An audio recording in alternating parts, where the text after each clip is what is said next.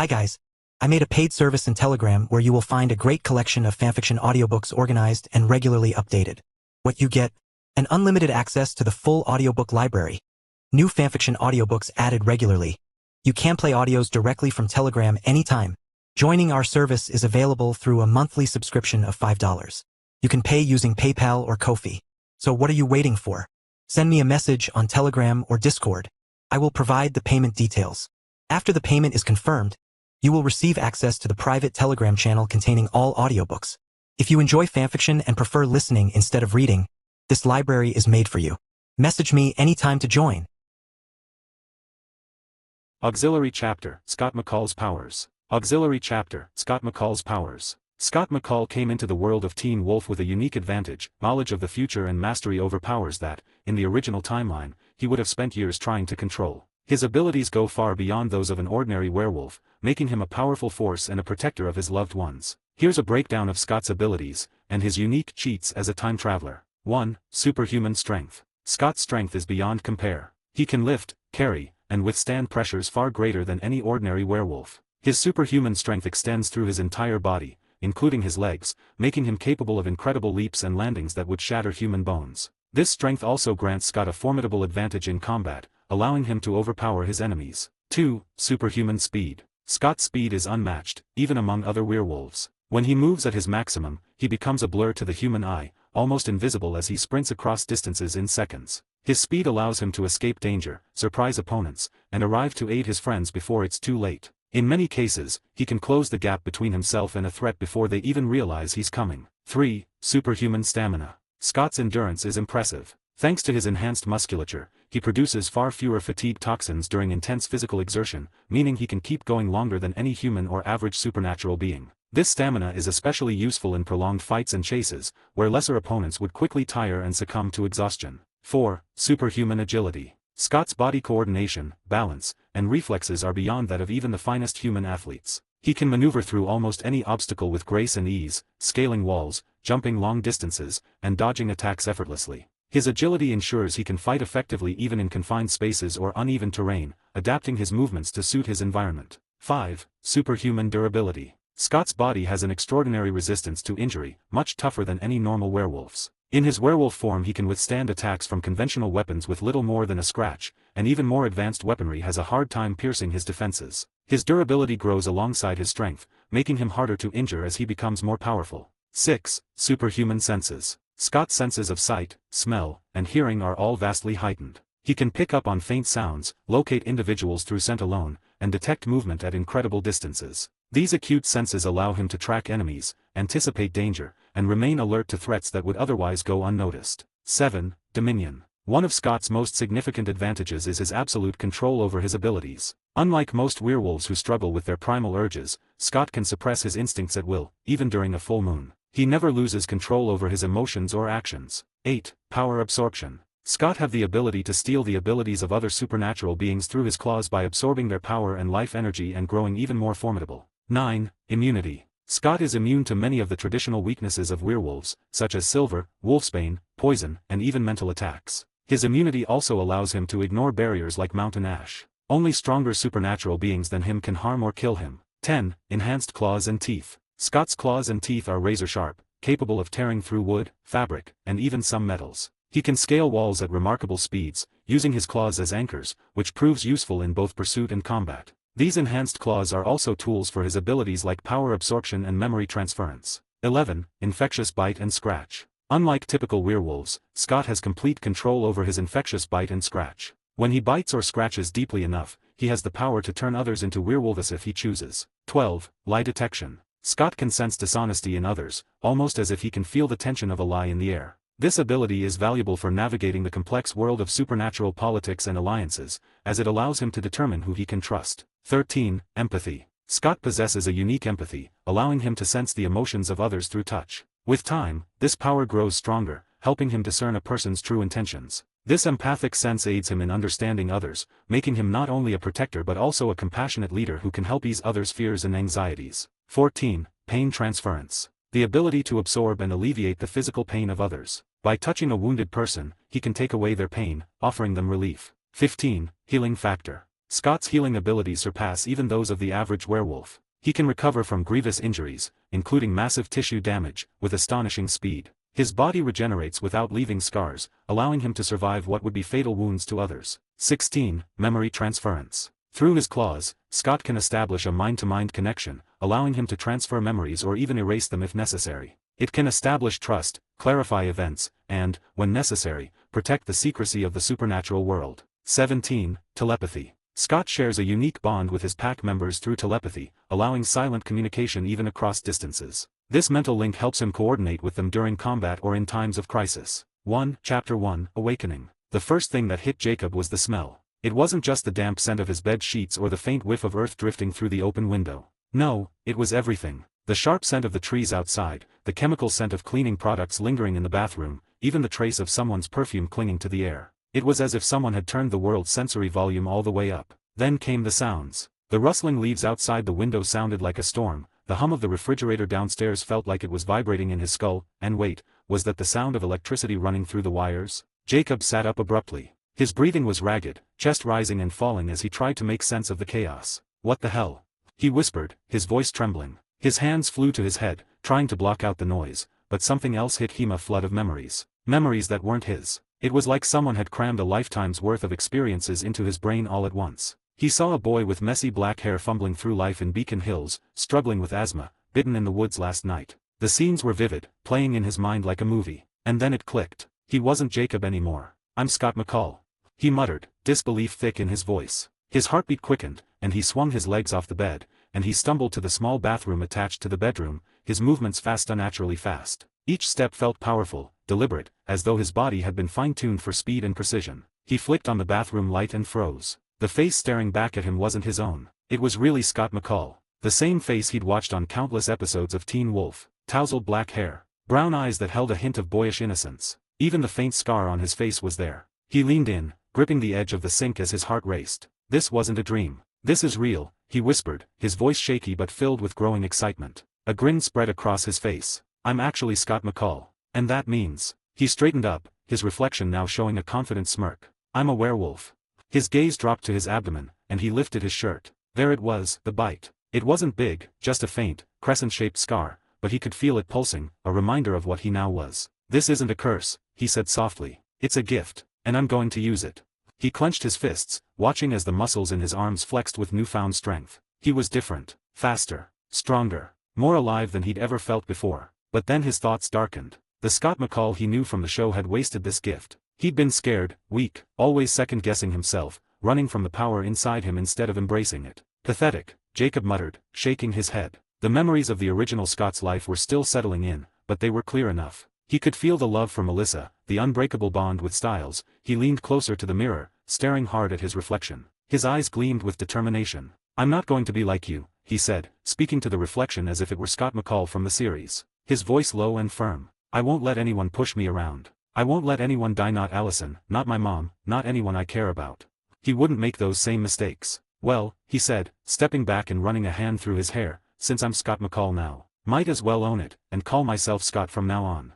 Walking back into the bedroom. The sunlight peeking through the curtains was almost blinding, and he had to squint as he glanced at the phone on the nightstand. No messages from Styles. Not surprising. It was early, and the guy probably wasn't even awake yet. Scott chuckled, imagining Styles' reaction when he realized his best friend wasn't the same timid Scott anymore. No more fumbling around, being unsure of himself. Sitting on the edge of the bed, Scott had all the knowledge of what was coming. Every threat, every villain. Peter Hale, the Argents, the Kanema, the Darich, Dukalion and his Alpha Pack. Each one was a danger the original Scott had barely survived. But this time, things would be different. He was going to take control. He was going to master his powers, not run from them. He'd confront Peter head-on. And if he had to kill to protect his loved ones, so be it. He wouldn't hesitate. Not even for a second. This is my chance, he murmured. My chance to live the life I always dreamed of. He stood, pacing the room as plans formed in his head. First, he'd need to master his powers. The original Scott had stumbled through learning what it meant to be a werewolf, but he had watched the show. He knew what to expect, and he wouldn't waste any time. From now on, I would be the most powerful werewolf this world had ever seen. And nothing, not hunters, not alphas, nothing was going to stand in my way, he said with a smirk. Beacon Hills has no idea what's coming. 2. Chapter 2, Scott McCall's Abilities, Part 1. 2. Chapter 2, Scott McCall's Abilities, Part 1. The sunlight streaming through the window was sharper than usual, almost painfully bright. Scott winced, his eyes squeezing shut as a wave of pain washed over him. His head throbbed, like someone was trying to hammer information directly into his brain. He rubbed his temples, trying to will the headache away, but the pressure only seemed to grow stronger. His heart pounded in his chest, each beat sending jolts of energy through his veins. This was no ordinary headache. He could feel its surge of knowledge pouring into him. Information about his new powers, his body, his very existence. Everything felt like it was on fast forward, as if someone had hit the play button on an endless loop of data, and now it was flooding his mind all at once. Scott staggered back, collapsing onto his bed with a groan, clutching his head in his hands. This is a lot, he muttered under his breath, grimacing through the pain. Images flashed before his eyes, memories that weren't his, instincts he'd never had before. He saw himself lifting cars with ease, sprinting across forests faster than the wind, his senses so heightened that he could hear every heartbeat within 100 meters radius.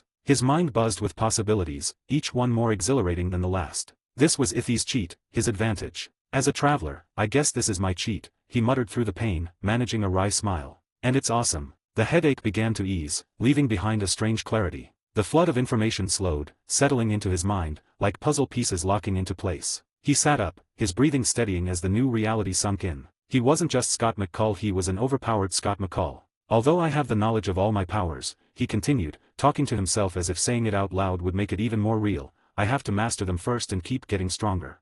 He rose from the bed and stood in the middle of the room, his bare feet pressing into the soft carpet. He closed his eyes for a moment, focusing inward, trying to sense the powers lying dormant within him. The first thing he noticed was the strength. It radiated from him like an invisible force, coiled tightly in every fiber of his being. Scott clenched his fists, feeling the surge of raw power in his hands. He wasn't just strong, he was capable of lifting tons. His strength didn't just come from his arms, it extended down into his legs, through every inch of his body. He could crush metal with his bare hands, leap across rooftops with ease. Superhuman strength, he said to himself, letting the words hang in the air, testing them. I could probably throw a car if I wanted to. He smirked. Scott let out a breath, the smirk still on his face as he moved on to the next power. Superhuman speed. The knowledge settled in his mind like second nature. He didn't even need to think about it, his body already knew what to do. He could run so fast, it would be nearly impossible for the human eye to track him. He could move faster than any creature in this world, faster than anything should be able to move. The idea sent a thrill through him. He imagined racing across the woods, nothing but a blur to those who tried to follow. I'm basically the Flash, he muttered with a chuckle. The sheer speed excited him almost as much as the strength. And that wasn't all. He had stamina to match. No more getting tired during practice, no more struggling through endless nights. His body produced fewer fatigue toxins than any human's, granting him superhuman levels of endurance. Superhuman stamina, he murmured, feeling his muscles hum with latent energy. He could go for days without feeling worn out, pushing his body to its absolute limit. And then there was the agility. Scott moved lightly on his feet, shifting from one leg to the other. Every movement felt more precise, more controlled. He didn't just have strength and speed, he had balance, agility that went beyond anything an ordinary human could achieve. He could climb, jump, and maneuver without breaking a sweat, without missing a beat. Superhuman agility, he said with a satisfied nod. But the powers didn't end there. His body, his durability was next. He glanced down at his arms, flexing his fingers, feeling the unyielding strength beneath his skin. His body has an extraordinary resistance to injury, much tougher than any normal werewolf's. In his werewolf form he can withstand attacks from conventional weapons with little more than a scratch, and even more advanced weaponry has a hard time piercing his defenses. His durability grows alongside his strength. The more powerful he became, the harder it would be to injure him. The idea made him feel invincible. And then there were his senses. He closed his eyes, letting them wash over him, the heightened smell, the sharper vision, the acute hearing. Everything was amplified. Scott paused, considering the full extent of his abilities. The powers seemed endless, each one building on the last. But three of them stood out, three that made his pulse quicken with excitement. Dominion, he said quietly, his voice filled with awe. It was the ultimate form of control. He would have absolute command over his powers, his emotions, his very self. No more losing control during the full moon, no more giving in to the primal urges of the wolf inside. He would be the master of his own fate. Then there was power absorption, the ability to take the powers of other supernatural beings. Scott's breath caught in his throat as he considered the possibilities. The world of Teen Wolf was full of creatures, each with their own unique abilities, strengths, weaknesses. And he could take those strengths for himself, absorb their power, their very life energy, through his claws. I can become even stronger, he whispered, the idea filling him with anticipation. He could make those abilities his own, mastering them, integrating them into his arsenal. But the final power, the one that made his heart race the most, was immunity. Scott's mind reeled as he considered the implications. He would be immune to the things that had plagued werewolves for centuries. Silver, wolfsbane, even electricity and poison, they wouldn't touch him. He could walk through mountain ash as if it was nothing, immune to its effects, and immune to mental attacks. No weaknesses, he said softly, a slow smile spreading across his face. Only stronger supernatural beings than me can hurt or kill me. The weight of those words sank in, settling into his bones like a promise. He was not the vulnerable, indecisive Scott. He was something more, something stronger. And with time, he would master these powers, become the most powerful werewolf in existence. He closed his eyes for a moment, a grin tugged at his lips. Dominion, power absorption, immunity, he said quietly, savoring the words. Yeah, these abilities are my favorites.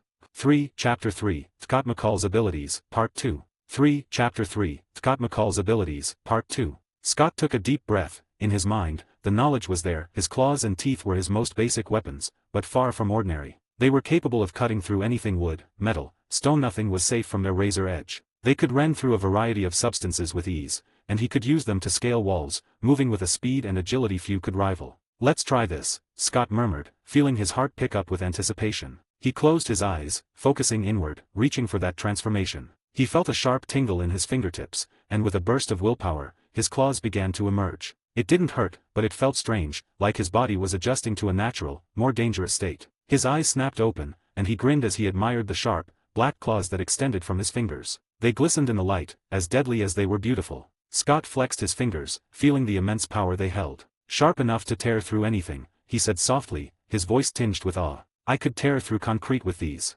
His heart raced with the thrill of it. He had imagined this moment so many times, having these kinds of powers, testing their limits. And now, here he was, with abilities that far surpassed anything he could have dreamed. But he wasn't done yet. There were more powers to explore. Scott went to the bathroom and glanced at his teeth in the mirror, willing them to shift, to reveal the dangerous fangs that now hid just beneath his gums. They responded instantly. His canines lengthened, sharpening into lethal weapons. He grinned, flashing his reflection a menacing smile. Claws and teeth, he thought. The perfect tools of a predator.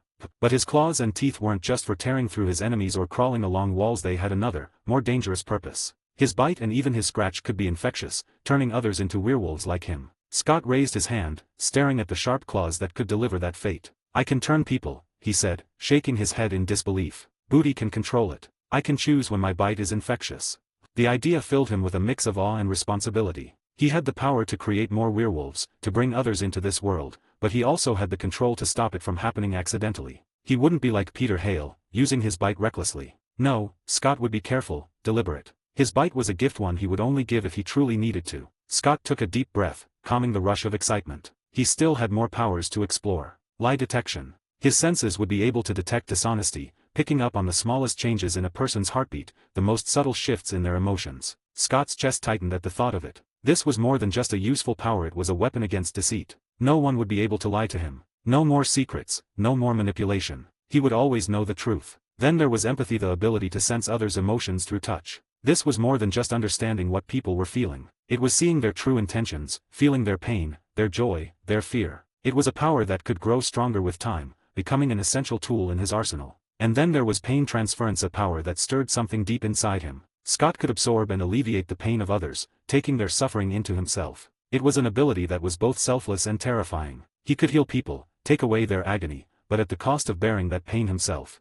But what excited Scott the most was his healing factor. His body could regenerate at incredible speed, repairing even the most severe injuries in a matter of moments. He could heal from wounds that would kill an ordinary person, without so much as a scar to show for it. His healing was 10 times faster than any ordinary werewolf's, making him nearly invincible in battle. Scott glanced at his arm, imagining a cut or a bruise, and how quickly it would disappear. His enemies might try to hurt him, but they would fail. His body would heal faster than they could inflict damage. And then there was memory transference, the ability to transfer memories by inserting his claws into someone's neck. Scott shivered at the thought. With this power, he could not only communicate mind to mind, but also manipulate memories, erase them if he needed to. This was more than just a weapon, it was a tool for control, a way to influence others in ways they couldn't even comprehend. And finally, there was telepathy. Scott's mind buzzed with the possibilities. He could communicate with his pack without speaking. The thrill of his powers surged through him, making his pulse quicken. But as much as he was excited, he knew he had a long way to go. Knowing his powers wasn't the same as mastering them.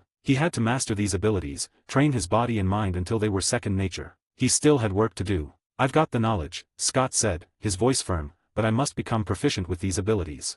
With that, he glanced at the mirror again, focusing on his reflection. He could shift had the claws and the fangs, but that was only the beginning. He could feel the wolf inside him, waiting to be unleashed. But something held him back. He couldn't fully shift yet, could feel it deep down, the primal power that wanted to break free, but it remained just out of reach. Maybe I need the full moon, Scott muttered to himself. He remembered how Scott McCall from the original timeline had struggled with his first shift, how it had taken the full moon to bring out the beast. Maybe this was the same. But even so, Scott wasn't frustrated. He was excited. He would claim the wolf inside him, on his own terms. "All right, wolf," he said, his voice calm but resolute. "We'll do this your way for now." Chapter 4, A New Day, A New Scott. Chapter 4, A New Day, A New Scott. Scott stepped out of the shower, droplets of water trailing down his toned body. Dressing quickly in his usual casual attire, a simple hoodie and jeans, Scott felt lighter, more focused. He stared at his reflection one last time, flexing his hands, watching his nails shift ever so slightly into claws before returning to normal. Time to get back to normal, Scott muttered to himself, a smirk tugging at the corners of his mouth. Whatever normal is now. Grabbing his phone, Scott texted Styles, knowing his best friend would be curious about what happened last night. "Yo, can you pick me up? Ready to head out." He sat on the edge of his bed, drumming his fingers against his knees as he waited for Styles to reply. Almost instantly, his phone buzzed. "On my way. How's the wound? What bit you yesterday, dude?" Scott chuckled to himself. Styles was his favorite character in Teen Wolf. Styles had always been obsessed with mysteries and supernatural conspiracies, even though the rest of the world saw him as an overactive nerd with too much free time. But Scott was excited to finally meet the real him. When he heard the familiar honk of Styles' Jeep pulling up outside, Scott grabbed his bag and headed downstairs. He paused at the front door, hesitating for just a moment. His life had changed overnight, and as he reached for the doorknob, he knew it was just the beginning. This wasn't just a regular day. This was the start of something much bigger. He opened the door and walked out into the crisp morning air. "Let's go," Scott said with a grin as he slid into the passenger seat of the Jeep. Styles glanced over at him, his face a mixture of curiosity and concern. "Dude, seriously, what happened? You look different." Scott smirked. "I feel different." Styles frowned. "Okay, but what about the bite? What bit you last night? And don't give me that vague answer you gave me before." Scott leaned back in his seat, letting out a low laugh. All right. You want to know what bit me?" He paused for dramatic effect, watching Styles' eyes widen with anticipation. It was a wolf. A huge wolf. Styles blinked, his mouth opening slightly in disbelief. "What?" He shook his head as if trying to clear it. "Scott, dude, there haven't been wolves in California for, 60 years. Scott shrugged, trying to keep a straight face. "Who knows? Maybe they're making a comeback." Styles shot him a sideways glance, his face twisted in skepticism. "You're messing with me, right? I'm serious. What really bit you?" Scott fought the urge to laugh. The truth was just too unbelievable, even for someone like Styles who loved the supernatural. But Scott also knew he couldn't spill the whole story right now. Not yet. He had to ease Styles into this new reality. "I'm telling you the truth, man," Scott said, turning to look out the window. "Maybe I just got lucky and ran into a werewolf." Styles let out an exasperated sigh, gripping the steering wheel tighter. "Great. That's just great. So, now what? Are you going to start growing fur and howling at the moon?" Scott chuckled. "Maybe. Guess we'll find out." Styles grumbled something under his breath, clearly not satisfied with Scott's answer. He drummed his fingers nervously against the wheel as they drove, stealing quick glances at Scott every few seconds, as if expecting him to suddenly transform into a monster right there in the passenger seat. Scott leaned back, enjoying the ride. Despite the chaos swirling inside him, traveling to a new world, the new powers, the changes to his body, the knowledge that his life had taken a supernatural turn, he felt surprisingly at peace. His mind drifted back to his newfound abilities, and a thought crossed his mind. "I need a car," Scott said out loud, breaking the silence. Styles raised an eyebrow. "What? Since when do you care about having a car?" Scott shrugged. "Since I realized I don't want to keep bumming rides off you." He glanced out the window, watching the familiar streets of Beacon Hills blur past. "Plus, my mom doesn't have the money to get me one. She's already working hard enough as it is. I don't want to trouble her with that." Styles thought for a moment before nodding. "Yeah, I get that. Your mom's awesome, but she's got a lot on her plate." There was a brief pause before Styles looked over at Scott again, a mischievous grin spreading across his face. "Why don't you ask your dad?" Scott smirked. "Yes, why didn't I think of that?" he said, letting out a low laugh. "Good idea, Styles. I should ask my useless father to buy me one." Scott smiled, a hint of mischief in his eyes. "I mean, he's an FBI agent, so he's got the cash. And I never ask him for anything. Maybe it's time to cash in on all that absentee guilt." Thinking about it. In the TV show, Scott's dad had been gone for so long, a ghost in his life, ever since the divorce. Scott barely spoke to him, let alone asked him for favors. But the guy was loaded, and Scott hadn't asked for anything in years. Maybe it was time to change that. Scott said slowly. I should probably talk to my mom first. I don't want her to get upset, you know. Styles nodded. Yeah, you're right. You don't want to blindside her with a new car showing up out of nowhere. Scott finally said, his voice firm. I'll talk to my mom tonight, and then I'll call him. He owes me at least that much. Styles gave him a supportive nod. Good call. Plus, then we can stop riding around in my crappy Jeep all the time. Scott smirked. You love this Jeep. Styles laughed, tapping the dashboard affectionately. Yeah, but it's about time you had your own ride. Maybe get something that doesn't break down every week. They pulled into the school parking lot, the familiar chaos of Beacon Hills High greeting them as students streamed in, rushing to get to their lockers before first period. As they walked toward the front doors, Styles shot him a curious look. So you gonna tell me what's really going on? You're acting weird, man. Like, really weird. Scott smiled, a hint of mischief in his eyes. Let's just say things are going to get interesting around here. Styles groaned. Oh, great. That sounds like trouble. Scott grinned. Maybe, but it's gonna be fun. Chapter 5, Allison Argent. As Scott walked through the crowded hallways of Beacon Hills High, he moved through the students with a bounce in his step, exchanging smiles and nods with his classmates. Look at you, Mr. Popular, Styles said, slapping Scott on the back as they navigated the sea of lockers. What happened to my timid best friend? Are you finally coming out of your shell? Scott chuckled, shaking his head. What can I say? It's a new day, and I'm feeling different, buddy. I'm ready to take on the world. But the moment of camaraderie was short-lived. As they rounded a corner, they were met with a familiar face. Jackson Whitmore stood there, arms crossed and a smug grin plastered on his face, flanked by a couple of his friends. Well, if it isn't the dynamic duo, Jackson sneered, his eyes flicking from Scott to Styles. What are you two losers plotting? Another geek convention? Scott didn't flinch. The old Scott might have looked down, mumbled a weak retort, or even tried to laugh it off. But this Scott wasn't the same. He took a step forward, his eyes locked on Jackson's, standing just a bit too close for comfort. The tension in the air was palpable, a grin playing at the corners of his mouth. Well, jackass. I could try explaining how I feel about your insult, but I'm not sure your one brain cell could handle it. Jackson's cocky grin faltered for just a second, but he quickly masked it with a laugh. Oh, you're brave now, McCall. Scott stepped even closer, their faces just inches apart. He locked eyes with Jackson, an intense calm washing over him. What are you going to do about it, jackass? He challenged, the air thick with tension. The question hung in the air, sharp and pointed. Jackson's bravado started to crumble under Scott's unrelenting stare. His eyes flickered nervously as he realized this wasn't the same pushover he was used to bullying. There was something new in Scott, something dangerous, something that made Jackson feel uncomfortable. Jackson finally took a step back, scoffing, but there was no bite in his words. Whatever, McCall. I've got better things to do than waste time with losers like you.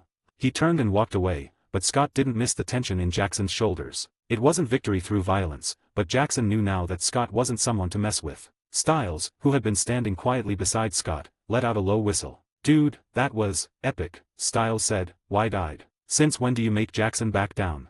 Scott grinned, feeling the surge of power from the encounter. Since now. I'm not taking crap from anyone, especially not him. As they settled into their first class, the energy shifted back to a more mundane routine. Their teacher walked in, her demeanor serious, and Scott felt the atmosphere grow tense. As we all know, there was a body found last night in the woods, she began, her voice steady but grave. And I'm sure your little minds are coming up with various scenarios about what might have happened. But I'm here to tell you that the sheriff has a suspect. So now you can put all of your attention on your studies. Styles's stomach twisted at the mention of the body, and Scott seemed unconcerned by what the teacher said and was lost in his thoughts. But as quickly as the dread settled in, a voice pulled Scott from his thoughts. Just outside the classroom. Mom, don't you think 3 calls is a little overdoing it on my first day? Scott's eyes followed the sound, his enhanced hearing allowing him to track the girl's conversation even through the walls. As she hung up, he saw her outside the classroom window. She was beautiful, her dark hair framed her face perfectly, and her expressive eyes sparkled even from a distance. Everything but a pen, she muttered to herself, rifling through her bag. Oh my God, don't tell me I forgot a pen. Scott couldn't help but smile. The girl was Allison, and there was something magnetic about her. His wolf senses stirred, and he felt an inexplicable pull toward her. Before he could think too much about it, the classroom door opened, and the principal stepped in, followed by Allison. This is Allison Argent, a new student here at Beacon Hills High. Please do your best to welcome her. Scott's eyes widened slightly. In this moment, all he could focus on was her presence. There was something undeniably captivating about her, something that called to him on a deeper level. He watched as she scanned the room, her eyes finally landing on the empty seat behind him. Without thinking, Scott reached into his bag, pulling out his spare pen and holding it up toward her as she walked by. Hey, you forgot this, he said smoothly, flashing her a confident smile. Allison stopped, her expression softening into a grateful smile. Wow, thanks. I guess I owe you one. Don't worry about it, Scott replied, his tone casual. Just doing my part to save the day. She laughed softly, and Scott felt a rush of warmth spread through him. There was something electric about the brief touch of her fingers as she took the pen from his hand. He leaned back in his chair, his heart racing just a little faster than usual. As the teacher resumed the lesson, Scott stole a glance over his shoulder. Allison was already focused on taking notes, but he couldn't shake the feeling that this was the beginning of something big. Maybe it was the wolf inside him, or maybe it was just his natural confidence, but he knew this was the girl. Styles nudged him with his elbow, whispering, "Dude, that was smooth. You've been taking flirting lessons behind my back or something." Scott smirked, keeping his eyes forward. "Maybe I'm just naturally good at it." Styles chuckled, clearly impressed. "Well, whatever it is, it's working. You didn't even stutter this time. Proud of you, buddy." "Yeah, well, I'm full of surprises these days," Scott muttered, his mind drifting back to his newfound powers. The bell rang, pulling him from his thoughts. Scott stood up, stretching his limbs, ready to embrace whatever the day held. "You ready for the next class?" he asked Styles, who was already bustling to gather his things. "Dude, that was only the first class. This day is going to feel like it's dragging," Styles replied, rolling his eyes dramatically. As they walked out of the classroom, Allison caught up with him. "Hey, Scott, right?" She approached him. "Thanks again for the pen. I really owe you one," she said, her smile as bright as before. Scott returned the smile, and replied smoothly, "Scott McCall." Feeling more at ease than he had all day. "You're welcome. Let me know if you need anything else." "Well, Scott McCall, I'll be sure to remember that," she laughed lightly, and it sent a wave of warmth through him. "So, what's the deal with this place? I feel like I walked into a horror movie with that body in the woods and all." Scott glanced at Styles, who was pretending to gag dramatically, then turned back to Allison. "It can be a bit intense around here, but it's not so bad once you get used to it. Just stick with me, and I'll keep you out of trouble." Allison raised an eyebrow, clearly amused. "Oh really? You think you're up for that?" "Absolutely," Scott said, his confidence soaring. She smiled, and Scott felt his heart flutter. He was ready to see where this connection with Allison might lead. "Let's go see what trouble we can get into then," she said, her eyes sparkling with mischief. Scott couldn't help but smile wider. Chapter 6, Lacrosse Showdown. Scott stretched his arms, letting out a bored yawn as the bell rang, signaling the end of another dull class. He wasn't exactly the type to sit quietly in class and pretend to be interested in algebra. As he slung his backpack over his shoulder, he caught sight of Allison gathering her things a few rows away. He smiled to himself. It was time to turn on the charm. He walked up to her. "Hey, Allison." She looked up, her face lighting up with a smile. "Oh, hey, Scott. Do you have any plans after school?" Scott asked, leaning against the desk beside her, his tone confident but friendly. "Not really," Allison replied, curious. "Why?" "Well," Scott began, "I was wondering if you wanted to watch me play lacrosse. You know, no big deal or anything, just me running around, being slightly better than everyone else on the field." He gave her a playful wink. Allison raised an eyebrow, amused. "Lacrosse? I've heard of it, but I don't really know what it is. Is it like soccer?" Scott laughed softly. "Not quite. It's kind of like field hockey but with sticks that have nets at the end. Honestly, it's the only game people care about here." He leaned in a little, lowering his voice as if sharing a secret. "It's pretty boring, if you ask me, but I thought I'd give it a try. Who knows? Maybe I'll surprise myself."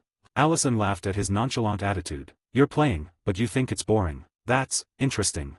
"I like a challenge," Scott shrugged, his smile widening. "And if you're there, maybe it'll be a little less boring." Her cheeks flushed slightly at the compliment. "All right, Scott McCall. I'll come and watch. But only if you promise to give it your best." Scott grinned, pleased with the answer. "Deal. I won't let you down." As they parted ways, Scott couldn't help but feel a spark of excitement. Later, Scott and Styles found themselves in the locker room, suiting up for lacrosse practice. Scott was already halfway into his gear when Styles started rambling. "Are you seriously going to abandon me on the bench?" Styles groaned, pulling his jersey over his head. "I mean, come on, dude. Who am I supposed to talk to while Jackson prances around, acting like he owns the place?" Scott smirked, adjusting his shoulder pads. "You could always try, I don't know, watching the game." Styles shot him a look. "Watch the game? Who does that? I'm there to offer my sarcastic commentary and snide remarks about Jackson. Plus, you know, moral support for my best friend. But if you're on the field..."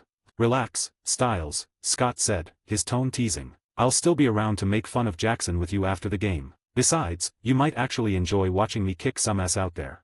Styles scoffed. "Oh, I'm sure I will. But just so we're clear, if you couldn't make the cut, I will not be your moral support."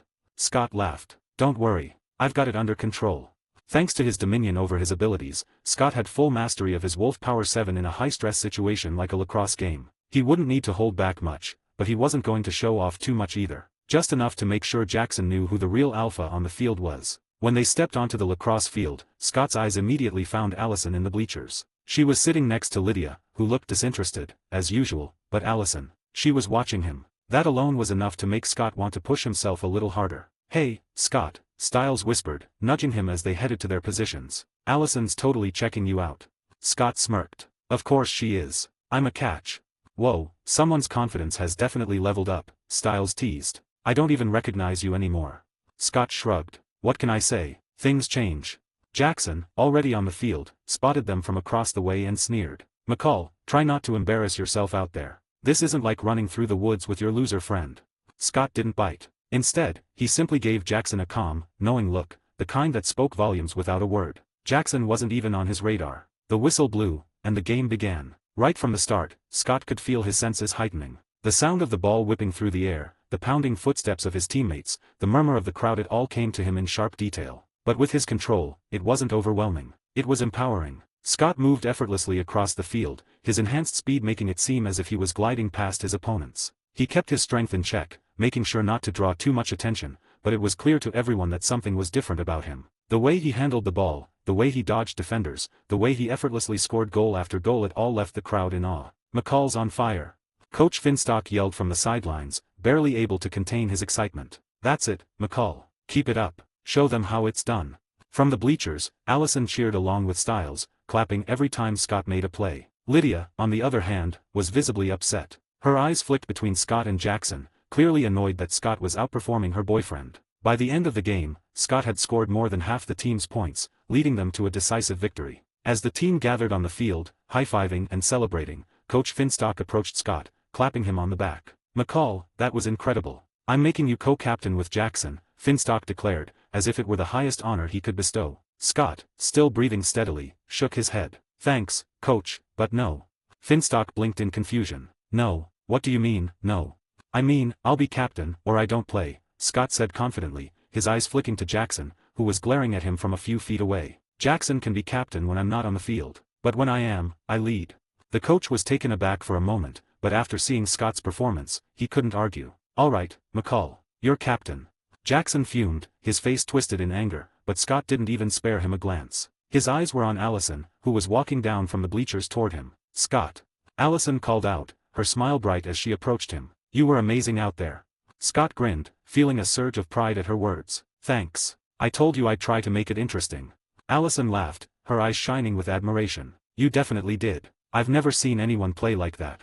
"Well, I had some extra motivation," Scott said smoothly, his tone flirtatious. Allison blushed slightly, tucking a strand of hair behind her ear. "Well, I'll have to come to more games then." Scott chuckled. "I'd like that."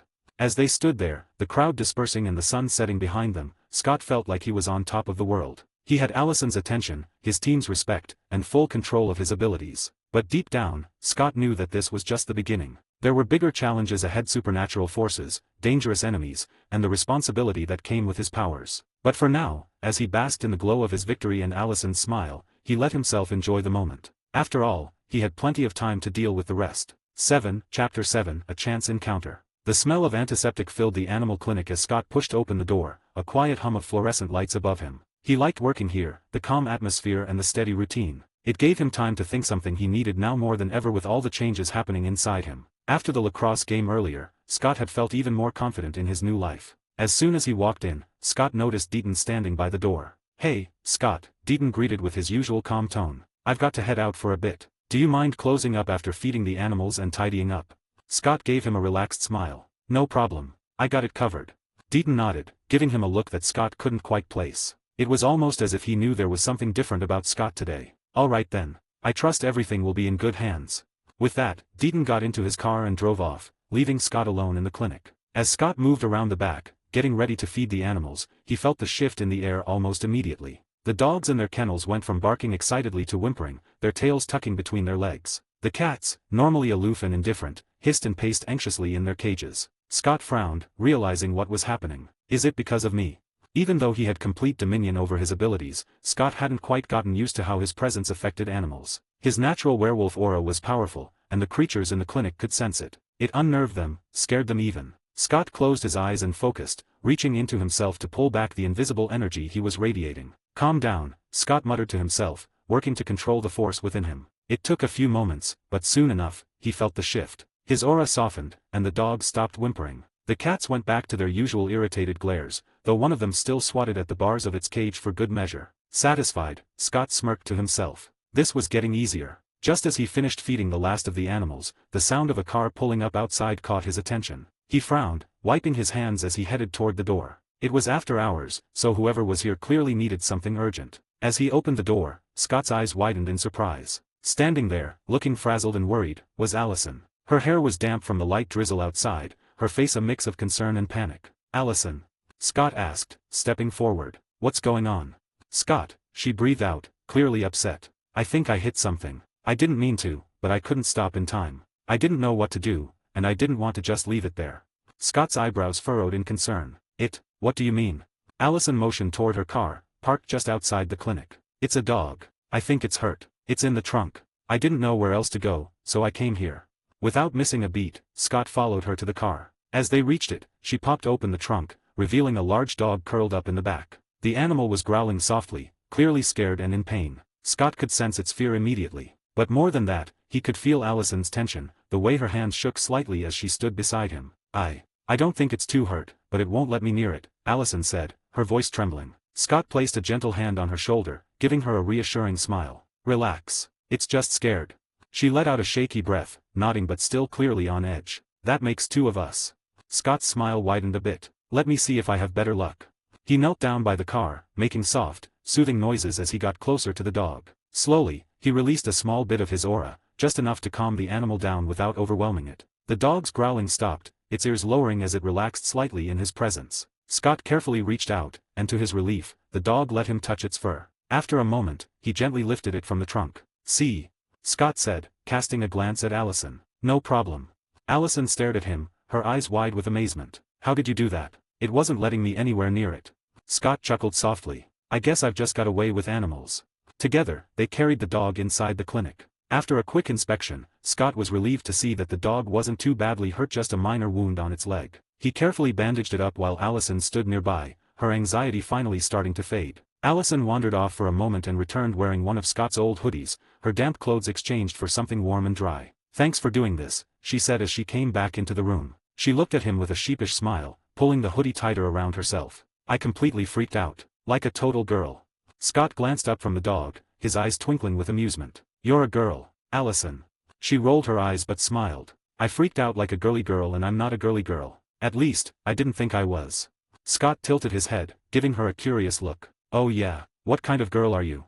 Allison hesitated for a moment before smirking. "Tougher than that. At least, I thought I was." Scott leaned back, resting his arms on the counter as he looked her over. "Hey, if it makes you feel better, I would have probably cried. Like, full-on, ugly crying. I'm not talking manly tears either. I mean, the biggest, most pathetic girly girl meltdown." That finally got a laugh out of her. "Yeah, right." Scott grinned. "I'm serious. I'd be a mess." Allison chuckled again, shaking her head. "You're ridiculous." "Ridiculously charming, you mean." Allison rolled her eyes but smiled, her mood clearly lightened. "Okay, maybe that too." Scott finished bandaging the dog and looked up at Allison. "She's going to be fine. You did the right thing bringing her here. Want to try petting her now?" Allison hesitated, but after Scott reassured her, she reached out and gently stroked the dog's fur. The animal seemed to relax even more under her touch, and Scott smiled as he watched. "She likes you," he said, his voice softer now. "Maybe she can tell you're not a girly girl after all." Allison glanced up at him, noticing the way he was watching her. "What?" Scott blinked, suddenly realizing he had been staring. "Sorry, I apologize if this is a little forward, but I think you're totally gorgeous." Allison blushed, her cheeks turning pink as she laughed nervously. "I look like a mess right now. I've been crying, I'm soaked, and I'm wearing your hoodie." Scott reached out and gently wiped a stray tear from her cheek. "You're still gorgeous." The moment lingered for a second longer before Scott finally spoke again. "So, I was wondering, would you like to go to Lydia's party with me?" Allison hesitated for a moment, clearly caught off guard by the invitation. "I don't really like parties," she admitted, her voice soft. Scott grinned, not missing a beat. "That's fine. How about we skip the party on Saturday and I take you out on Sunday? Just the two of us. What do you think?" Allison's face lit up with a bright smile. "Definitely yes." Scott's heart swelled at her answer, his confidence only growing stronger. 8. Chapter 8, A Mother's Love and a Father's Debt. 8. Chapter 8, A Mother's Love and a Father's Debt. After watching Allison's car pull away into the darkening evening, Scott closed the clinic door and leaned against it for a moment. His mind replayed the evening's events, a small grin spreading across his face. Everything felt good, better than good, actually. He had managed to connect with Allison in a way the original Scott probably never could, and his life was slowly but surely aligning with his plan. It felt right. Taking a deep breath, Scott locked the clinic and made his way home, his thoughts now shifting to what lay ahead. Tonight, it wasn't just about himself. He wanted to do something nice for his mom. She deserves that much, at least, he thought. After Scott got home, the kitchen was filled with the warm scent of something delicious cooking on the stove. He had decided to make dinner for Melissa, a rare occurrence, but one he knew would make her happy. The stove sizzled as he flipped the pan, steam rising into the air. Garlic, onions, and vegetables mixed with chicken, a simple stir-fry that filled the small kitchen with rich aromas. Scott hummed to himself, feeling surprisingly relaxed. Just as he was setting the table, he heard the familiar sound of the front door opening. His mom, Melissa McCall, came through the door with her usual exhausted expression after a long day at the hospital. But when she saw Scott standing in the kitchen, an apron tied around his waist, and dinner nearly ready, her tired look melted into one of complete surprise. "Scott." Melissa's voice was filled with curiosity and a little disbelief. "What's going on here? You're cooking." Scott flashed her a confident grin, setting down a plate of food in front of her chair. "Yep. Figured I'd give it a shot. You know, take some of the load off." Melissa raised an eyebrow, eyeing the food suspiciously before smiling. "I don't think I've ever seen you near the stove unless you were making instant ramen. What's the occasion?" Scott chuckled, sitting down across from her. "No occasion. Just thought it was about time I did something nice for you." She looked at him, still clearly surprised, but touched by the gesture. "Well, I won't say no to that. This looks amazing. I didn't know you had it in you." She took a bite, her eyebrows raising even further. "It actually tastes amazing too." Scott grinned. "I learn fast." They ate in comfortable silence for a few minutes before Melissa's curiosity got the better of her again. "Okay, spill. What brought this on? You've never cooked for me before." Scott leaned back in his chair, his smile softening as he looked at his mom. She'd done so much for him, raised him on her own, worked countless long hours to provide, and always supported him. She was his rock, and he didn't need his time-traveler knowledge to know how important she was. "I guess I've been thinking," he began, "about how much you've done for me. You've worked so hard, Mom. And I don't say this enough, but I'm proud of you." Melissa blinked, clearly taken aback by his sudden sincerity. "Scott, I appreciate that, but you don't have to." "No, I mean it," Scott cut in, his voice steady. "You've been doing everything for me since Dad left. You work crazy hours, you keep everything together, and you never complain. I'm lucky to have you." Her eyes softened, and for a moment, Scott thought he saw them glisten with tears. But Melissa McCall was stronger than anyone Scott knew. She gave him a warm smile, reaching across the table to squeeze his hand. "Thank you, Scott. That means more than you know." They sat in silence for a few more moments, the weight of the conversation sinking in. But then Scott cleared his throat, shifting gears to the real reason he wanted to talk tonight. "Actually, there's something I wanted to ask you about," Scott said, leaning forward slightly. "I've been thinking about getting a car." Melissa raised her eyebrows again. "A car?" "Yeah," Scott nodded. "I mean, I know it's not something we've really talked about before, and I don't want to put more pressure on you. But I was thinking, maybe I could ask Dad." Melissa's expression changed instantly, her smile fading. "Your father?"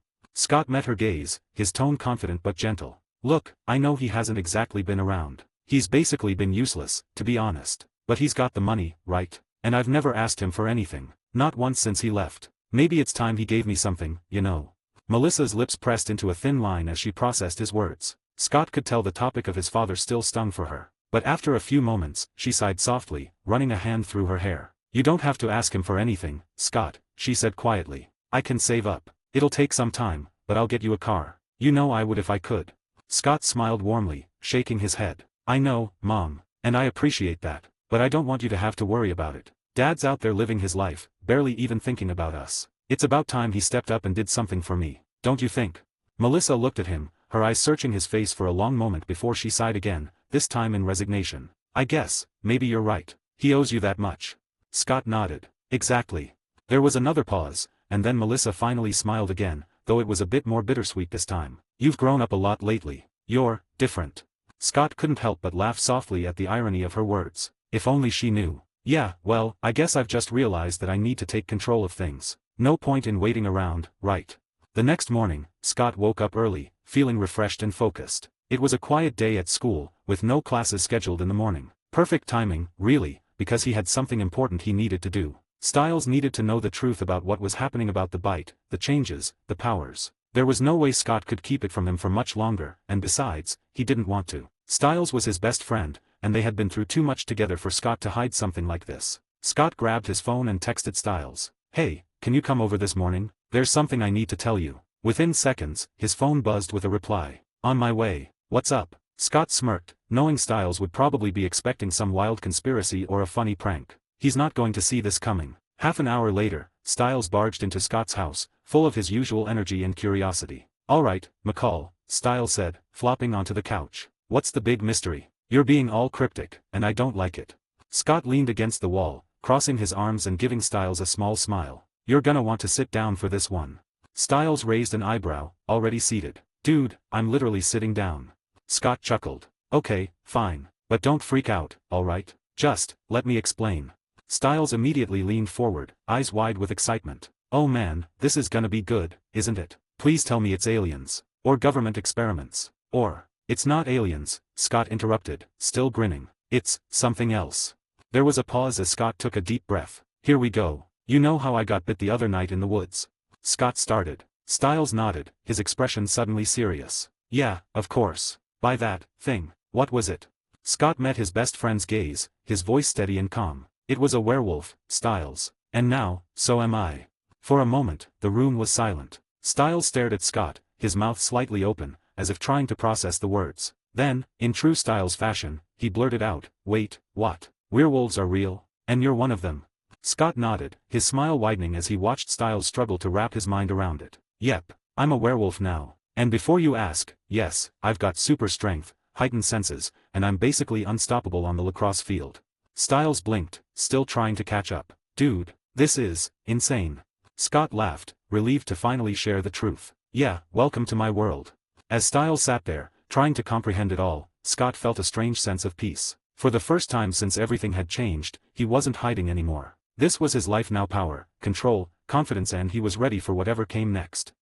Chapter 9, A Gremlin? Scott leaned back against the couch, watching Styles with a wide grin as he processed the revelation. It had been a whirlwind of emotions for both of them. One moment they were best friends dealing with everyday life, and the next, Scott was a full-blown werewolf with powers that could change everything. Now, as the adrenaline from his confession began to settle, the two were left with more questions than answers. Styles was still pacing around Scott's living room, his brain working overtime as he tried to make sense of everything. Okay, so let me get this straight. You can hear, smell, and see everything, right? Super strength, crazy fast reflexes, the whole werewolf package."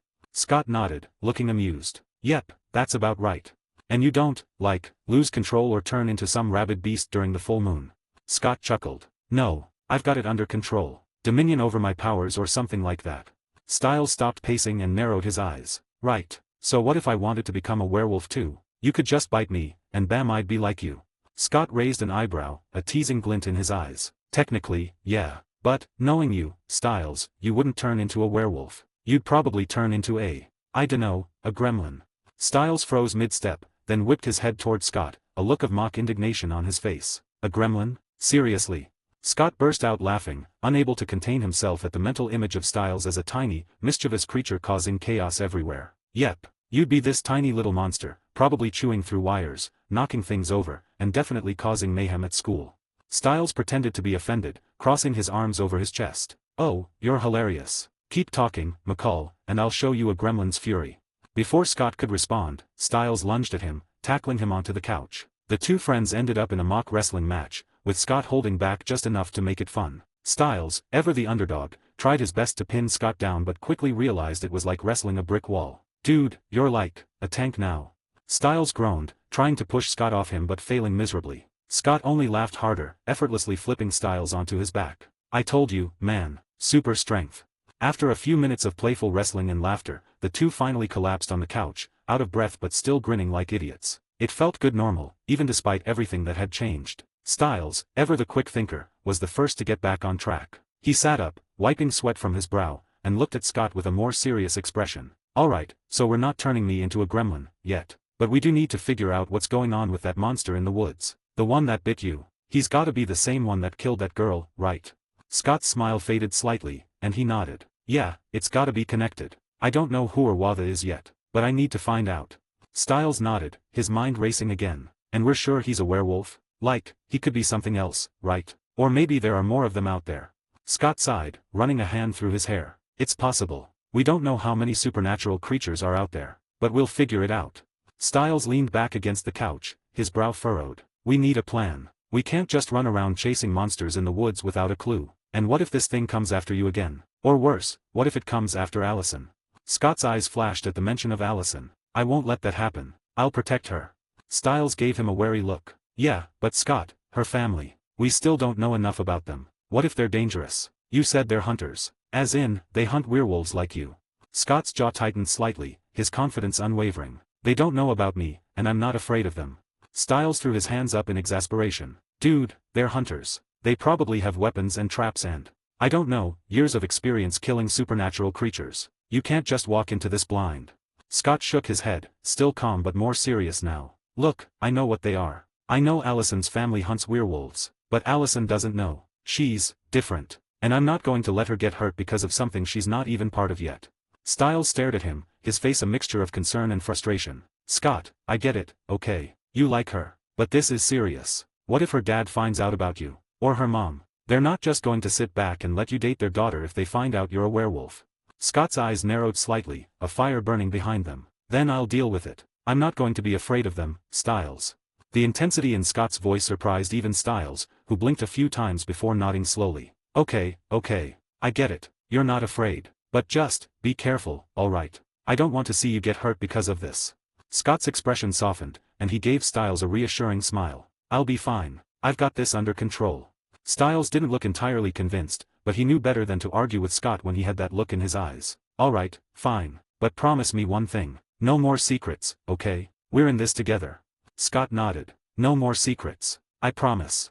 There was a brief silence as the two friends sat there, the weight of the conversation settling in. Styles tapped his fingers against the armrest, his mind still racing with questions and concerns. So, Styles said after a moment, trying to lighten the mood. About that bite, you're seriously telling me that if you bit me, I'd probably turn into a gremlin.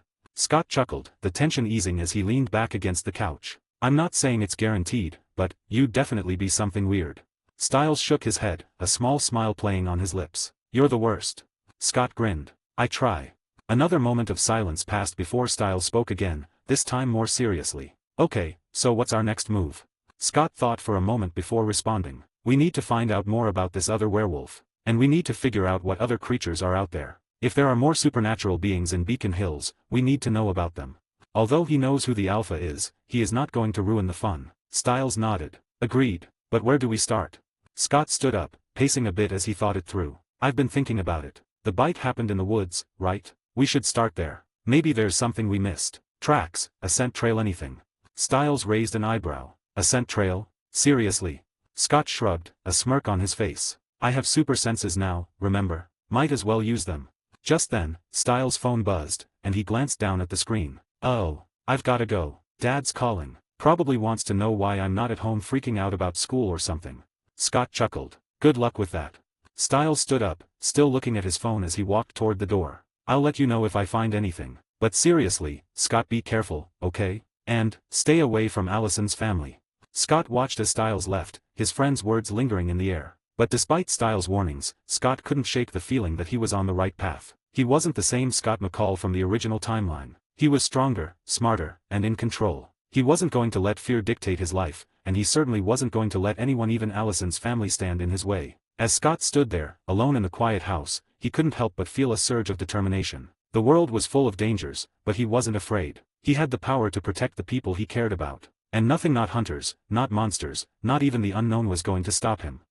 Chapter 10 The New Creature. After Styles left, Scott felt a familiar sense of clarity wash over him. The clarity of knowing what's coming, and yet, the thrill of uncertainty in how his actions were shifting the timeline. He grabbed his phone and dialed a number he hadn't called in a while. The line clicked, and his father's voice came through, slightly gruff but familiar. Scott. What's up? Hey, Dad. I was thinking. I need a car, Scott said, skipping the pleasantries and getting right to the point. There was a moment of silence on the other end. A car? His father echoed, sounding a little thrown off. Yeah, something reliable, nothing too flashy, Scott said, casually leaning back. It's about time you did something for me, don't you think? His father chuckled, but there was an edge to it, a hint of unease. You know, your mom and I. Mom's already doing enough. It's your turn. Scott's voice was firm but not angry. He wasn't the same kid who'd flinch at the thought of confrontation. He knew what he deserved. After a brief pause, his father relented. "All right, I'll look into it. We'll talk later." "Thanks, Dad," Scott said, hanging up before his father could say anything else. With that out of the way, Scott stood up and stretched, feeling the strength of his enhanced body radiate through his muscles. He decided to spend the rest of the day training. If he was going to face bigger threats than before, he had to be prepared. But the hours flew by, and after a dull afternoon at school, he headed straight to the animal clinic for work. The next day, after another mind-numbing class, Scott and Styles found themselves trudging through the Beacon Hills Preserve. The woods were dense, the air thick with the smell of pine and damp earth. They had returned to where everything started, where Scott had been bitten, and where they had found the body. This time, though, the sun was shining, casting long shadows through the trees as they made their way deeper into the preserve. "Remind me again why we're doing this in broad daylight?"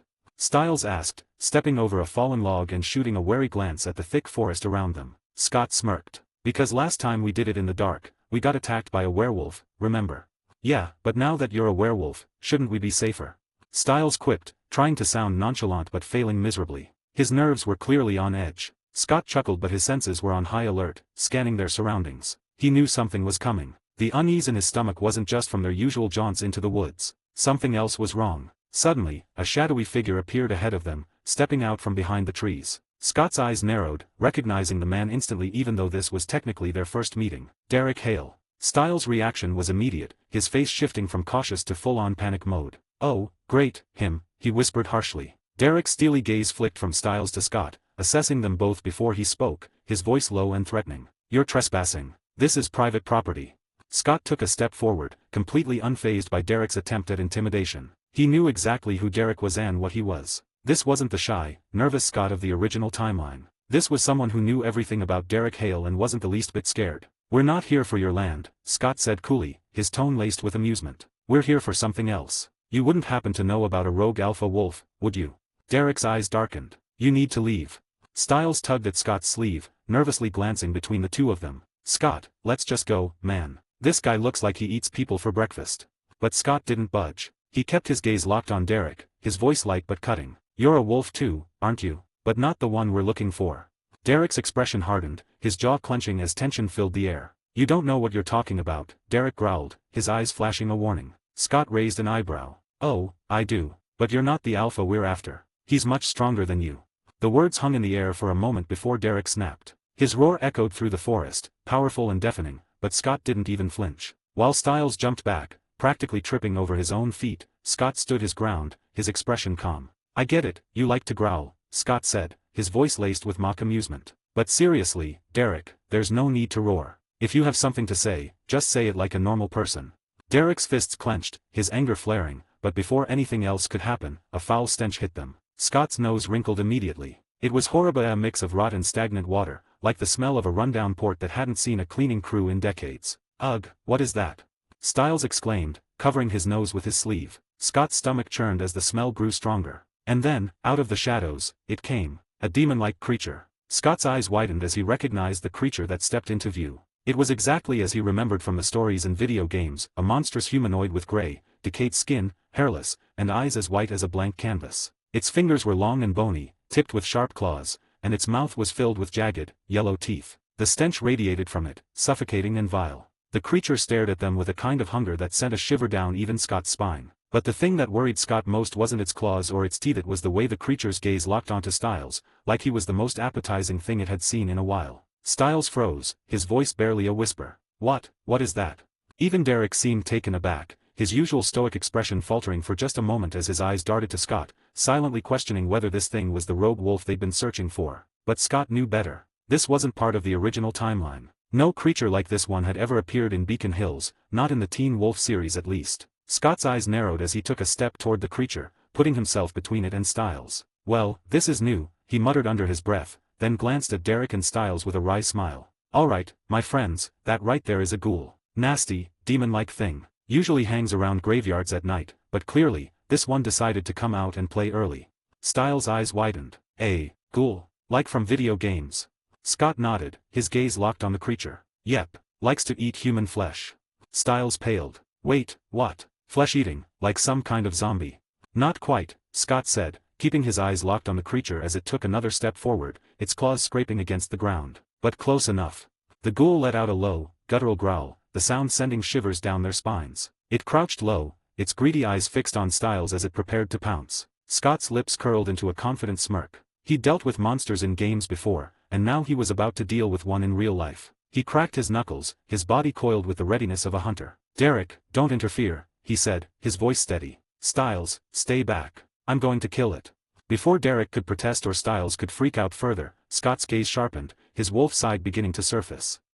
Chapter 11 The Thrill of the First Fight. Scott's eyes gleamed as he stared at the ghoul before him. The creature snarled, its white eyes gleaming with hunger, its putrid stench filling the air. Scott could hear its low growls, the tension in its muscles as it prepared to lunge. Despite the looming danger, Scott wasn't scared. In fact, he felt a rush of excitement. His heart pounded with anticipation, not fear. This was his first real fight since coming to this world, and while he hadn't gone through his first full moon yet and couldn't fully shift, he had enough power to handle this. He was certain of it. His claws extended from his fingers, sharp, deadly weapons that glistened in the fading light. They felt foreign but familiar at the same time, like an old instinct waking up inside him. He flexed his hands, testing them, before turning his attention back to the ghoul. "Alright, let's see what you've got," Scott muttered under his breath, a grin tugging at the corners of his lips. Behind him, Styles was practically glued to a tree, his face a mix of terror and disbelief.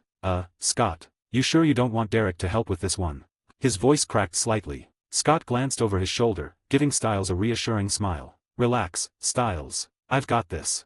Derek, on the other hand, wasn't as easy to dismiss. He stood a few feet away, arms crossed, his jaw clenched in frustration. He didn't like being told to stay out of a fight, especially one involving a monster. But Scott had insisted, and now Derek was watching, his eyes burning with disbelief and anger. "You're not ready for this, kid," Derek growled. "You don't even know how to fully shift yet." Scott shrugged, his eyes never leaving the ghoul, which was circling him like a predator. "Don't need to shift to handle this guy. He's not as tough as he looks." The ghoul let out a guttural snarl, then pounced. It moved with a speed that would have caught most people off guard, but Scott was already in motion. He ducked low, his wolf senses sharpening, and swiped his claws across the ghoul's side. The creature yelped, stumbling back, but its wounds began to heal almost instantly, the torn flesh knitting itself together with a sickening squelch. "Well, that's annoying," Scott muttered, though his grin only widened. The ghoul lunged again, swiping its razor-sharp claws at Scott's torso. He dodged most of the blows, but one caught him across the arm, drawing blood. The pain was sharp, but brief. Scott glanced at the wound as it began to close up almost as fast as the ghoul's had. The thrill of it all sent a jolt of adrenaline through him. This was Iffy's first real taste of what it meant to be a werewolf. His body was adapting, healing, and growing stronger with every second. "Okay, that's great," Scott said, marveling at the speed of his recovery. The ghoul roared in frustration and lunged again. This time, Scott didn't dodge. He met the creature head-on, their bodies clashing in a flurry of claws and teeth. The ghoul's claws scraped against Scott's chest, but he barely felt it. He was in control. He felt invincible. Scott's claws found their mark again and again, tearing through the ghoul's tough, gray skin. The creature staggered back, clearly hurt but still healing rapidly. Styles, who had been silent for most of the fight, suddenly found his voice. "Dude, you're totally kicking its ass. I mean, seriously, that thing's like some kind of death zombie, and you're just..." Styles paused, waving his hands wildly in the air, destroying it. Scott smirked, never taking his eyes off the ghoul. "It's not over yet, Styles." Derek watched the battle with narrowed eyes, his earlier anger slowly giving way to something else: surprise, maybe even respect. This Scott wasn't just some amateur playing with powers he didn't understand. He was fighting with a confidence and skill that Derek hadn't expected. For someone who hadn't even gone through their first full moon, Scott was handling himself far better than most new werewolves would. In fact, Derek was starting to realize that Scott might actually be stronger than him. The thought made Derek uneasy. Scott, meanwhile, was having the time of his life. Every punch, every slash of his claws felt more natural. He moved with precision, adapting quickly to the ghoul's speed and strength. The ghoul wasn't as powerful as Scott, but it was fast, its healing ability making the fight last longer than it normally would. But Scott didn't mind. He was enjoying himself. With a sudden burst of speed, the ghoul lunged for Scott's throat, its jaws snapping inches away from his skin. Scott sidestepped and countered with a swipe of his claws across the ghoul's back, sending it crashing to the ground. The creature scrambled to its feet, but Scott was faster. He grabbed the ghoul by the neck and slammed it into the dirt with enough force to shake the ground. The ghoul writhed, trying to break free, but Scott held it down effortlessly. His grin widened. "I think I've had enough fun for one day." He raised his claws and, with a swift, precise motion, plunged them into the ghoul's chest. The creature let out a final, pitiful screech before going limp, its body dissolving into ash as Scott's claws tore through its heart. Silence fell over the clearing. Scott stood over the pile of ash that had once been the ghoul, breathing heavily but grinning like a kid who had just won his favorite video game. That was awesome, Scott declared, his voice filled with excitement. Styles, who had been watching with wide eyes, finally relaxed, letting out a nervous laugh. Dude, that was insane. You just killed that thing, like it was nothing.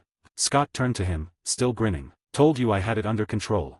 Derek, however, wasn't as enthusiastic. He stepped forward, his gaze hard, though there was an edge of wariness to it now. You're stronger than I thought. Scott raised an eyebrow, clearly enjoying the compliment. You sound surprised. Derek's eyes narrowed. I am. You're not like any new werewolf I've seen before. You shouldn't be able to control your powers this well. Scott shrugged, his claws retracted back into his fingers. I guess I'm just built different. Styles snorted. Yeah, different is one way to put it.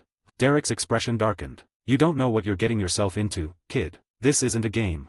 Scott met his gaze, his smile fading into something more serious. I know exactly what I'm getting into, Derek. More than you think. For a moment, Derek stared at him, unsure what to make of this new, confident werewolf. He had expected some scared kid, barely able to handle the reality of being a werewolf. But this Scott, there was something off about him, something more. And Derek didn't know whether that was a good thing or not. But Scott didn't seem concerned. In fact, he looked like he was still riding the high of the fight. He glanced at Styles and Derek, his grin returning as the adrenaline still buzzed in his veins. That was one of the most exciting things I've ever done. If this is what being a werewolf is like, I think I'm gonna enjoy it.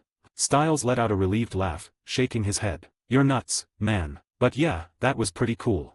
Scott turned back to the pile of ash, his smile fading slightly as he thought about what had just happened. The ghoul wasn't supposed to be here. This wasn't part of the Teen Wolf story he knew. Something was changing the timeline and he was going to figure out what. But for now, he was just happy to have won his first real fight. Thanks for reading. If you like this story, please consider leaving an honest review. 12, Chapter 12, Friendship. Ash swirled in the air, still settling from the battle. Scott's chest heaved with the remnants of adrenaline, and he felt more alive than ever. But as the dust cleared and reality began to settle in, Derek's eyes, sharp and calculating, flicked from the remains of the ghoul back to Scott. How do you know my name?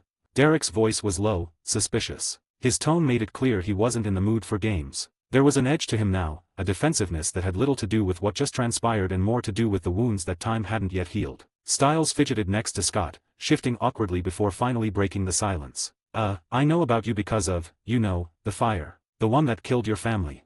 Styles hesitated, his voice softening. It was a pretty big deal around here.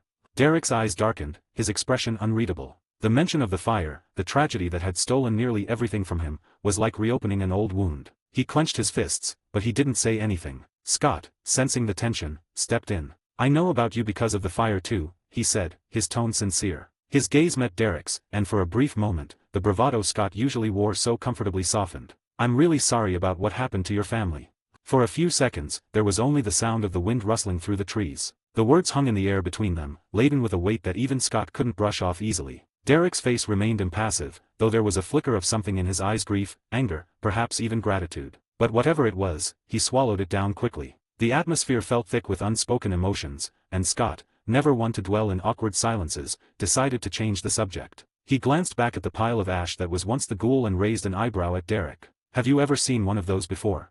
Scott asked, motioning toward the remains. Derek blinked, clearly relieved by the shift in conversation. No, he admitted, his arms uncrossing as he relaxed slightly. I've never seen one, but I've heard stories. My mother told me about ghouls once. They're rare, but dangerous. They feed on human flesh, and their stench gives them away long before they attack. He glanced at the spot where the ghoul had stood, frowning. But I've never encountered one before today. Guess it's a good thing I was here then, huh? Scott quipped, flashing Derek a confident grin. Derek shot him a sharp look but didn't respond. He was still wary of Scott, uncertain of this teenage werewolf who seemed to wield power beyond what he should have. Scott, sensing Derek's mistrust but not particularly bothered by it, clapped his hands together. Well, it's been fun, Derek. I'm sure we'll see each other around. Without waiting for a response, he turned and nodded toward Styles. Let's go, Styles. As they walked away, Styles glanced back at Derek, who was still watching them with narrowed eyes. He doesn't like us, does he? Scott shrugged, completely unconcerned. He'll come around. Styles raised an eyebrow. You sound pretty sure of that. I am, Scott replied, his tone full of that easy confidence he'd grown into since arriving in this world. Derek's tough, but he's not the enemy. We'll need him at some point. He just needs to learn that I'm not like the other werewolves he's met. Styles snorted. Yeah, no kidding. You're like a cheat code for this whole supernatural business. Scott grinned, but it faded slightly as his thoughts shifted. They were heading toward the clinic, but but Scott's mind was already elsewhere, thinking about the future, about the dangers that lay ahead. He glanced at Styles, who was humming some tune under his breath, seemingly oblivious to the gravity of what was coming. "Hey, Styles," Scott said suddenly, his voice more serious than it had been all day. Styles stopped humming and looked over at him, frowning. "What's up?" Scott hesitated for a second, trying to find the right words. "Things are going to get a lot scarier. I mean, what just happened with the ghoul? That's just the beginning." His voice grew more intense. "There are going to be more monsters, more threats. And I'm not going to hold back. I'll do whatever it takes to protect the people I care about, even if it means killing." Styles blinked, taken aback by the sudden seriousness in Scott's voice. "Killing?" he repeated, his voice uncertain. "You mean, like, actually?" "Yes." Scott's voice was firm, and there was no hesitation in his eyes. "I won't hesitate to kill anyone who threatens my friends or family. You need to know what you're getting into by sticking with me. If you're not okay with that, I need to know now." For a moment, Styles said nothing. He stared at Scott, his expression unreadable. Then, in true Styles fashion, he broke the tension with a dramatic sigh, throwing his arms up in mock frustration. "Wow. First, you turn into a badass werewolf, and now you're talking about killing people. And what? You think that just because you're a badass now, you're gonna dump me as your best friend?" Scott blinked, surprised by Styles' response. "What? No, that's not." But Styles wasn't done. He put on his best wounded expression, clutching his chest theatrically. "Oh, I see how it is. You get all wolfy and tough, and suddenly, poor little human Styles isn't good enough anymore. Is that it?" Scott couldn't help but burst out laughing at Styles' over-the-top dramatics. "That's not what I'm saying, and you know it." Styles dropped the act and grinned. "Yeah, I know. But you're not getting rid of me that easily, Scott. Friends till death, remember." Scott's laughter faded, and his expression grew serious again. "Styles, I'm being serious. I need to know if you're okay with the fact that I might have to kill people. Bad people, sure. But still." Styles' grin softened into something more sincere. He met Scott's gaze, his tone more grounded now. "Scott, as long as you're not out there murdering innocent people, I'm with you. We've been through too much for me to walk away now. So yeah, I'm okay with it. You protect the people you love, and I'll be there to help, however I can." Scott let out a breath he didn't realize he'd been holding. Relief washed over him. He had known Styles would understand, but hearing him say it out loud made all the difference. "Thanks," Scott said quietly, his voice full of gratitude. "I don't think I could do this without you." Styles grinned again, his usual cheeky confidence back in place. "Obviously. Who else is going to keep your werewolf butt in check?" Scott chuckled, and for a moment, the heavy mood lifted. But then, as they neared the clinic, Scott's thoughts shifted back to the future. "So about that bite," Scott said, glancing over at Styles. "You still want it?" Styles was silent for a moment, thinking. Then, with a half-smile, he said, "I'll take it. But not now. Give me until summer break. That way, I'll have time to train and figure it out without school getting in the way." Scott nodded, respecting Styles' decision. "All right, summer it is. But until then, you're gonna be my sidekick." Styles gasped dramatically, clutching his chest again. "Sidekick? Excuse me, sir. I think you mean partner in crime. Thank you very much." Scott laughed, shaking his head. "Whatever helps you sleep at night, Styles." As they reached the clinic, Styles stopped the car and turned to Scott, his grin fading slightly. "Seriously though, Scott, you're not alone in this. We've got each other's backs. Always." Scott met his gaze, the weight of everything settling on his shoulders. But he didn't feel overwhelmed by it. Styles' words were a reminder that no matter how dangerous things got, no matter how dark the path ahead seemed, he wasn't walking it alone. "I know," Scott said quietly, smiling at his best friend. "And I'm glad." With that, Scott stepped out of the car, watching as Styles drove off, leaving him in front of the animal clinic. As he walked inside to start his shift, his thoughts returned to the fight with the ghoul, Derek's wariness, and Styles' unwavering loyalty. There was danger ahead more than they could ever imagine. But Scott was ready. And he wasn't afraid. Thanks for reading. If you like this story, please consider leaving an honest review. Chapter 13, The Secrets We Hide. Scott walked into the clinic, his body still buzzing from the thrill of the fight. The smell of antiseptic and animal fur hit him as usual. It was a strange comfort, but today, something else lingered on his clothes, a faint, putrid stench from the ghoul. He could still feel the adrenaline coursing through his veins, the rush of victory after tearing the creature apart. As he made his way past the front desk, he noticed Deaton scribbling something in a ledger, his calm demeanor unwavering as usual. "Hey, Doc," Scott greeted. He was met with a glance from the vet, his eyes, as always, calm, unreadable. "Good to see you, Scott. How did it go today?" Scott gave a half-hearted shrug, dropping his backpack behind the counter. Same old," he muttered, but his eyes didn't leave Deaton's face. He couldn't keep playing this game anymore. Deaton had always been mysterious, but now, Scott thought it was time to talk with him. He spent the next hour working in near silence, but his mind was whirling. The events from earlier, the encounter with the gullet was like the universe was throwing new dangers his way faster than he could deal with them. And Deaton, he knew so much more than he let on. Scott finally finished bandaging up a dog and took a deep breath. Now was the time. "Deaton, we need to talk," Scott said, standing up straight, facing him. Deaton looked up from his paperwork, his face still as neutral as ever, though Scott could swear he saw something flicker in his eyes. "Talk. About what?" Scott walked closer. "About what I am. About what you are." Deaton's brow furrowed ever so slightly. "Scott, what do you?" Scott cut him off, his voice firm. "Come on, Doc. Don't play dumb." He raised his hand, letting his claws extend, the sharp tips glinting under the clinic's fluorescent lights. "You knew about the bite, and you knew exactly what I was turning into. You've been keeping secrets. But that's not the problem. I'm not worried about what I am. I'm worried about what you are." Deaton's eyes lingered on Scott's claws for a moment before his face returned to its usual calm mask. "I see. So you've come to that conclusion already." He leaned back against the counter. His voice remained calm, though there was a new edge to it. "And you're upset about that?" Scott let his claws retract and shook his head. "No, I get it. Everyone's got their secrets. But I'm done pretending. I know you're not just a regular human. You're a druid, right?" The shock on Deaton's face was unmistakable, and for the first time, Scott saw him falter. His mouth opened slightly, a rare crack in his composed exterior. "How? Doc, I'm not as clueless as I used to be. I know more than you think. I've had to learn fast." Scott had the advantage of knowledge. He had seen the future, knew how events would unfold, and most of all, he knew exactly who Alan Deaton was. Deaton's silence stretched out, and Scott pressed further. "But Doc, I don't know much about druids. Can you tell me what a druid is?" Deaton exhaled deeply, rubbing his hands together as if considering his next move. After what felt like an eternity, he finally spoke. "Well, Scott, a druid in Gaelic means wise oak. Druids act as advisors, emissaries, and healers to supernatural beings, especially werewolf packs. I was once the emissary to Talia Hale's pack." Scott knew from his past life that Talia had been a powerful alpha, Derek's mother, a protector of Beacon Hills. He nodded, urging Deaton to continue. "Back then, I was part of her pack. But after the fire..." Deaton's voice softened, a hint of sadness creeping into his words. "I lost my pack. Talia was more than just an alpha. She was a force that kept the peace in Beacon Hills." Scott's gaze softened. "I'm sorry," Scott said quietly, "for what happened to them." Deaton gave a small nod, though his face betrayed little emotion. "It's in the past. But what's important now is the present and the future. You've stepped into a world that's far more dangerous than you realize." Scott couldn't help but smirk at that. "Trust me, I've seen more than you think. I've already killed a ghoul. Nasty thing." He glanced down at his hands as if reliving the fight. "That thing smelled like death. I thought the stench was from the dead body that me and Styles were looking for, but no, it was the ghoul. Ever seen one before?" Deaton's eyes widened slightly, clearly taken aback by Scott's revelation. "A ghoul? In Beacon Hills?" Scott nodded. "Yeah, big ugly thing with white eyes, no hair. It was fast and strong, but I took care of it. You ever run into one before?" Deaton shook his head, his face grave. "No, ghouls are rare, and they usually don't wander far from places of death. They're drawn to dark energy." "Do you think the ghoul is here because of the Nemeton?" Scott asked. Deaton's eyes narrowed slightly. "You know about the Nemeton too?" Scott shrugged, trying to play it off. "Like I said, I've learned a lot. But I still don't know everything. What's the deal with it?"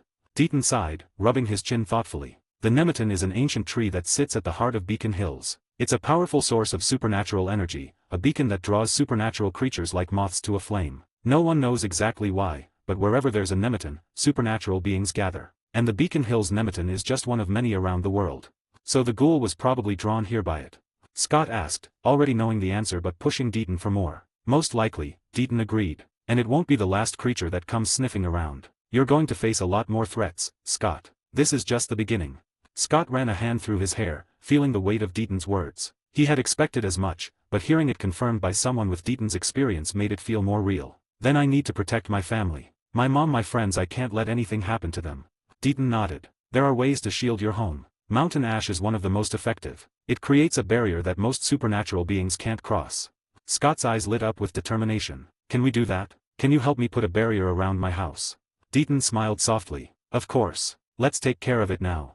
Relief washed over Scott. Deaton's knowledge would be invaluable in the battles to come. Together, they left the clinic, heading toward Deaton's car. As they drove toward Scott's house, Scott couldn't help but feel a sense of excitement. This world, with all its dangers and mysteries, was now his playground. And with the knowledge he carried from his past life, he would face every challenge head-on. As the car pulled up in front of his house, Scott looked at Deaton and grinned. "Thanks, Doc. I knew I could count on you." Deaton returned the grin, though his eyes remained serious. "Just remember, Scott, this is only the beginning. There's still a lot you don't know. Scott's grin widened. Then it's a good thing I learn fast. With that, they stepped out of the car, ready to lay down the first line of defense in a long and dangerous war. Thanks for reading. If you like this story, please consider leaving an honest review. 14, Chapter 14, First Meeting with the Alpha. The night was still, and the sound of crickets filled the air as Scott stood beside Deaton outside his home. A soft breeze rustled the leaves in the nearby trees, but Scott's focus was on the thin line of mountain ash Deaton had meticulously laid around the perimeter of the house. Deaton straightened up and walked over to Scott, his expression unreadable as always. The barrier's ready. But, Scott. He hesitated, a rare break in his calm. You know if I activate this, you won't be able to enter your house. Mountain ash affects all werewolves. I can deactivate it, but... Scott grinned, a confident gleam in his eyes. You're underestimating me, Doc. Trust me, just activate it. Let's see what happens. Deaton gave him a curious glance, then nodded. With a quiet breath, he whispered a word under his breath, and the mountain ash flared briefly with a soft glow before disappearing from sight. The barrier was up. Scott didn't waste a second. Without a moment's hesitation, he strode forward toward his front door, a lazy smile on his face. As he crossed the invisible boundary, he felt nothing. No resistance, no burning sensation, nothing that other werewolves would experience. It was as if the mountain ash wasn't even there. Deaton's eyes widened in disbelief. Wait, Scott, stop. He rushed forward, eyes darting to the ground where the ash had been laid. He was sure he'd done it right. That shouldn't be possible. Scott turned to look at Deaton from his spot just inside the doorway, an eyebrow raised in amusement. Well, guess I'm special. He flashed a playful grin. Deaton stepped closer, his mind clearly racing as he tried to process what he'd just witnessed. I've never seen a werewolf cross mountain ash before. You're immune to it. Scott chuckled. Looks that way. This doesn't make sense, Deaton said, clearly baffled. He walked toward the barrier, carefully inspecting the line of ash to ensure it was still intact. Then, with a frown, he stepped forward and drew another circle of mountain ash around himself. Come here, he instructed, his voice slightly strained. Scott walked over, standing right outside the circle. Deaton watched closely, his eyes narrowed with concentration. Now try touching me, he said. Scott reached down and, without hesitation, patted Deaton on the shoulder, ignoring the supposed magical barrier as if it didn't even exist. Deaton stood frozen, and for the first time in a long while, he looked genuinely shocked. His composure cracked. How can you ignore the ash? It's been a deterrent to werewolves for centuries. Even the strongest alphas are bound by it. Scott just gave him that mysterious smile. I'm different, Doc. Special. Let's just say I'm not your average werewolf. Deaton studied him, his expression a mixture of curiosity, confusion, and even a little awe. Different doesn't begin to cover it. We need to talk more about this. But not tonight. Scott nodded, still wearing that smug smile. Yeah, maybe later. Tonight, I've got dinner plans. He winked, clearly enjoying the fact that he'd just blown Deaton's mind. Deaton finally shook his head, still looking perplexed. We'll continue this conversation soon. With a final, puzzled glance, he left, walking back to his car with his mind clearly reeling from what he had just witnessed. Scott closed the door behind him and sighed, feeling the tension of the day finally easing off his shoulders. He took a shower, then he made his way to the kitchen, deciding to wind down with a little cooking. After all, cooking was something that always relaxed him in his old life, something about the rhythm of it, the control over the ingredients, the art of creating something satisfying from simple ingredients. He grabbed some chicken, tortillas, cheese from the fridge. Enchiladas were a simple dish, but in his hands, it became more of a therapeutic process. He chopped up onions, sautéed them until golden, then mixed in some peppers and some spices. As the scent filled the kitchen, he felt a sense of calm wash over him, the day's stress melting away. With a quick flick of the wrist, Scott seared the chicken to perfection, the spices filling the air as he wrapped it all in tortillas, covered them in sauce, and sprinkled them generously with cheese. While the enchiladas baked, he threw together a quick salad, chopping vegetables with the ease of someone who'd done this 1,000 times before. By the time his mom came home, the kitchen was filled with delicious smells, and Scott was sitting at the table, proud of his work. Wow, what's all this? Melissa asked, eyes wide as she took in the sight of the spread on the table. You cooked dinner, again? Scott grinned. Yep, just felt like making something nice. She laughed, shaking her head in disbelief. You're full of surprises, you know that. They spent the next hour talking, laughing, and catching up. Scott told her about school and his boring shift at the clinic, carefully leaving out the part where he fought a flesh-eating ghoul. Melissa laughed at his stories, and dinner was filled with light conversation, and the usual mother-son banter. Scott felt at ease, enjoying the normalcy of the moment. It was easy to forget, just for a little while, that his world was anything but normal. After dinner, Scott cleaned up the dishes, exchanged a few more jokes with his mom, and then headed up to bed. The house was quiet, peaceful, the mountain ash barrier giving him an extra sense of security. But that peace didn't last long. In the middle of the night, a low, eerie howl cut through the stillness. Scott's eyes snapped open, instantly alert. He sat up in bed, glancing toward the window. The howl wasn't just any random wolf, it was a familiar sound. He moved to the window and pulled the curtain aside. There, standing in the shadows beneath a tree, was Peter Hale, fully transformed into his werewolf form. His eyes glowed, watching Scott with an intensity that should have been terrifying. Scott, though, wasn't the least bit scared. Instead, he just smirked and raised his hand, flipping Peter off with a lazy, casual gesture. "Nice try, dumbass," he muttered under his breath. He dropped the curtain and flopped back onto the bed, completely unconcerned. Peter might be a problem for other betas, but Scott wasn't other betas. He wasn't even sure if he was a beta. Peter couldn't control him, and Scott wasn't about to let him think otherwise. As he lay back down, a mischievous grin spread across his face. The thrill of the day was still fresh in his mind, and as he drifted off to sleep, a goofy smile spread across his face. He dreamed of Allison dressed as a sexy Red Riding Hood, teasing him playfully. In his dream, she laughed and called him a big bad wolf, and he couldn't help but laugh along with her. Outside, Peter growled in frustration, his claws digging into the earth. He couldn't believe it, Scott had completely ignored him. No fear, no submission. He stalked closer to the house, ready to confront Scott, but as he neared the property line, something stopped him. The mountain ash barrier. Peter growled low in his throat, pacing angrily as he realized he couldn't get past it. He glanced back at the window, still fuming. How had Scott, a newly turned beta, managed to block him out? It wasn't possible. It was infuriating. How could a beta resist him? He was an alpha, a Hale, a dignified alpha, and yet here was a stupid beta, of his own making, treating him like nothing more than an annoyance. Peter stared at the house one last time, feeling the sting of humiliation. He turned and stalked away into the night, his thoughts dark and brooding. How had he lost control so quickly? And why couldn't he bend Scott to his will? He had expected the boy to be a pawn in his game, but now, he wasn't so sure. As Peter disappeared into the forest, Scott slept soundly, a content smile on his face. Tomorrow would bring new challenges, new enemies, and more surprises, but for now, he was just a guy enjoying the best sleep he'd had in weeks. Thanks for reading. If you like this story, please consider leaving an honest review. 15, Chapter 15, Teaching Jackson a Lesson. Scott woke to the soft knock on his bedroom door, and Melissa's voice drifting in. "Time to wake up, Scott." His eyes fluttered open, and he stretched, feeling strangely refreshed. Maybe it was because of the good dream he'd had last. A lazy grin spread across his face. Melissa poked her head inside the room, noticing the smile. "You seem like you had a pretty good dream," she teased, raising an eyebrow knowingly. Scott wasn't one to be shy anymore, especially not with his mom. He laughed, pushing himself up to sit on the bed. "It was great. Best sleep I've had in a while." Melissa rolled her eyes, clearly not wanting to know more about the nature of her teenage son's dreams. "Well, don't stay in bed too long. Breakfast is in the kitchen, and I've got to head to work." She paused at the door, giving him a motherly once-over. "And Scott, whatever's going on with you lately, just stay out of trouble, okay?" Scott grinned. "Always, Mom."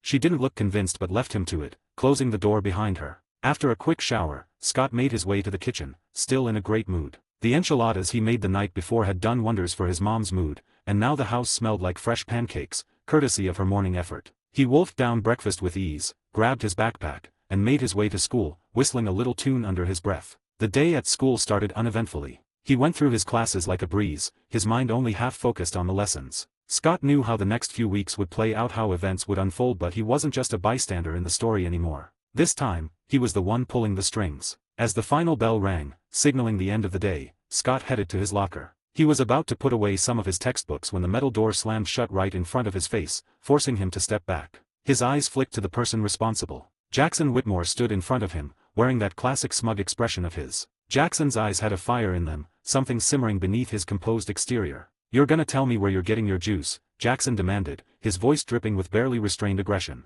Scott's response was a calm, teasing smile. "What juice? You mean like orange juice? My mom does all the grocery shopping." Jackson's face twitched in frustration. He leaned in closer, his voice dropping to a rough growl. "Don't play dumb with me, McCall. You're going to tell me what it is you're taking and who you're getting it from, because there is no way that you're kicking ass out there on the field without some chemical boost." He enunciated the words slowly this time, as if Scott couldn't understand. But Scott only smirked wider, enjoying the way Jackson was slowly unraveling. "Oh, you mean steroids? Wait, you want steroids?"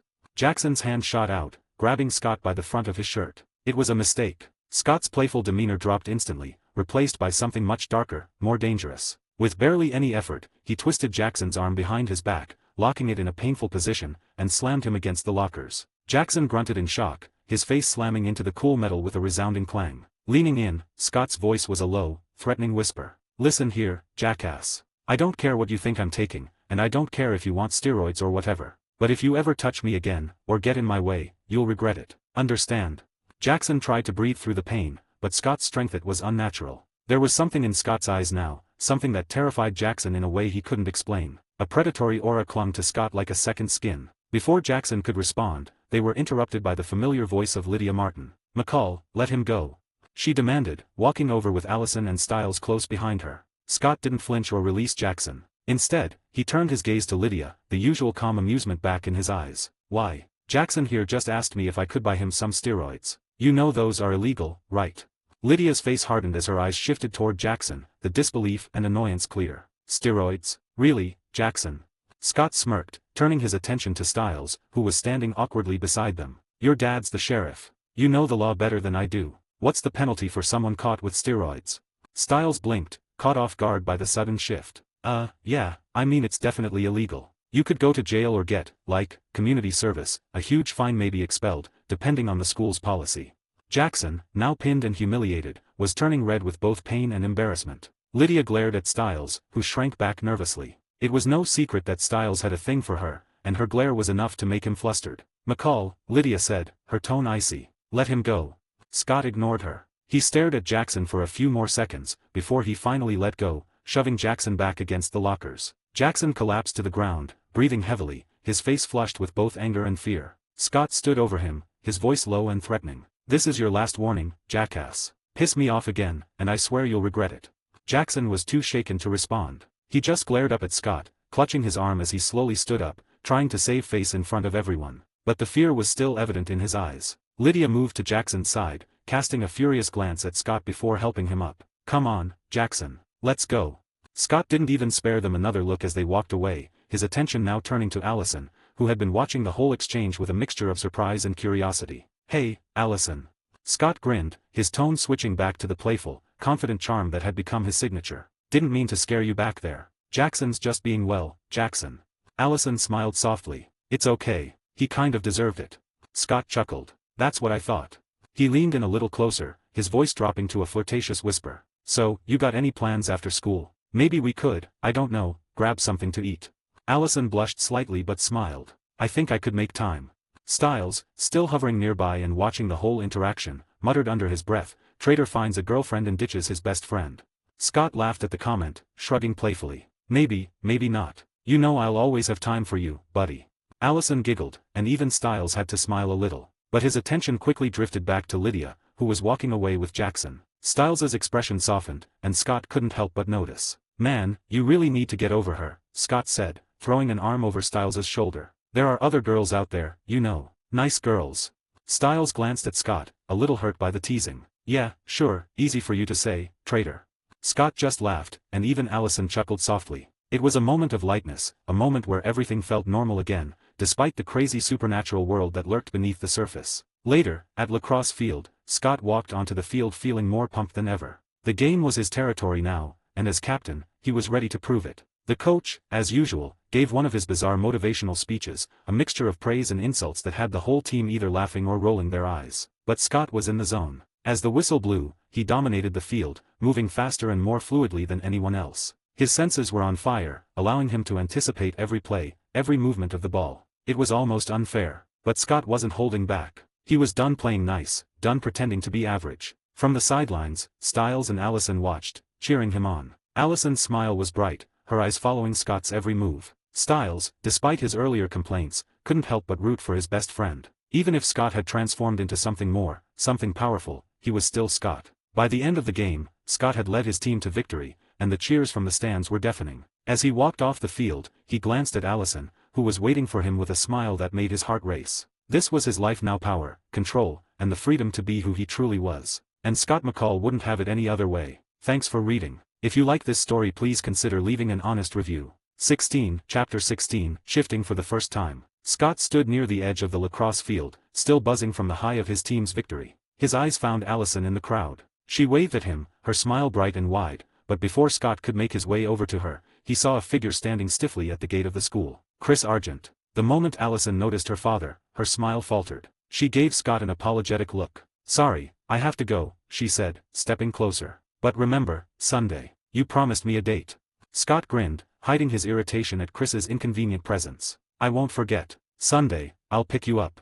A hint of playfulness in his tone, making Allison giggle softly. As she walked toward her father, Scott's eyes lingered on her retreating form. He could feel Chris's icy stare burning into him, but Scott wasn't bothered at all. When Allison disappeared into her father's car, Scott turned to find Styles waiting for him, leaning against his Jeep. So, date with Allison on Sunday, huh? Styles smirked, nudging Scott as they both climbed into the vehicle. Look at you, Mr. Smooth. As they drove off, the evening sun casting an orange glow over the streets, Scott pulled out his phone and called Deaton. Hey, Doc, just wanted to let you know I won't be coming to the clinic tonight, Scott said casually, watching the trees blur past as Styles drove. Because of the full moon. Deaton's voice came through the phone, cautious yet curious. Are you sure you don't need help? This is your first shift, Scott. It can be overwhelming. Scott leaned back in the passenger seat. I've got everything under control, trust me. There was a brief pause on the other end of the line. Just be careful, Scott. Don't lose control.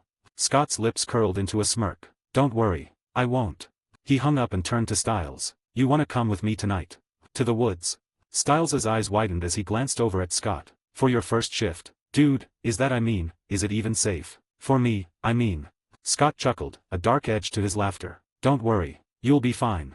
He flexed his hand, feeling the subtle pull of his abilities swirling beneath his skin. He could sense his wolf, coiled and ready, but entirely under his command. Styles gulped, gripping the steering wheel tightly. Well, if you're sure, but if you start going all Hulk werewolf, I'm out, okay.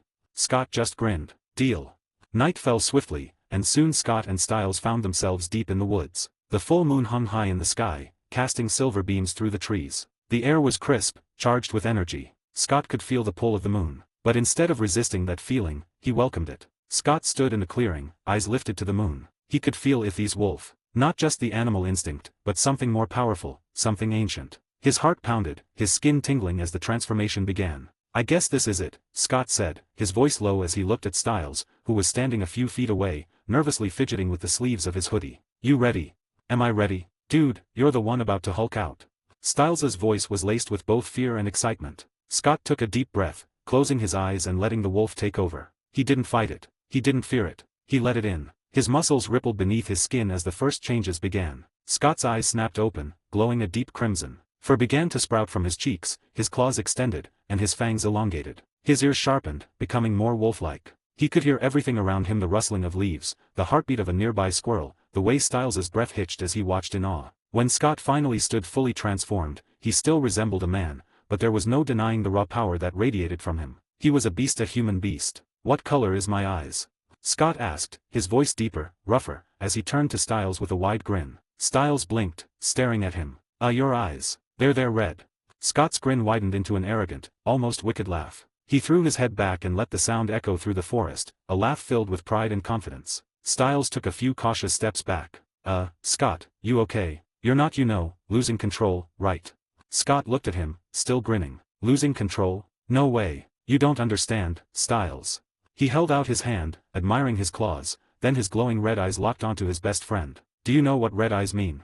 Styles shook his head slowly, swallowing nervously. It means I'm an alpha, Scott said, his voice filled with pride. But not just any alpha. There are two kinds of alphas, Styles. The ones like the guy who bit me. They kill an alpha and steal their power to become one. And then there's the rarest kind, true alphas. They don't need to kill an alpha to become one. They rise to the top on their own, by sheer willpower and strength. Styles's eyes widened. So which one are you?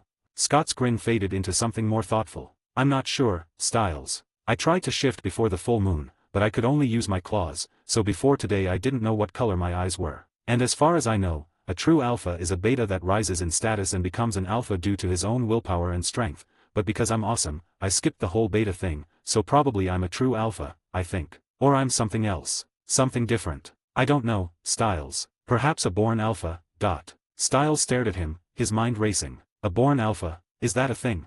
Scott shrugged. Well, what matters is that I'm an alpha. His grin returned, more feral this time. And I'm not done yet.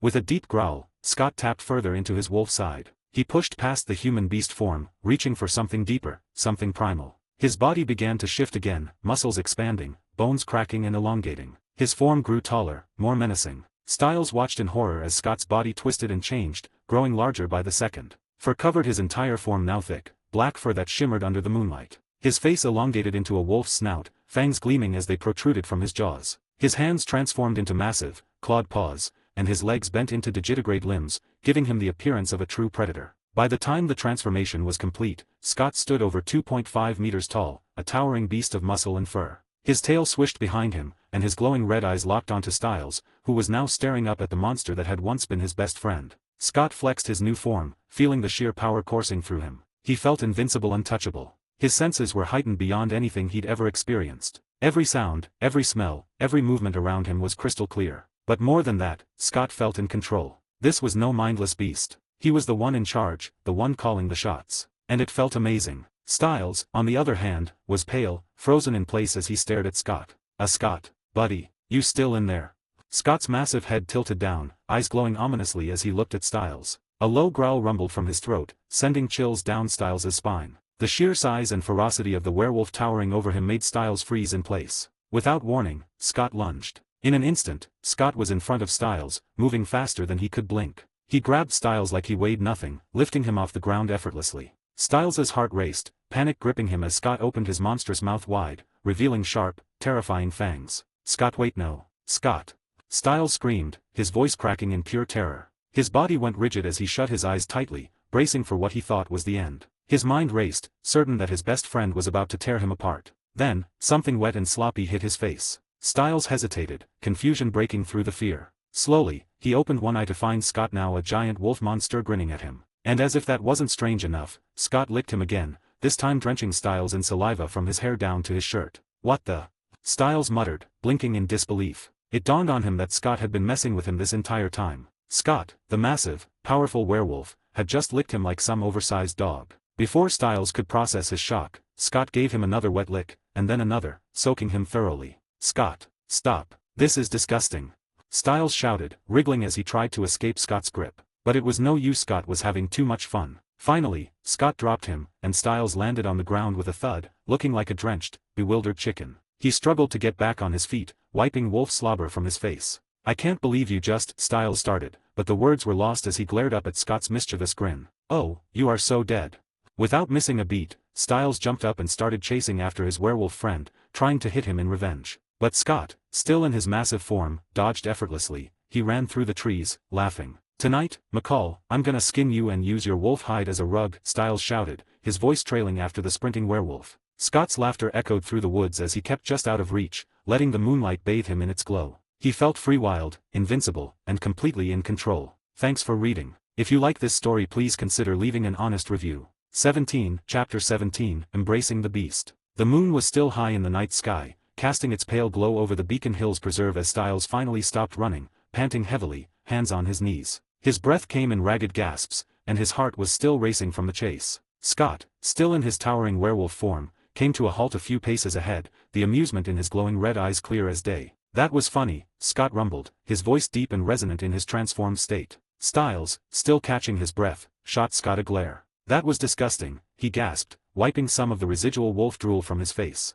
"And I thought I was dead. I almost peed myself." Scott's wolfish grin grew wider, revealing rows of sharp teeth. "Don't you like pranks?"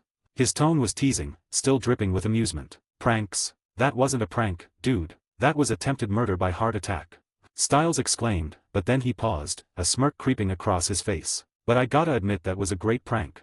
Scott let out a low, growling laugh, which sounded both strange and oddly natural coming from his werewolf form. He shifted his weight, standing more upright as the two of them shared the moment. They stood in the cool night air for a moment, just catching their breath. Styles, now feeling more relaxed, looked up at Scott's massive, wolfish form and shook his head in disbelief. "You know, I've always wondered what it would be like to have a werewolf as my best friend. But this is next level insanity, man." Scott grinned wider. "You get used to it," he said, his voice still rough with the primal growl of his wolf form. "But I think I can go further. There's something else, something more inside me." Styles's eyebrows shot up. "Further? Dude, are you sure that's a good idea? Like, I'm all for science experiments and stuff, but maybe not on the night of the full moon in the middle of the creepy woods." Scott's glowing red eyes flickered with confidence. "Trust me, Styles. I've got this." His voice was steady, full of certainty, and in that moment, Styles couldn't help but believe him. Styles threw his hands up in mock surrender. "Fine, fine. Just whatever you turn into next, please don't scare me again. I barely survived your first prank without needing a hospital visit." Scott's laughter came out in a rumbling growl as he turned his attention inward. He closed his eyes, centering himself, feeling for the primal force deep within his chest. There was something else in him, something even more powerful, more ancient, than the werewolf he had become. For a few moments, the air around them seemed to grow still, as if the forest itself was holding its breath. Styles watched nervously as Scott's body began to shift and contort again, his human-werewolf hybrid form changing. His fur thickened, black as the night sky, and his limbs grew longer, his frame stretching and expanding until he towered over Styles. The transformation was slower this time, more deliberate, as Scott embraced the raw power flowing through him. His body expanded, becoming larger, more monstrous but not in a grotesque way. The wolf he was becoming was majestic, a creature of pure, untamed strength. His snout elongated, sharp teeth gleaming in the moonlight. His fur grew thicker, forming a powerful mane around his neck, and his eyes burned with a primal, glowing intensity. When the transformation was complete, Scott stood before Styles, a giant black wolf, bigger than a horse, his body rippling with muscle and power.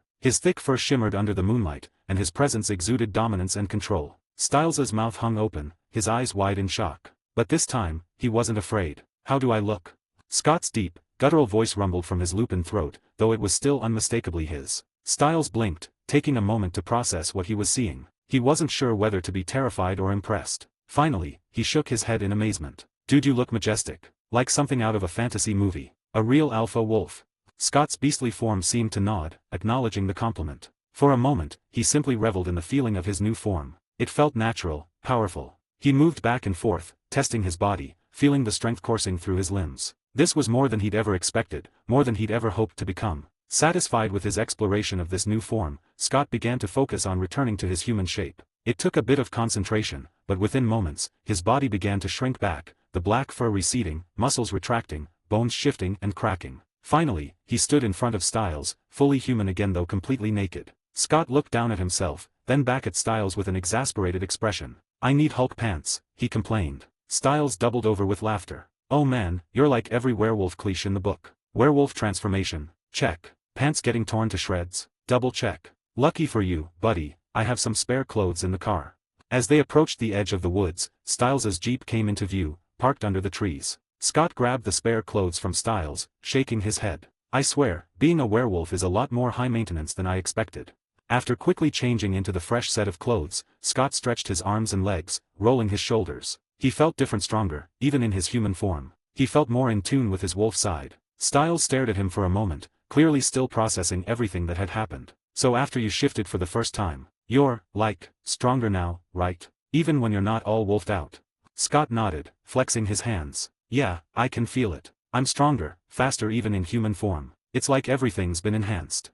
"Great, just what we need. Super Scott," Styles muttered, though his grin betrayed the teasing tone in his voice. Scott clapped him on the shoulder, chuckling. "Come on, let's head home." Styles looked at Scott with an exaggerated expression of exhaustion. "Next time, warn me if you're gonna turn into a giant wolf and prank me to death, okay?" Scott grinned, his mischievous glint returning. "No promises." Styles groaned dramatically. "I'm serious, though, dude. That whole prank thing. Never again. Never. Got it." Scott chuckled as they both climbed into the car. Yeah, but you gotta admit, you'll never forget tonight." Styles grinned as he started the engine. "You're right about that. This is going straight into the history books of Styles and Scott." As they drove toward Scott's house, the night felt calmer, more settled. Scott glanced out the window, he felt a sense of accomplishment. He was growing into his powers, understanding more about what he could do. Styles dropped Scott off at home, both of them sharing a knowing smile about the night's events. The full moon had passed, and with it, another step in Scott's journey toward mastering his powers. Thanks for reading. If you like this story, please consider leaving an honest review. 18, Chapter 18, Date with Allison. Sunday morning arrived, the day Scott had been looking forward to all week, his first official date with Allison. He could feel the excitement bubbling in his chest, and it showed on his face. As he moved around the house, there was a noticeable bounce in his step. Melissa, catching on to his unusually good mood, raised an eyebrow at him as he passed by the kitchen. "You look excited today. What's going on?" she asked, her voice carrying a note of amusement. Scott, not one to shy away from his mom, shot her a playful smirk. "I've got a date." Melissa blinked, her face lighting up with surprise. "A date?" she repeated, clearly amused. She crossed her arms, leaning against the counter with a mock-serious look. "Who are you, and where is my cute, shy little dork?" Scott groaned, rolling his eyes. "Really, Mom? A dork? You're calling me a dork?" Melissa couldn't help but laugh at her son's annoyance. The easy banter between them was one of Scott's favorite parts of the morning. "Yes, you were my little dork. But now," she said, pouting and casting a fake sad look at him, "you seem to have grown up overnight." "Thanks for the reminder, Mom," Scott replied sarcastically, though the smile never left his face. After a moment of comfortable silence, Melissa's tone softened, and she gave him a warm smile. "Don't do anything I wouldn't do, Scott." Scott grinned mischievously and leaned in, giving her a playful look. "I don't know, Mom. What did you do on your first date? You look like the wild type when you were young." Melissa's eyes gleamed with mischief. She wasn't going to let him off easy. "Oh, those were some good memories. I could tell you," she started, trailing off as she made a show of reminiscing. Scott's face paled, and he immediately regretted teasing her. Stop, stop, stop. I don't want to know." But Melissa wasn't done. "You sure? I was the popular girl at school back then. And the boys," she began, her voice dripping with amusement. Scott jumped up, frantically waving his hands. "Mom, please. I don't need to hear this." He shoved his fingers in his ears and started singing loudly to drown out her words. Melissa burst into laughter, clutching her stomach. She had won this round, and the sight of Scott's embarrassed face made her laugh even harder. Okay, I'll stop," she said between giggles. "But seriously, have fun. Just don't give me a reason to lecture you later, alright?"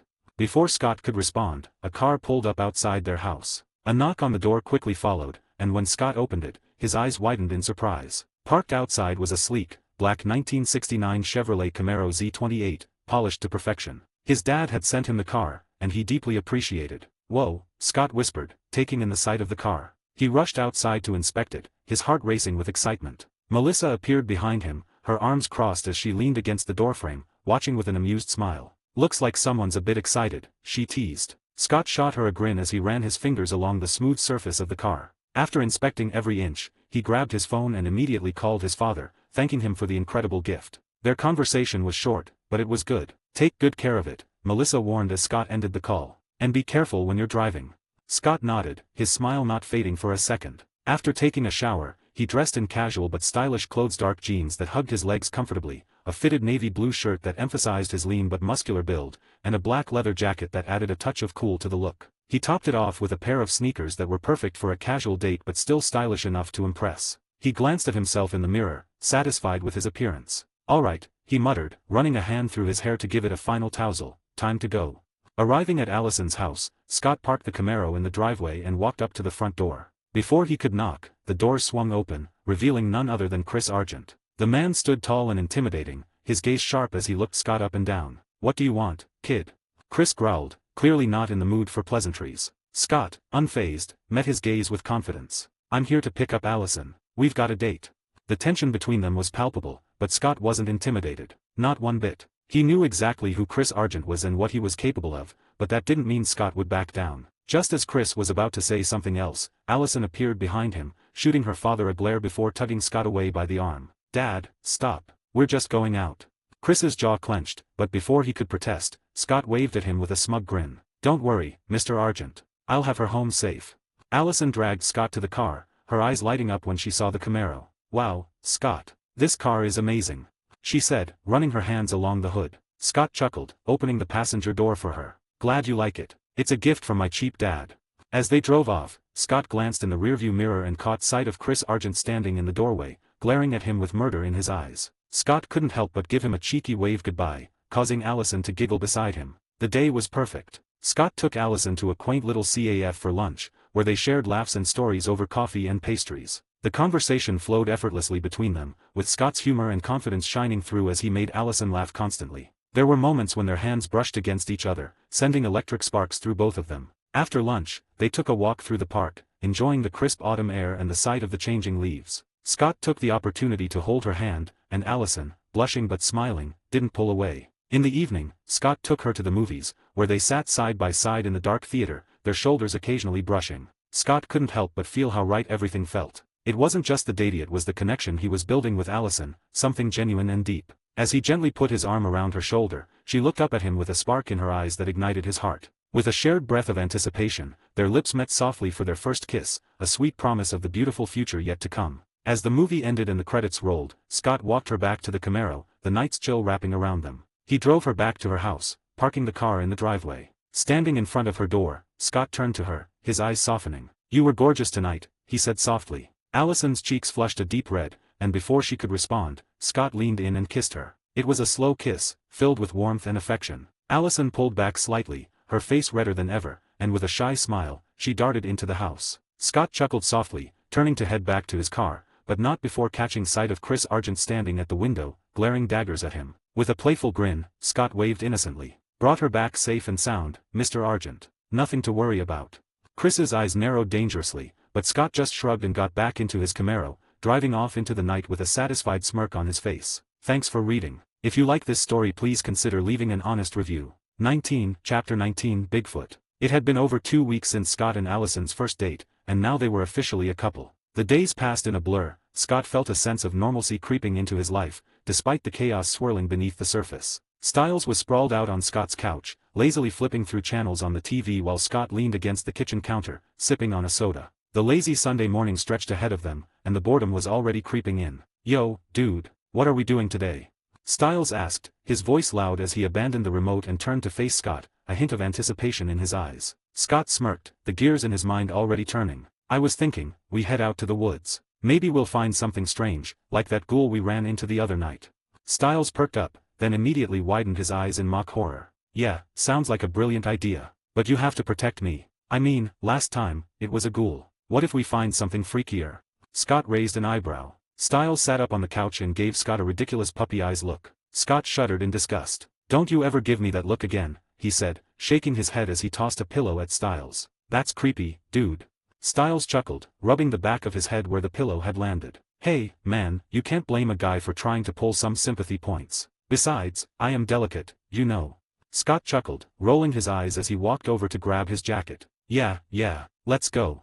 A short while later, the two of them hopped into Stiles' old Jeep and drove toward the Beacon Hills Preserve. The familiar trees and winding paths of the reserve passed by them as they went deeper into the woods, the sunlight dappling the ground beneath them. As the wind whipped through the open windows of the Jeep, Scott felt the tension in his body ease. The woods had always given him a sense of peace, though now it was tinged with an ever-present awareness of the lurking danger. They parked the Jeep and started walking through the forest, the crunch of leaves beneath their feet filling the air as they ventured further in. Okay, so where are the monsters?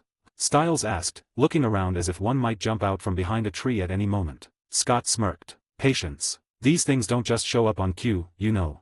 They walked for a few more minutes before a figure emerged from between the trees. It was Derek, his usual brooding expression plastered across his face. The man seemed to have a radar for when Scott and Stiles were about to get into trouble. You're out here again, Derek said, his tone flat but carrying an edge of curiosity. Scott shrugged. Just getting some air. Maybe trying to find some weird creatures while we're at it. Derek's eyes narrowed, and he folded his arms. You're still looking for the Alpha, aren't you? Scott knew he had to play dumb. Sure, he already knew who the Alpha was and where to find him, but what fun was there in spoiling the surprise? He grinned mischievously. We've had a run-in with him, actually. He came to my house a few weeks ago. Didn't do anything, just watched. Derek's gaze hardened. The Alpha wants to control you, Scott. But Scott just shook his head, his grin never fading. He can try. But don't worry. He can't control me. Before Derek could respond, there was the faint sound of footsteps in the distance. Derek's ears perked up, and his expression darkened. Hunters, he muttered. Run. Scott chuckled, waving off Derek's concern. You run. They don't know I'm a werewolf. I'm not going anywhere. Derek hesitated, but there was no persuading Scott. The older werewolf shot one last look before disappearing into the woods. Stiles watched him go, then turned to Scott, his eyebrows raised. So, what's the plan, fearless leader? Scott was about to respond when a group of armed men emerged from the trees. Chris Argent led them, his eyes scanning the area until they landed on Scott and Stiles. 8 hunters in total, armed with rifles, bows, and a variety of other weapons, spread out behind him. Chris narrowed his eyes. What are you doing out here, Scott? Scott gave him a wide, innocent grin. Hey, Uncle Chris. Me and Stiles are just out for a stroll, you know. Enjoying nature. Chris' expression didn't soften. His voice dropped, taking on a more serious tone. Tell me the truth, Scott. Why are you here? Scott shot a mischievous look at Stiles. He knew Chris hated being called uncle by him, but that only made Scott double down. Fine, Uncle Chris. You want the truth. Chris glared, already annoyed. Don't call me uncle. Call me Mr. Argent. Scott shrugged, not the least bit intimidated. All right, Uncle Chris, he said with emphasis. The truth is, we're here looking for something strange. Chris' gaze hardened, but Scott wasn't finished. You remember that dead body the sheriff found in the woods a while back? Well, me and Stiles came out to watch the fun that night. But while we were leaving, we saw something in the woods. Chris' interest piqued, and he leaned in slightly. What did you see? Scott paused, pretending to hesitate. He glanced at Stiles, who picked up the act. Don't tell them, Stiles stammered dramatically, clutching Scott's arm. They'll never believe you. Chris glared at Stiles, then motioned for Scott to continue. Go on. What did you see? Scott took a breath. We saw a monster. It looked like a bear, but it wasn't really a bear. Chris frowned. What did it look like? It was black, Scott said, his voice low as if recalling a terrifying memory. Big, at least 2 meters tall, and it had glowing red eyes. The hunters exchanged glances. Chris' eyes narrowed. You're sure it wasn't a bear? Before Scott could answer, Styles jumped in, his voice dripping with dramatic flair. It wasn't a bear, Mr. Argent. It howled, like a wolf. Uncle Chris, Scott said, his tone serious, we think it's Bigfoot. There was a moment of stunned silence before Chris and the other hunters burst into laughter. The sound echoed through the trees, the tension broken for a moment. Scott, undeterred, kept up the act. We're here to get a picture of it, Scott said, his face deadpan. We're going to prove to the world that Bigfoot exists. Chris wiped tears of laughter from his eyes. You didn't tell Allison about this, did you? Scott grinned and shook his head. I'm not stupid. I don't want her to think I'm crazy and dump me. Chris chuckled, but Scott wasn't done. He leaned in with a smug smile. I think Allison is the one, Uncle Chris. You're going to be my father-in-law someday. And me and Allison, we're going to give you lots of grandkids. The hunter snickered, but Chris' laughter stopped immediately. His face turned red, and his hands clenched into fists. You little punk. But before Chris could finish his threat, a deafening squeal tore through the woods. Only, it wasn't just a squeal, it was a roar. The ground seemed to shake beneath their feet as something massive charged through the trees. A colossal wild boar, bigger than a horse, burst into view. Its tusks gleamed like daggers, its eyes glowing red with an unnatural hunger. Its thick, muscular body rippled with strength, and its mouth was filled with sharp, jagged teeth that dripped with saliva. Scott's instincts flared. He wanted to fight it, needed to fight it, but with Chris and the hunters here, he didn't want to expose himself, not yet at least. He grabbed Styles by the arm and yanked him to the side, pulling him to safety. They watched as the hunters prepared for battle, weapons at the ready. Chris barked orders, his face grim as the massive beast charged at them, its hooves pounding the earth. Scott and Styles ducked behind a tree, watching the scene unfold. Scott's eyes narrowed, his body tense, ready to jump in to save Chris if things went south. As the boar barreled toward them, Scott whispered under his breath, "Let's see what you've got, Uncle Chris." The battle was about to begin. Thanks for reading. If you like this story, please consider leaving an honest review. 20, Chapter 20, Power Absorption. The tension in the air was palpable as Chris Argent and his hunters prepared for battle against the massive boar. Chris, ever the strategist, quickly assessed the situation. His voice rang out over the clearing, calm but authoritative. It can't make sharp turns. Use that to your advantage. The hunters moved quickly, firing at the beast while staying just out of range of its tusks. The massive boar, a monstrous creature, with glowing red eyes and jagged tusks, seemed almost impervious to their bullets. The round struck its hide but did little more than leave superficial scratches. Its thick, armored skin deflected most of the damage, and it was only a matter of time before the tide of battle shifted. The creature charged relentlessly, slamming into trees, uprooting shrubs, and leaving a trail of destruction in its wake. For every missed swipe, the boar would quickly recover, charging again with terrifying speed. It moved faster than anything so large should be able to, and within minutes, the hunters began to falter. With a mighty charge, the boar gored one of the hunters, tossing him aside like a rag doll. The man's body landed with a sickening thud, motionless. Blood sprayed the ground. Another hunter screamed as the beast's tusk pierced his side, leaving him barely clinging to life. Chris cursed under his breath, realizing they were outmatched. Fall back. He barked, but the boar continued its relentless pursuit. The other hunters tried to hold their ground, but their weapons were proving useless. 2 more men were down, one dead and the other grievously wounded. Panic set in among the hunters, and Chris knew they had no choice but to retreat. Smoke bombs. Chris shouted to the remaining hunters. The men quickly tossed small canisters, and a thick cloud of smoke erupted between them and the boar. The creature, blinded and disoriented, reared back on its hind legs and let out a furious roar, giving Chris and the others just enough time to grab the bodies of their fallen comrades and flee. From his hiding spot, Scott watched as the hunters retreated, his sharp senses following Chris's every movement as they disappeared into the tree-line. He could see the frustration etched on Chris's face as he glanced back, searching for Scott and Styles. Scott smirked to himself. Chris had no idea he was still there, ready to finish what the hunters could not. "Stay here, Styles," Scott said, his tone confident and serious as he looked back at his best friend, who was crouching behind a tree, peeking out cautiously. Styles gave him a mock salute, still trying to shake off the nerves from the encounter. "You got this, right?"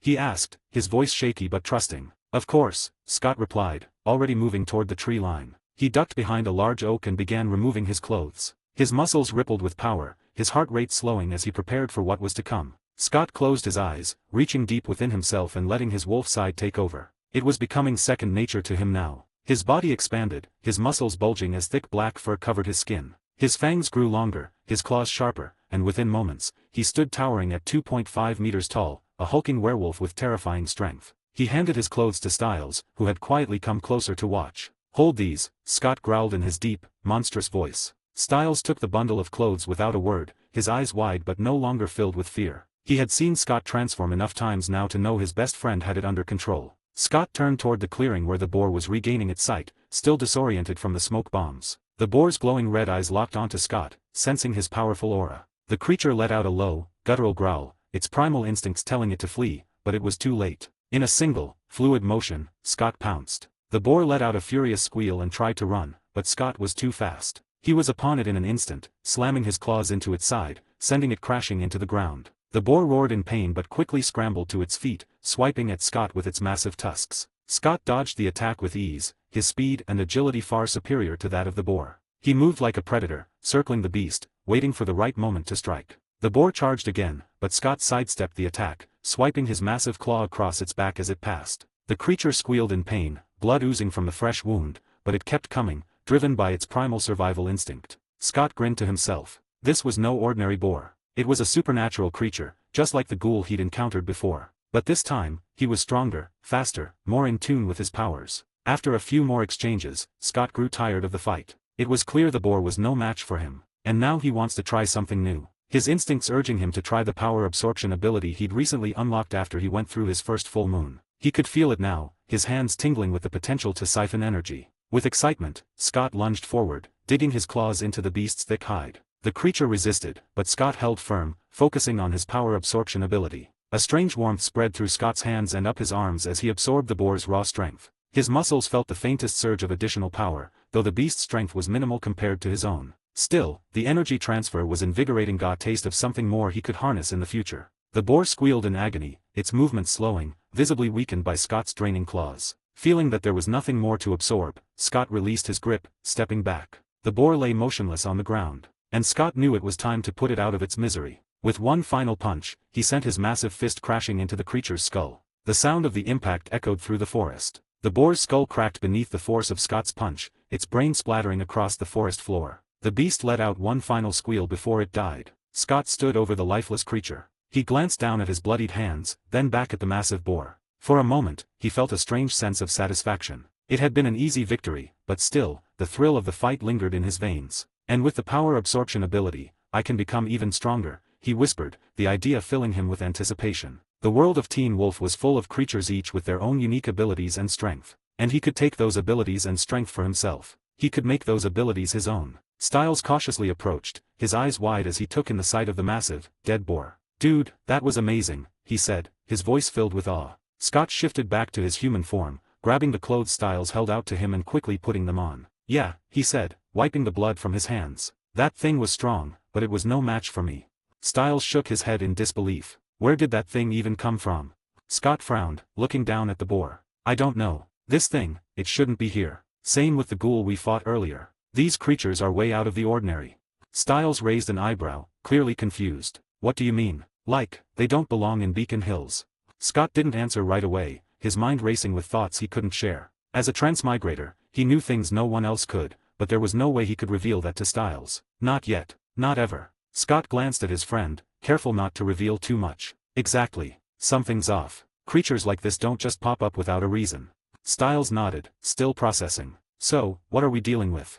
"I don't know, but we'll figure it out," Scott said, his tone decisive. "For now, let's get Deaton to take a look at this thing." He pulled out his phone and texted Deaton their location, knowing the vet would have some insight into the creature and its origins. As they stood in the quiet forest, Scott couldn't shake the feeling that more strange events were on the horizon. Thanks for reading. If you like this story, please consider leaving an honest review. 21, Chapter 21, The Erymanthian Boar. The sun was just beginning to dip below the horizon as Deaton arrived, his face calm but clearly intrigued by Scott's message. Deaton greeted Scott and Styles with a nod, but before they could dive into the strange situation, Derek reappeared, looking as if he'd missed out on something important. Scott looked at Derek with a mocking grin. "So that's how you handle hunters, huh?" he said, his tone dripping with sarcasm. "The second you hear them coming, you just tuck your tail between your legs and run." He raised an eyebrow, relishing the opportunity to mess with Derek. Derek's jaw tightened, but he brushed it off with a dismissive grunt. "I'm not stupid enough to hang around when they show up armed." Scott laughed. "So whenever you see them, you just bolt. Sounds like a real alpha in the making to me." He threw Derek a teasing grin, nudging Styles, who stifled a laugh. Derek glared at Styles, who quickly darted behind Scott for protection. That's just how it works, Derek muttered defensively. Yeah, exactly what a coward would say, Scott shot back, his tone light but his gaze challenging. Running from hunters just makes them more aggressive. They start thinking they're the apex. If they come after me, I'll remind them who's actually the hunter and who's the prey. We're predators, Derek, don't ever forget that. Derek's eyes narrowed, his voice low. You have no idea what you're talking about. Scott rolled his eyes, shrugging. Whatever makes you happy, man. With Derek silenced, Scott turned to Deaton, who had knelt beside the massive boar's corpse. So, Doc, any clue what this thing is? Where did it come from? Just as Deaton began to answer, Derek cut in, eyeing Deaton suspiciously. Who are you, and why are you here? Scott stepped between the two, protecting Deaton. Relax, Derek. I called him here. He's a friend of that I work with and no, he's not the alpha, so stop looking at him like that. Derek snorted, unconvinced. How do you know he's not the alpha? Scott shrugged. For starters, he was your mother's emissary. Derek's eyes widened. What? Deaton's voice was calm. Yes, but that was a long time ago. It's not something I discuss anymore. With that, Deaton turned his focus back to the boar, carefully examining its massive tusks and the strange red glint in its lifeless eyes. After a few moments, he straightened, looking perplexed. I don't know what this creature is. I've never seen or even heard of anything like it in Beacon Hills. Styles, always curious, stepped closer. But do you know anything that might be similar, Doc? Even a legend or myth? Deaton nodded. There is one story that comes to mind. Have any of you read about the Erymanthian boar? Scott, Derek, and Styles exchanged confused glances, shaking their heads. Deaton's tone turned contemplative. In Greek mythology, the Erymanthian boar was a massive, fearsome creature. It was described as a wild, untamable beast with jagged tusks and a hunger for destruction. Hercules himself was sent to capture it as one of his 12 labors. The way it's described, black, huge, with eyes that burned like fire, sounds very much like this. Styles glanced back at the massive boar, eyes widening. So this thing is, what, Hercules' boar? Some ancient creature brought to life? Deaton shook his head. No, not exactly. This one is clearly not as large as the Erymanthian boar from the legends, and it doesn't seem supernatural in the same way, but it's undeniably close in appearance. Does that mean there could be more of them out there? Styles asked, his voice full of a nervous energy that only seemed to grow the more he thought about it. That, I don't know. But Scott, Deaton's gaze turned serious. Remember what I told you about the Nemeton? Scott nodded. Yeah, you said it's like a beacon, drawing supernatural creatures toward it. Yes, but that's only part of it. Deaton's gaze drifted to the massive boar. In ancient druidic tales, it's said that when a Nemeton has a strong surge of energy, it can sometimes do more than attract creatures, it can transform the ones already around it. Its power seeps into the environment, and animals that were once ordinary gain supernatural traits. Styles' face drained of color. So not only can this tree bring every monster and ghost to Beacon Hills, but it might also turn innocent little animals into this. He gestured wildly at the boar. Scott chuckled, a hint of excitement flashing in his eyes. Sounds like things are about to get a whole lot more interesting. Styles threw him an exasperated look. Interesting? You think this is interesting? Not only do we have a psychotic alpha tearing up the town, but now I have to worry about a pack of giant mutant squirrels or, I don't know, a zombie raccoon going for my throat. I swear, if some demonic bug shows up in my room one night, I'm moving to Canada. Scott burst out laughing. Oh, come on, Styles, where's your sense of adventure? Adventure? This is a nightmare waiting to happen. Styles shot back, half serious but smiling. Easy for you to say, mister, I've got werewolf powers to save my butt. Scott laughed harder, clapping Styles on the shoulder. You'll be fine, just stay close to me. The tension melted away as they laughed, standing around the bizarre scene of the giant boar. For now, the danger had passed, but something told Scott this was just the beginning. Deaton looked at Scott with a slight smile. Well, if anyone's up for the challenge, I suppose it's you too. Just be careful, Scott. There are things out there beyond our knowledge. The world is full of mysteries, and not all of them are easy to tame. Thanks for reading. If you like this story, please consider leaving an honest review. 22, Chapter 22, The Bus Incident. The next morning started with a burst of mischief. Scott, as usual, was up to his antics, and today's fun involved Allison's dad, Chris Argent. After breakfast with his mom, Scott drove to pick up Allison from her house, catching Chris's eye as he kissed her on the cheek and gave him a smug grin. Morning, Uncle Chris. Scott greeted him with a cheeky grin. Chris's eyes narrowed dangerously, but Allison quickly pulled Scott away by his ear and dragged him toward his car. Do you have to annoy him every time? She chided, but a hint of a smile betrayed her amusement. Hey, he's family now, Scott teased, rubbing his ear but looking far too pleased with himself. They headed off to school, laughter filling the car as Allison couldn't help but find his playful confidence contagious. At school, Scott and Allison noticed an unusual amount of commotion in the parking lot. Several sheriff's deputies were scattered around, talking with a few students who looked a little shaken up. As they stepped out of the car, they heard whispers from nearby students. Did you hear? The bus driver was found dead mauled by some animal, someone said. Scott exchanged a quick look with Allison, but he kept his expression neutral. He knew exactly what had happened. Garrison Myers, the bus driver, was just the latest of Peter Hale's victims. He felt no sympathy for the man. Myers had been involved in the Hale House fire. He'd been in on it with Kate Argent. Scott had decided long ago that, as long as Peter didn't harm the innocent, he wouldn't interfere with his revenge. Not yet, anyway. Stiles came running up, nearly tripping over himself in his hurry to deliver the news. Scott, did you hear about? His eyes fell on Allison, and he stopped abruptly, suddenly remembering that she was in the dark about Beacon Hill's supernatural happenings. Did you hear about the incident? He stammered, making wide, nervous gestures that did little to hide his discomfort. Scott patted Stiles on the shoulder, offering a small smile. It's okay, Stiles, you can breathe. We heard, he said, sparing his friend further embarrassment. Later, during lunch in the cafeteria, Scott, Allison, and Stiles sat together, joined rather unexpected Libby, Lydia and Jackson. Scott wasn't thrilled about it, especially with Jackson shooting him occasional glares, but he brushed it off. Jackson's bad mood was hardly his problem. So, anyone hear anything new about the bus driver? Allison asked. Lydia's eyes lit up with a mix of frustration and boredom. Can we talk about something a bit more fun, please? She asked, tossing her hair over her shoulder. Like where are we going tomorrow night? Scott exchanged glances with Allison, both caught off guard. What exactly are you talking about, Lydia? Allison asked, looking genuinely confused. Lydia sighed as if it were the most obvious thing in the world. You said you and Scott were hanging out tomorrow night, right? She said, leaning in. So, let's make it a double date. We'll all go out together. Scott, however, wasn't having it. Sorry, Lydia, but I'm taking Allison on a date, just the two of us. No offense, but the last thing I need is Jackson tagging along, he replied, flashing Jackson a teasing smile that he knew would provoke him. Jackson's expression tightened, and Lydia rolled her eyes. Oh, come on, Scott. Jackson's not that bad. Scott raised an eyebrow, smirking. Sure, as long as he keeps his mouth shut and doesn't get on my nerves. Because if he does, we might have to test his pain tolerance, Scott quipped, keeping his voice light but unmistakably firm. Lydia glared at him, her fiery spirit on full display. You're being a jerk, McCall, she snapped. Allison deserves someone better. Scott, unfazed, simply chuckled. Well, not to brag, but I am the most handsome guy in Beacon Hills, he said with a playful wink at Allison. And Allison's lucky to have me. Allison rolled her eyes, clearly amused by his antics. Oh, so I'm just an ugly lucky girl, huh? She teased, nudging him. Scott gave her a dramatic look of mock horror. Wait, no. Who said that? He said quickly, trying to cover his slip. He turned to Stiles. Oh, it was you, Stiles, you said that, didn't you? Just because you are single. You want me and Allison to break up? I thought we were brothers, man. Stiles, who had been munching on his fries while watching the whole exchange, immediately played along. Whoa, Scott, throwing me under the bus. Some brother you are, he said, feigning betrayal. Allison laughed, enjoying the banter as she folded her arms, giving Scott a mock glare. Maybe you deserve a little punishment for that one. Scott held up his hands, backing up slightly. Hey, now, let's not get hasty here. You know I was just kidding. Allison raised an eyebrow and then glanced at Stiles, who immediately caught on. You know what? I think he does deserve a little lesson, he said mischievously. With that, Allison reached out and tugged Scott by the ear, much to Stiles's delight. Ow. Okay, I surrender. Scott laughed, doing his best to look repentant. Allison, I'm sorry. You're the most beautiful girl in the world. How could I even think I was doing you a favor? She rolled her eyes, releasing his ear. Just don't forget it, she replied with a grin. Or you might not be so lucky next time.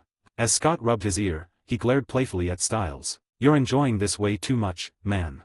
Stiles shrugged, ducking behind Allison for protection. Hey, I'm just here for moral support.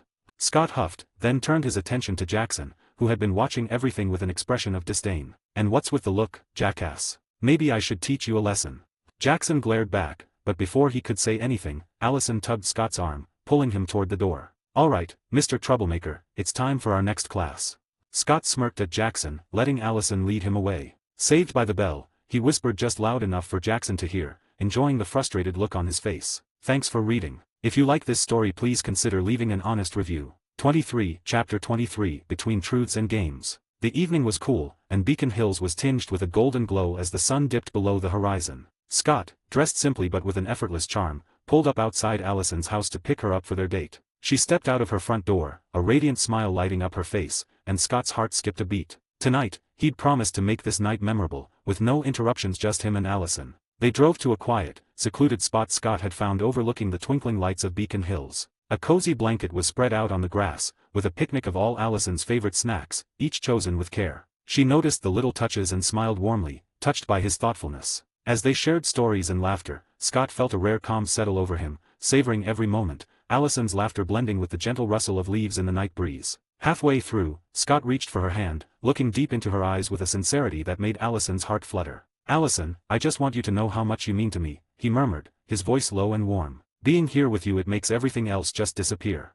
Allison's face softened, a soft pink blush warming her cheeks as she squeezed his hand. "Scott, I feel the same," she whispered. In the quiet of the moment, they shared a deep, lingering kiss, a kiss that felt like it held every unsaid word between them. As they pulled back, Allison blushed and shyly hid her face in Scott's chest, laughing softly. Scott wrapped his arms around her, pulling her close, his heart pounding with happiness. For the rest of the night, they talked about dreams, their future, and even silly what-ifs, imagining the lives they'd lead. When Scott finally drove Allison back to her house, he couldn't shake the happiness and deep sense of peace he felt. It was a night that would linger in both their hearts, a memory they'd treasure forever. When they arrived, Scott opened the car door for her, walking her up the steps to her door. But as he was about to say goodnight, the door opened, and there stood Victoria Argent, her face warm but clearly scrutinizing. "Oh, Scott, thank you for bringing Allison home," Victoria said with a polite smile. "Why don't you come in for a bit? We were just about to sit down for dinner." Scott sensed the challenge, but he met it head-on with a friendly smile. "Sure, Mrs. Argent," he replied confidently, walking in without hesitation. To Victoria's surprise, Scott didn't linger by the door but went straight to the kitchen, where he saw her preparing the final touches for dinner. "Can I help you with anything?" he asked, already grabbing some plates to set the table. Victoria looked slightly taken aback but nodded, appreciating his initiative. "Well, thank you, Scott. It's rare to see such manners."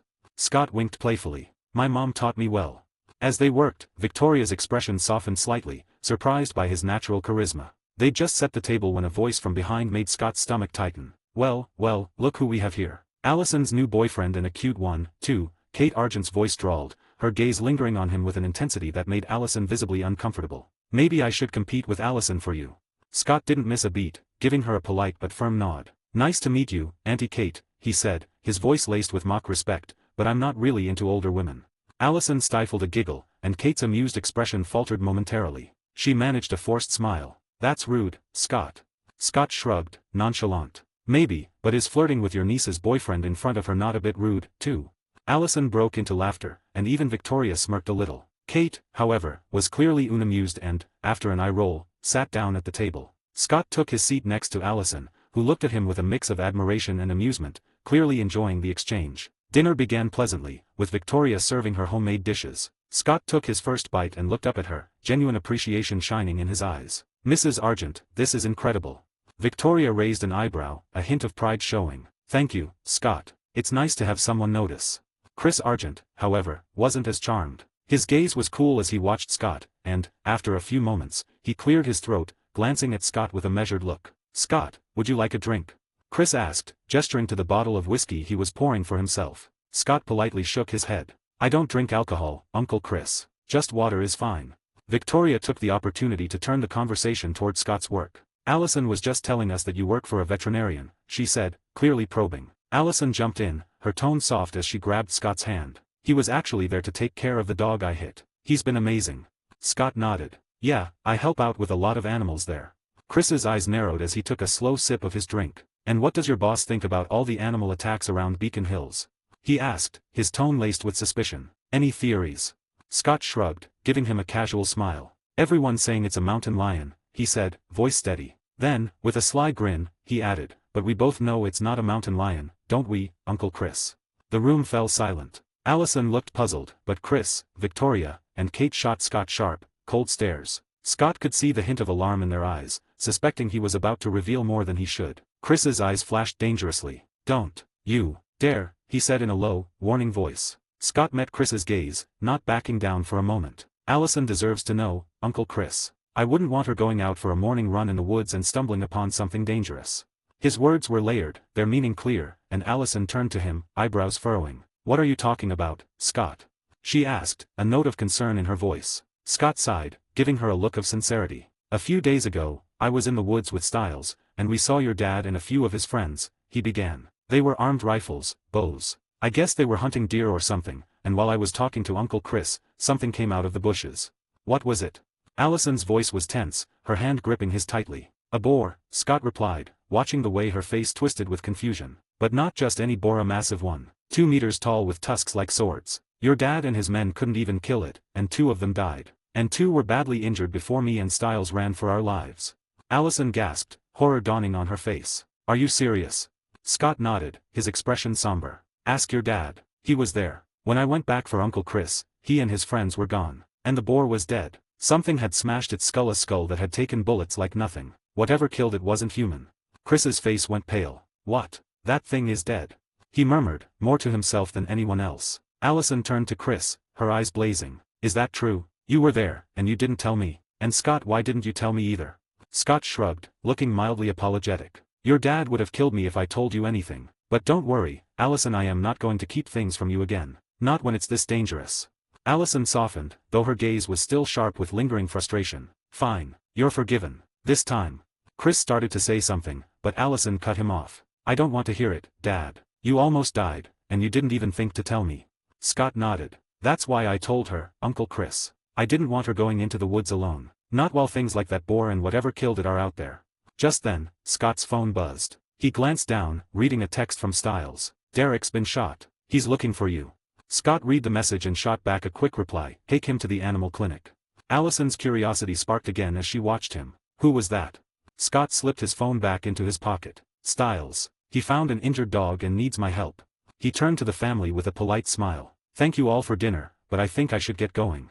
Allison walked him to the door, her expression a mixture of amusement and concern. Are you sure it's just a dog? Scott chuckled, squeezing her hand with a reassuring smile. Yes, it's just a dog, he replied, his tone light but sincere. Then, leaning in, he gave her a gentle kiss on the lips, lingering just a moment as if to promise he'd always come back to her. As he pulled away, he winked. I'll see you tomorrow, Allison.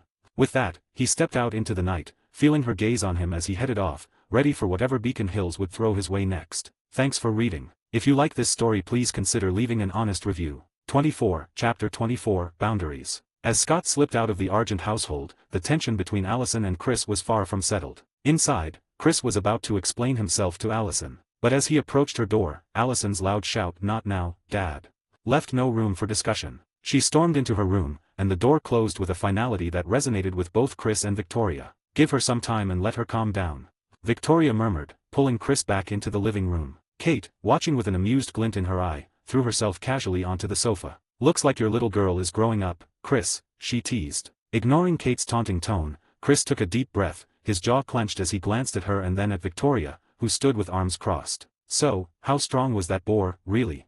Kate asked, a trace of curiosity mixing with her typical thrill-seeking glint. Chris looked at her with a steady, grim expression. It was a monster, Kate. The rifles and weapons we brought barely fazed it. The thing was nearly unstoppable.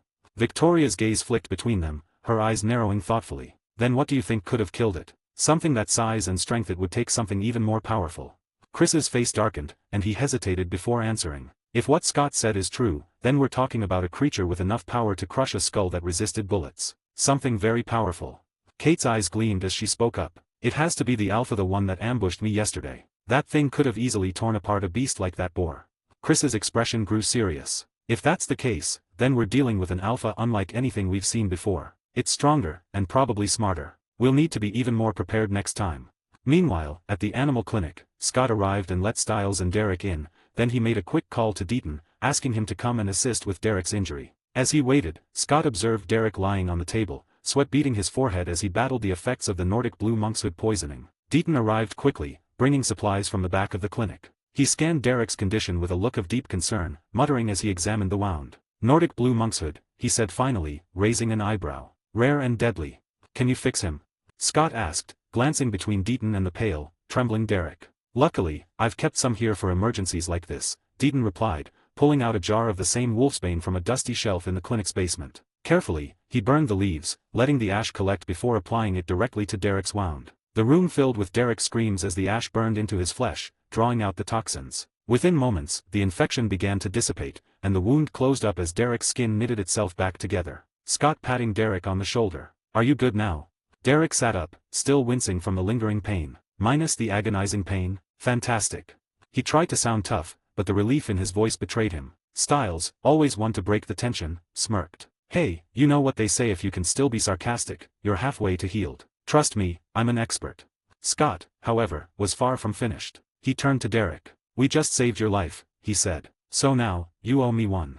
Scott doesn't like Derek that much. He knows Derek isn't that bad, but he recalled how Derek treated Scott in the first and second seasons of Teen Wolf. In the first season, he used Scott as bait, and in the second season, after becoming an alpha, Derek started turning teenagers into werewolves, and he even created the Kanima. Plus he beat Scott badly to make him submit and become part of his pack, so Scott has to make Derek understand that he is not to be used or underestimated. And more importantly, keep him away from Allison. Derek glanced at Scott, clearly taken aback by the sudden change in his demeanor. Scott took a step closer, his eyes glowing an intense red as he released his alpha aura, letting the power and authority seep into the air between them. Before Derek could react, Scott's hand shot forward, gripping him by the neck as he pulled him face to face. I know you have a grudge against Kate Argent, Scott said, his voice low, dangerous. But hear me out. If you ever go near Allison, if you even think about involving her in this, you'll find out firsthand that there are things much worse than death. The intensity of Scott's words, combined with the overwhelming aura he was giving off, left Derek speechless. He could feel the primal power radiating from Scott, the kind of power that made his wolf instincts shrink back in submission. After a tense pause, Derek finally nodded. Scott released him, stepping back as his eyes faded to their usual dark brown. Derek regained his composure, and asked, how come you're an alpha? Scott shrugged as if it were the most obvious thing in the world. It is what it is. Deaton, who had been quietly observing the exchange, stepped forward. Scott is what we call a true alpha, Derek, he explained, a faint smile of pride flickering on his face. He skipped being a beta entirely. I've never heard of anything like it. He's a born leader, a rarity among werewolves. Derek's eyes widened at the revelation, but Scott simply brushed it off, his relaxed smile returning. Anyway, as fun as this chit-chat is, I need to head home. If I don't, my mom will definitely beat my ass for staying out this late. He turned to Deaton and Styles, giving them a casual wave. Good night, guys. And Derek. He shot a pointed look in his direction. Remember what we talked about. Derek gave a reluctant nod, still feeling the weight of Scott's warning as he watched him leave. Styles smiled mischievously as he leaned in and gave Derek a back pat. Well, Derek, look at the bright side, we didn't have to saw your arm off. Deaton chuckled lightly, as they left the clinic, Derek still processing the strange turn of events. Thanks for reading. If you like this story, please consider leaving an honest review. 25, Chapter 25, The Threat to Allison. The shadows had lengthened over Beacon Hills as the Argent family's presence grew more visible and vigilant, especially after the recent attack. The town buzzed with quiet murmurs and tension, as if it, too, sensed the looming threat that lurked just beyond the trees. Allison was sitting in her room, scrolling through her phone, when she heard a faint noise outside her window. Startled, she walked toward it, staring out into the shadowy backyard. She was used to deer and raccoons wandering through, but tonight was different. She felt the weight of an unseen gaze, something predatory and menacing. Then, as her eyes adjusted, she caught a glint, two glowing red orbs staring back at her. For a moment, Allison was frozen, a mix of curiosity and unease washing over her. But then, the shape of the creature started to solidify. It wasn't just her imagination. She could make out the bulky silhouette of a large beast, its body low to the ground, muscles coiled and ready to pounce. Fear gripped her. It was huge, much bigger than any animal she'd seen around Beacon Hills. It was then that her father, Chris Argent, burst onto the scene. Allison barely had time to register his presence before he raised his gun and fired a shot straight at the beast. The creature let out a guttural snarl, its red eyes narrowing before it disappeared into the forest. Allison turned to her father, her heart racing. "Dad," she managed to say, her voice trembling. What was that?" Chris put a firm hand on her shoulder. "Nothing you need to worry about, sweetheart," he said. "Just remember, don't go wandering off into the woods. Stay safe." The worry etched into his face told her that it was no ordinary animal. And while she trusted her father, Allison couldn't shake the memory of those eyes. They were too intelligent, too knowing. She tried to convince herself it was just a bear or a wolf, but a part of her knew better. Allison walked up to Scott between classes, her face pale and a little on edge. She glanced around to make sure they were alone before leaning in close, her voice barely a whisper. "Scott," she began, her voice a mix of fear and confusion, "something happened last night." Scott's casual smile vanished as he picked up on her worry. "What happened?" I think I saw a bear." She hesitated, eyes darting nervously. "But it wasn't like any bear I've ever seen. It had these glowing red eyes. It was outside my window, and it felt like it was watching me." Scott's stomach twisted. He knew those glowing eyes and their owner. Only one person would have the audacity to get close to Allison. "Are you sure it was a bear?" Allison frowned, her lips pressing into a thin line. "I mean, it was huge, and I was scared. My dad shot at it, but it just walked away." Scott clenched his jaw, a fire igniting in his chest. Allison hadn't realized what kind of danger had lurked outside her window, but Scott did. If Peter wanted to scare her, Scott would make sure it was Peter who left terrified. "Thanks for telling me, Allison. And don't worry, you're safe." The rest of the school day dragged by, the usual sounds of lockers slamming and students talking feeling muted to Scott. He kept his thoughts to himself, didn't let on what he was planning, even as Styles joked and prodded him during lunch. Allison stayed close, occasionally glancing over at him, her brows still knitted with concern. Scott kept his expression neutral, unwilling to let Styles or Allison catch on to what he was planning. He knew he had to confront Peter alone. This wasn't something Styles could help him with, and he didn't want Allison anywhere near the fight he knew was coming. When the last bell rang, Scott walked out of school, his resolve set. He made his way straight to the hospital where Peter was being kept, his eyes dark and determined. The sterile fluorescent lights of the hospital barely softened the grim air that surrounded the isolated wing. Peter lay in his bed, looking bored and tapping his fingers on the tray attached to his bed when Scott pushed open the door. For a moment, Peter froze, his eyes widening in surprise. But it was quickly replaced with a smirk as he looked at Scott standing in the doorway. "Peter," said, his voice dripping with mock surprise. He feigned weakness, clutching his blanket. "What are you doing here, kid? Lost, maybe?" Scott walked slowly to the chair by Peter's bed, his face unreadable, calm, and sat down without a word. Peter's smile faltered as Scott stared at him with a level gaze. "You did something you shouldn't have done yesterday, Peter," Scott said, his tone unnervingly calm. Peter's eyes narrowed, the sly amusement replaced by guarded curiosity. He tilted his head, pretending innocence. "How do you know my name, kid?" "The name of a poor patient recovering in the hospital." Scott's calm expression didn't change. "I know more than that, Mr. Alpha." For a brief second, Peter's facade cracked, but he quickly covered it up with a laugh. "Kid, I think you're mistaken. I have no idea what you're talking about. Now, if you don't leave, I might just call the nurse." Scott smirked, a confidence radiating from him that unnerved Peter. "Don't play dumb, Peter. I know what you are. So let's cut to the chase." Peter's face dropped, his eyes narrowing with calculating malice. But Scott didn't blink. His tone remained steady, his gaze unwavering. "Let's meet tonight in the woods. You and me. I'll be waiting, don't be late."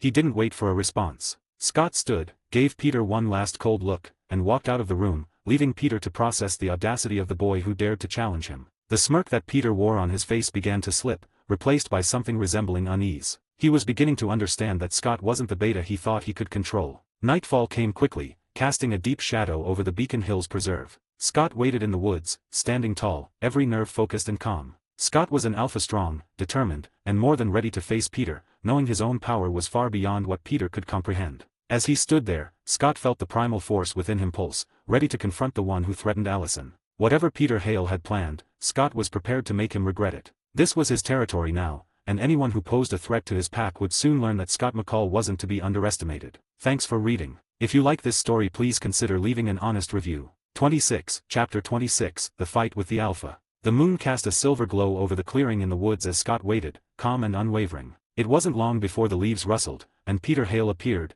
his smirk oozing with dark confidence. Scott crossed his arms, meeting Peter's gaze without an ounce of fear. Peter raised an eyebrow, amusement flickering in his eyes. "Scott, I have to admit, I'm impressed. But tell me, how did you know who I am, and what I am?" Scott shrugged nonchalantly. "Beat me first, and maybe I'll tell you." Peter's smirk turned to a grin, his eyes gleaming a menacing red as he stepped closer. His fingers elongated, turning into razor-sharp claws, and his face took on an ominous snarl as he leaned in, his voice dripping with condescension. "Don't forget, Scotty are just my beta." With that, Peter roared, a thunderous sound designed to force Scott into submission. But Scott didn't flinch. Instead, he met Peter's roar with a calm, almost amused smile. Then, without a word, Scott's eyes ignited, a bright red that left Peter momentarily speechless. Before Peter could react, Scott clenched his fist and drove it hard into Peter's gut, sending him stumbling back, gasping for air. The punch reverberated through the clearing, and Peter, stunned, staggered to his feet. He looked at Scott, shock plastered across his face. How are you on Alpha?" Scott kept his gaze steady. "Apparently, I'm what they call a true alpha," he said with a casual smirk. "Oh, and by the way, thanks for the bite." Peter's face paled as the truth set in. "A true alpha," he murmured, his mind racing. "The rarest type of alpha. How can it be you?" Scott chuckled. "Guess I'm just that talented." He cracked his knuckles, stepping forward. "Enough talking, Peter. Let's fight." Peter's eyes narrowed, anger replacing his initial shock. He leaned back and let out a growl, his bones shifting and lengthening as he transformed into his full werewolf form. Towering over Scott, his dark fur bristled under the moonlight, and his eyes gleamed with an intense bloodlust. He lowered his voice to a deep, guttural tone. "I'll show you what a real alpha is, kid." With that, Peter charged, teeth bared and claws outstretched. Scott stood his ground, not even bothering to shift. Instead, he sidestepped Peter's swipe, effortlessly dodging each attack, and landed a swift kick to Peter's side, sending him tumbling into a nearby tree. Peter scrambled up, fury flashing across his face as he lunged again. But Scott barely broke a sweat. Even in his human form, he could feel his strength far surpassing Peter's, and the realization filled him with confidence. He danced around Peter's attacks, landing precise hits with a playful ease. Each punch, each kick, sent Peter reeling back, his growls turning into frustrated snarls. Scott grinned, taunting him. "Is that all you've got, Peter?" Frustration turned to desperation as Peter lunged wildly, hoping to land even a single blow. But Scott continued to dodge, his calm smirk never faltering. He was toying with Peter now, using him as nothing more than a practice dummy. After a few more jabs, Scott drew back, watching Peter struggle to stand, his breath ragged and his body battered. Scott's voice dropped to a low, amused tone. "I'm getting bored, Peter." With that, he delivered a powerful uppercut, sending Peter flying backward. Peter landed on the ground, whimpering like a wounded animal, his once mighty presence reduced to a trembling mess. Scott straightened, pulling off his shirt, and looked down at Peter with a smile that sent chills through Peter's core. "I think it's time I show you what a real alpha looks like." With a deep breath, Scott's body began to shift, his bones lengthening, his muscles expanding. Black fur rippled across his skin, and his eyes glowed an intense red, casting an eerie glow across the clearing. When he finished transforming, he towered over Peter, a formidable figure with power radiating from every inch. Peter looked up, terror evident in his face as he took in the sight of Scott's full werewolf form, a tall, imposing figure with a strength that far exceeded anything Peter had ever encountered. He stumbled back, unable to hide the fear in his eyes. Scott bared his fangs, his voice a low, menacing growl. "Still think you're the alpha here?" Without waiting for an answer, Scott attacked, moving with a speed and force that left Peter helpless. He struck Peter's arm, snapping it like a twig. Peter roared, his voice filled with agony as Scott delivered blow after brutal blow, each strike sending shockwaves through the clearing. Peter's legs buckled, his own bones betraying him, and he fell to the ground, coughing up blood, his body broken and defeated. Scott crouched down beside him, looking into Peter's bloodshot eyes with cold detachment. "You're free to go after Kate Argent. I won't stop you. Frankly, I don't like her. And I don't like you, either. You killed your niece for power." Peter's face contorted in confusion and pain as he tried to focus on Scott's words. Scott's expression turned icy as he continued. "But if you go after Allison, you'll be dealing with me. And next time, I won't stop until there's nothing left of you. Not if you understand."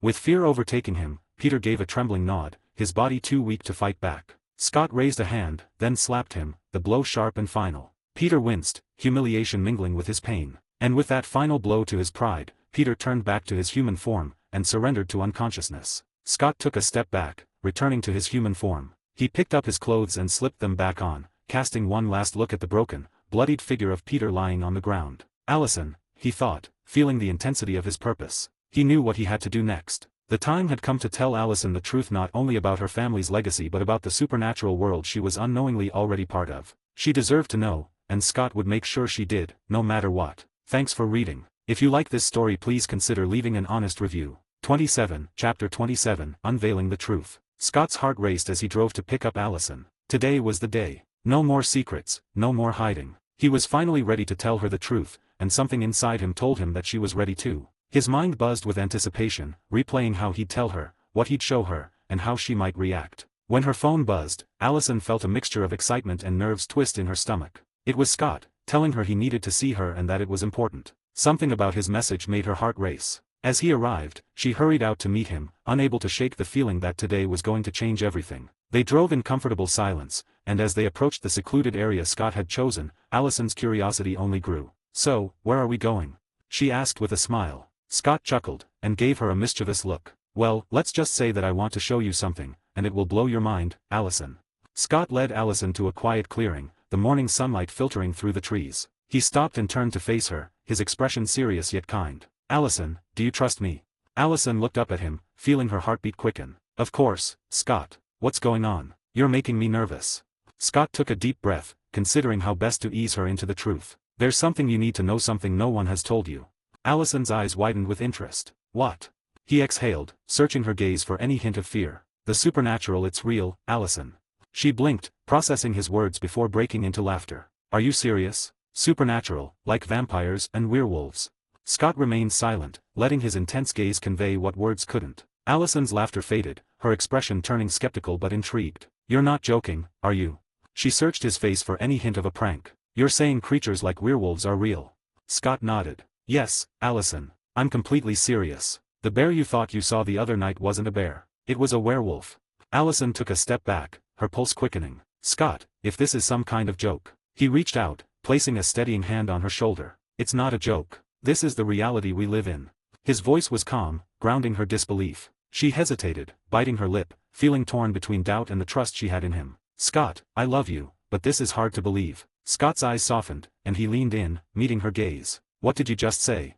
Allison froze, replaying her words, then flushed. I didn't say anything. Scott chuckled, a mischievous glint in his eyes. Oh, you definitely said something. She crossed her arms, cheeks tinged with embarrassment. You didn't hear anything. Got it. He took her hands in his gaze tender. For the record, I love you too.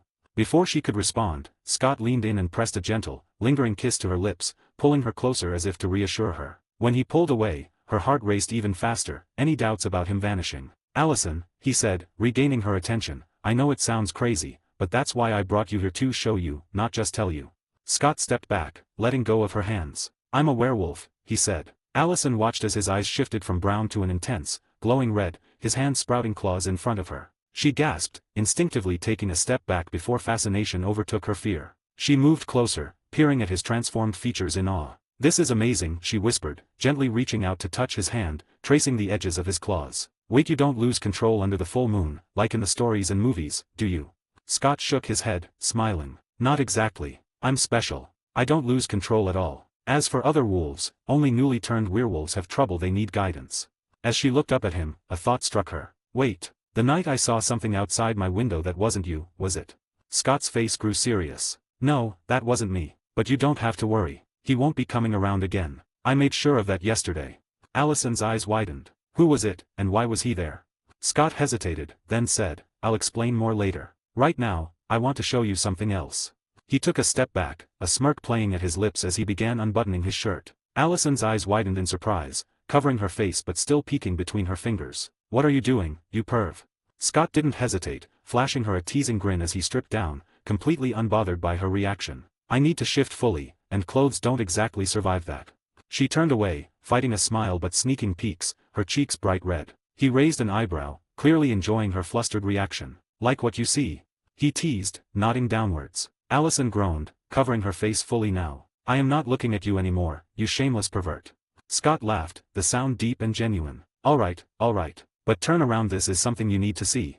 Slowly, Allison turned, and her breath caught as she watched him shift. His muscles rippled as his body transformed, his frame growing until he stood in his full werewolf form, a towering, black-furred creature with red glowing eyes. The sheer power radiating from him left her speechless. Despite her initial fear, she found herself fascinated, inching closer until she could reach out and touch him. This is incredible, she whispered, her fingers gently brushing his fur. She circled around him, and started playing with his fluffy tail. Eventually, her gaze drifted downward, looking at his crotch, her curiosity getting the better of her. Wait, where did your little wolf go?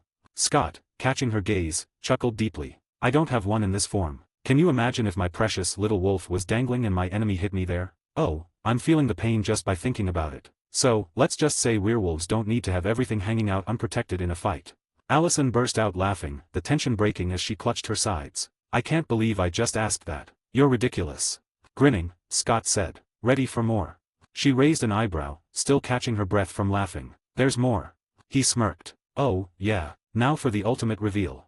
Scott transformed once more, but this time into a large black wolf, his eyes still glowing red. He was magnificent, larger than any wolf she'd ever seen, his powerful form towering over her even in this shape. His movements were graceful as he walked over to her, nudging her gently with his head. Unable to resist, Allison ran her hands through his fur, marveling at the silky texture. Sit, she said, laughing as he obediently complied, wagging his tail like an oversized, enthusiastic dog. She scratched behind his ears, cooing at him playfully. Scott let out a huff, giving her an unimpressed look, but couldn't hide the amusement in his eyes. This is insane, she whispered, leaning in close to his massive head. Amazing. Scott stayed in his wolf form a little longer, allowing Allison to fully embrace the reality of his existence. After a while, Scott shifted back to his human form, pulling Allison close. This is my world, Allison. It's dangerous, complicated, and probably more than you bargained for.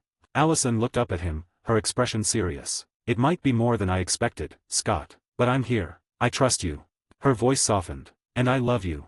Scott's eyes gleamed with happiness, pulling her into his arms once again. I love you too. Thanks for reading. If you like this story, please consider leaving an honest review. 28, Chapter 28, Secrets in the Woods. As Scott wrapped his arms around Allison, he felt her warmth sink into him, grounding him in this strange new life he'd created in Beacon Hills. She leaned back, her eyes sparkled with curiosity. "So," she said, almost playfully, "now that I know what you are, can you tell me more about werewolves?" Scott grinned, nodding as he settled into his thoughts, remembering everything he knew and everything he'd learned from being here in Beacon Hills a second time around. "Alright, so here's the basics. There's a whole structure to werewolf packs. You've got omegas, who are basically lone wolves. They don't have a pack or an alpha. Then there are betas. Betas are usually the ones who follow an alpha, gaining strength by being in a pack. And then there's the alpha," Allison said, her eyes lighting up as she pieced things together. "The leader." "Exactly. The alpha is the strongest of them all, at least in a regular pack," Scott said. "The stronger the pack, the stronger their alpha will be. Packs share power, it's kind of like they feed off each other's strength. But alphas, they stand out because they're leaders. And one way to tell them apart is by their eyes." Allison raised an eyebrow, intrigued. "By their eyes?" Scott nodded. "Yeah, all werewolves start with golden eyes, whether they're born or bitten. But if they take an innocent life, their eyes turn blue. It shows that they've crossed a line and done something they regret. And when a werewolf becomes an alpha, their eyes turn red." Allison's fingers brushed his as she looked up at him, her expression thoughtful. "So you are an alpha, that's why the color of your eyes is red." Scott paused, a small smile tugging at his lips. "Yeah, but it's more than just that. I'm what they call a true alpha." She tilted her head, her eyes narrowing slightly in interest. "A true alpha? Is that different from other alphas?" "Very different," Scott explained. "Most alphas get their power one of two ways: they either inherit it, or they kill an alpha to take their place. But a true alpha is rare. They become an alpha through sheer strength of will. No inheritance, no killing, just pure power and character." Allison's gaze held a mix of awe and respect as she took that in. "So you're one of those. A true alpha." Scott grinned, clearly a little proud. "Yep. Lucky me, I guess." They shared a quiet laugh, and Scott could feel the tension of keeping his secrets fading, little by little. Allison looked thoughtful for a moment, then asked, "Are there any other kinds of alphas out there?" Scott's face grew more serious as he remembered one name that had haunted Beacon Hills in another life. "Well, there's another one, but I'm not sure if he counts as a different kind of alphas." She leaned closer, her eyes bright with curiosity. "What type is that?" Scott looked at her, hesitating just a moment. "There's something called a demon wolf. He's an alpha leading a pack that's made up of only alphas. He is currently one of the most powerful werewolves alive." Allison's expression turned cautious. "Wait, do you know who this demon wolf is?" "Yeah," Scott replied, nodding. "His name is Decalion. He used to live in Beacon Hills, actually, but I don't know where he is now." Allison looked at him carefully. "You think he's stronger than you?" Scott shrugged, confidence sparking in his eyes. "I don't really know, but I'm very strong too. And if he comes around, I'll handle it." She gave him a playful smile. "I don't doubt it for a second." They laughed, letting the conversation take on a lighter tone. Allison tilted her head, studying him with newfound curiosity. "So can all werewolves shift like you can? I mean, can they turn into a giant wolf or a big furry werewolf like you did?" Scott shook his head. "No, not usually. Most werewolves just get the fangs, the claws, the glowing eyes, and maybe a bit of fur. Full wolf forms are rare, even among alphas. As for the full werewolf form where you look like, well, a beast, I only know of 2 werewolves besides me who can do that. One's the guy outside your window the other night. The other," he trailed off, considering his words carefully. "The other one, I'll tell you about him after I tell you about the other supernatural creatures I saw so far." Allison's eyes sparkled. "Okay, so you're even more unique than I thought." Scott shrugged, looking modest but clearly pleased. "Guess so." He squeezed her hand back, their fingers entwined. The moment felt real, and Scott knew he'd do anything to keep her safe. Allison suddenly looked at him, her eyes narrowing slightly. "Wait, how long have you been a werewolf?" Scott brushed a loose strand of hair behind her ear, his voice soft. "About a month, give or take." Her eyes widened in surprise. "A month? So that means we met just after you were bitten." Scott nodded, a slight grin on his face. "Yep. Remember that rainy night? You and your mom almost hit someone with your car." Allison's mouth opened slightly in shock as she remembered. "That was you. I thought it was some drunk guy causing trouble on the road." Scott laughed, gently pinching her cheek. "Yep, that was me. Not my best moment, I'll admit." She giggled, playfully swatting his hand away. "Well, look at you now." They settled back against a fallen log, and Scott started to recount some of his experiences over the past few weeks. "It hasn't all been werewolves, either. There are other creatures out there. I've already come across a few." Allison looked at him, intrigued. "Like what?" "There was a ghoul, nasty thing. And a giant boar the size of a horse. I killed them both." Scott said, his voice calm. She blinked, clearly stunned. "Wait, you're saying you killed those things? Because you told us at dinner that something else killed that boar-like creature." Scott gave her an amused look, rolling his eyes slightly. "Yeah, well, I wasn't going to announce to your dad that I'm a werewolf. Even if he didn't shoot me, he'd probably make us break up on the spot. Allison snickered. Probably, but something tells me you know something about my dad and my family that I don't. Scott hesitated, the question hanging in the air between them. This was the moment he dreaded, the part of the truth that could change everything between them. He looked into her eyes, his own gaze steady but thoughtful. She was stronger than he'd realized. Maybe she was ready to know even more. Well, Allison, he began slowly, carefully choosing his words, that's actually what I was going to tell you next. Allison gave him a small, encouraging smile, nodding as if silently telling him to go on. He exhaled, a sense of calm settling over him. This was the start of something deeper, a bond not just of love, but of trust, and Scott felt ready to share everything with her. Thanks for reading. If you like this story, please consider leaving an honest review. 29, Chapter 29, The Origin of the Argents. Scott leaned back against a fallen log, his arm wrapped around Allison. She looked at him, eyes wide with anticipation. Remember when I told you I only know 2 werewolves other than me who can transform into a full werewolf form? Scott started, his tone both serious and excited. Allison nodded. Yeah, the one that came near my house, and the other the one you promised you'd tell me about later. Scott grinned, savoring the suspense for just a moment longer. The other one is called La Bte du Gvaudan, or just La Bte. Allison's eyes narrowed in thought. It means the beast of Gvaudan. She paused, glancing at him with curiosity. But what does that have to do with my family, Scott? Oh, he had everything to do with your family, babe. He grinned, teasingly dragging out the moment. Allison arched an eyebrow. Alright, McCall, out with it. Spill the beans. Scott chuckled, settling in for the story. Alright, sit tight because this is quite the tale.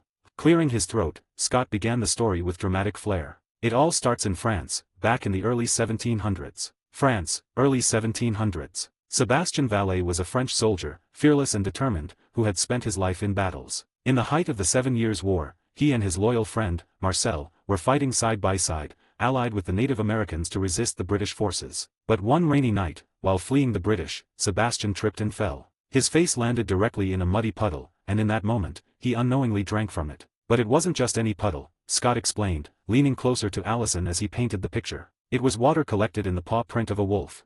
Allison shivered, captivated. What happened to him? Sébastien was transformed, Scott continued, voice dropping to a hush. Not just into any werewolf. He became La Tia, a monstrous creature made of shadows, a beast who loved tearing anything in his path apart. He leaned back, eyes twinkling as he gauged her reaction. And Marcel helped him keep it a secret. They went around terrorizing the countryside, and soon enough, everyone was talking about La Bte. Allison was hooked. She leaned in closer, eyes wide. Then what? When Sébastien returned to his home village in Gvaudan, the murders got worse. The people were terrified, and the first casualty in the village was a boy named Émile. That's when they organized a hunting party, led by Sébastien's sister Marie-Jeanne Vallet. Scott paused for effect, watching as Allison's face shifted from intrigue to realization. She was his sister. Scott nodded. Yup. Known for her hunting skills, Marie-Jeanne was determined to put an end to the terror plaguing her village, no matter the cost. And she didn't work alone. There was a man named Henri Argent, a wise villager with knowledge about herbs and supernatural defenses. Rumor has it, he might have been a druid. He knew about mistletoe, mountain ash, all the stuff that can hurt creatures like La Bte. The air felt charged with anticipation, and Scott could see Allison's eyes flicker with admiration for Marie-Jeanne and Henri. With Henry's help, Marie-Jeanne tracked Sébastien across the wild landscapes of Auvergne and South Dordogne. She chased him for months, through forests, villages, and mountains. But one night, she discovered the awful truth: the beast was her own brother. Allison's face twisted in a mixture of horror and awe. So did she hunt her own brother? Scott nodded, voice dropping. Yeah, she didn't hesitate. Her sense of duty was stronger than the heartbreak. Armed with Henry's knowledge, she went after him, determined to end the suffering he was causing. And she did it. She killed him and became a legend for it. Allison sat in stunned silence for a moment, the gravity of the story settling over her. So she killed her own brother to save the people. That's incredible. And tragic. Scott reached over, taking her hand. Marie-Jeanne wasn't just any hunter, Allison. She was your ancestor. The first true Argent. Allison's jaw dropped. Wait, Marie-Jeanne Vallet, she's really my ancestor. Scott chuckled. According to the story, yeah. And that beast? That was your many greats uncle, Sébastien.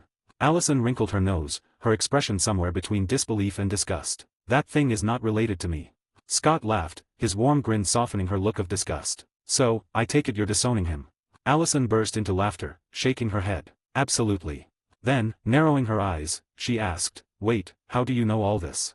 Scott's thoughts flashed to the truth that he knew because he'd watched it all unfold on screen, because he was from another world entirely. He won't tell her that, though. He's not going to share that with anyone. Therefore, he came up with the idea of creating a wise, mysterious person and give him his other name, Jacob. So, with a mischievous glint in his eyes, he put on a mysterious tone. I helped an old man named Jacob a couple of weeks ago, he said casually. Whatever he wasn't a normal human. He knew what I was and even that I was a true alpha. He said to me, young pup, since you seem to be new to the whole wolf thing, allow me, an elderly man, to let you know what you're getting yourself into as a thank you for your help.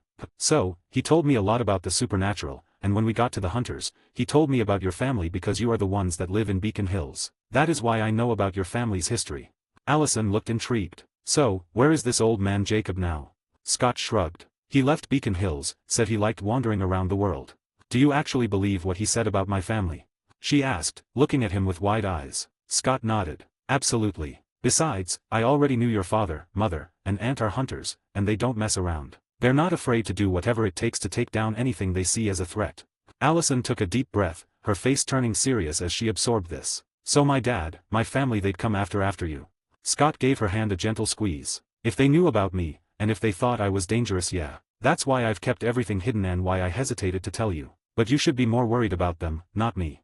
Allison shot him a playful glare, grabbing his ear and giving it a gentle twist. What would you do to them, Mr. Big Bad Wolf?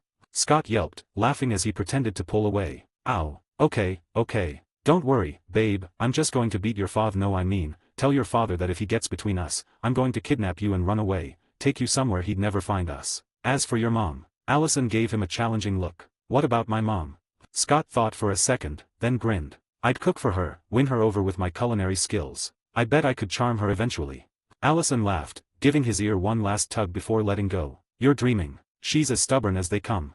They both laughed, the tension easing as they settled back together. Allison looked away for a moment, a thoughtful frown settling on her face. Why didn't he ever tell me any of this?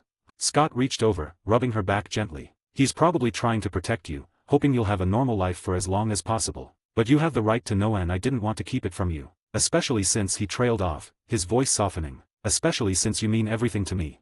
Allison's expression softened, her gaze searching his face. She cupped his face in her hands, her eyes shining with emotion. Scott, I'm glad you told me. I don't want you hiding things from me. If this is who you are, then I want to be part of it. Scott leaned his forehead against hers, taking a deep breath. You have no idea how much it means to me hearing you say that. But, Allison, this is dangerous. People get hurt. And if your family finds out about us. Allison smiled, her thumb brushing against his cheek. Then we'll face it together. Scott's heart swelled, and he pulled her into his arms, holding her close. They both knew the world they were entering was treacherous and uncertain, but in that moment, with Allison by his side, Scott felt like he could face anything. Thanks for reading. If you like this story, please consider leaving an honest review. 30, Chapter 30, Between Two Worlds. A few days ago, Styles POV. Styles leaned back against the worn leather seat of his dad's cruiser, juggling a burger and a large soda in one hand, while trying to keep his precious curly fries out of his dad's reach with the other. Outside, the world was quiet, bathed in the glow of streetlights as Beacon Hills settled into the night. Dad, seriously. These fries are off limits, Styles protested, swatting away his father's hand. I'm only looking out for you, you know. Health is important. Sheriff Stilinski chuckled, a twinkle of mischief in his eyes as he reached for the fries again. Kid, I carry a lethal weapon for a living. That gives me every right to eat whatever I want. He flashed Styles a grin before grabbing a couple of fries, much to Styles' dismay. You're abusing your power, you know that. Styles grumbled. Just as his dad opened his mouth to respond, the radio crackled to life, the dispatcher's voice cutting through the comfortable silence. All units, possible 187 at Video 2C. Immediate assistance requested.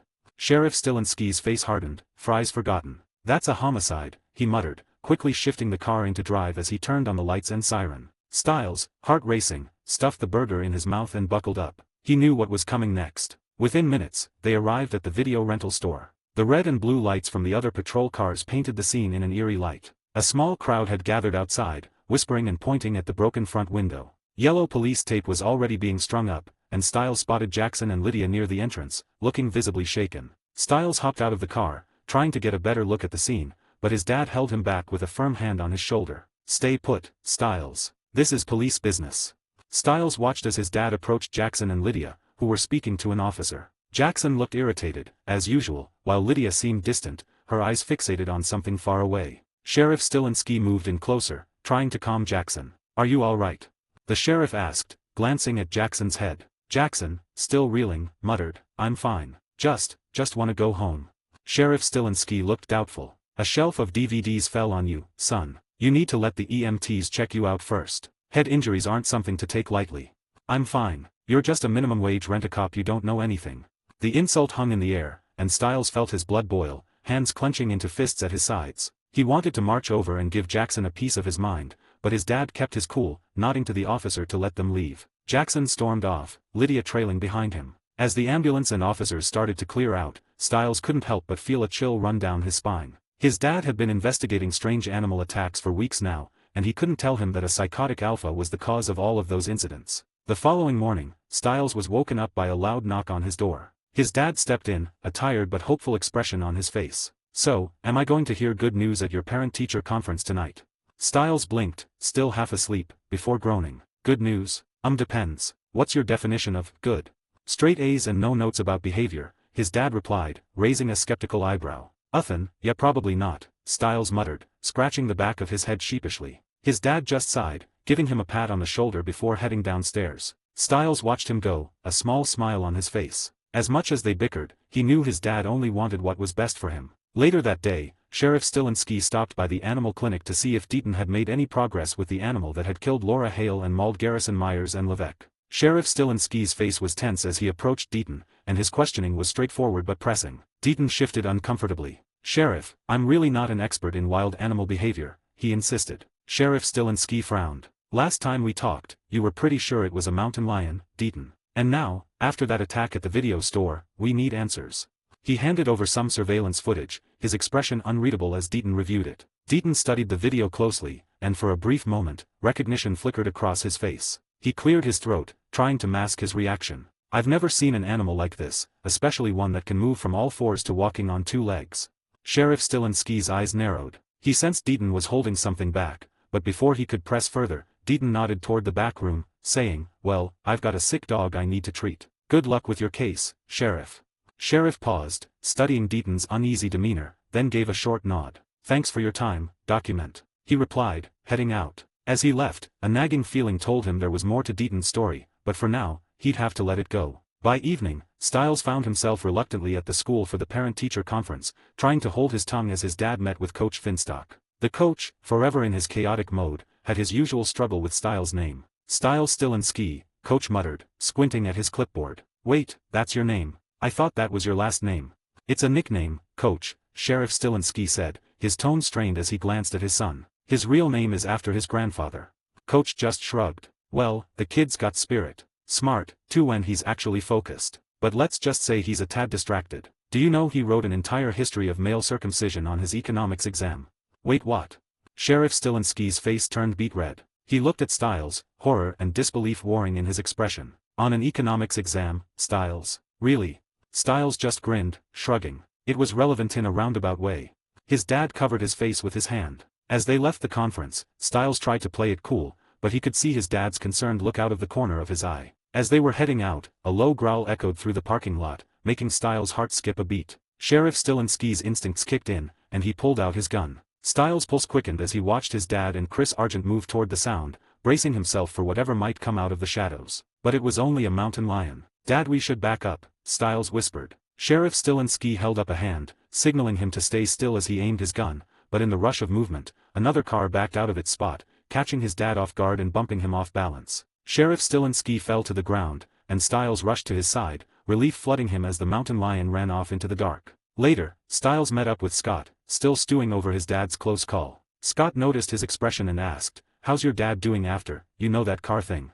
Styles crossed his arms, narrowing his eyes at Scott. "He's fine. Not that you seemed too worried about it when you were running off to save Allison."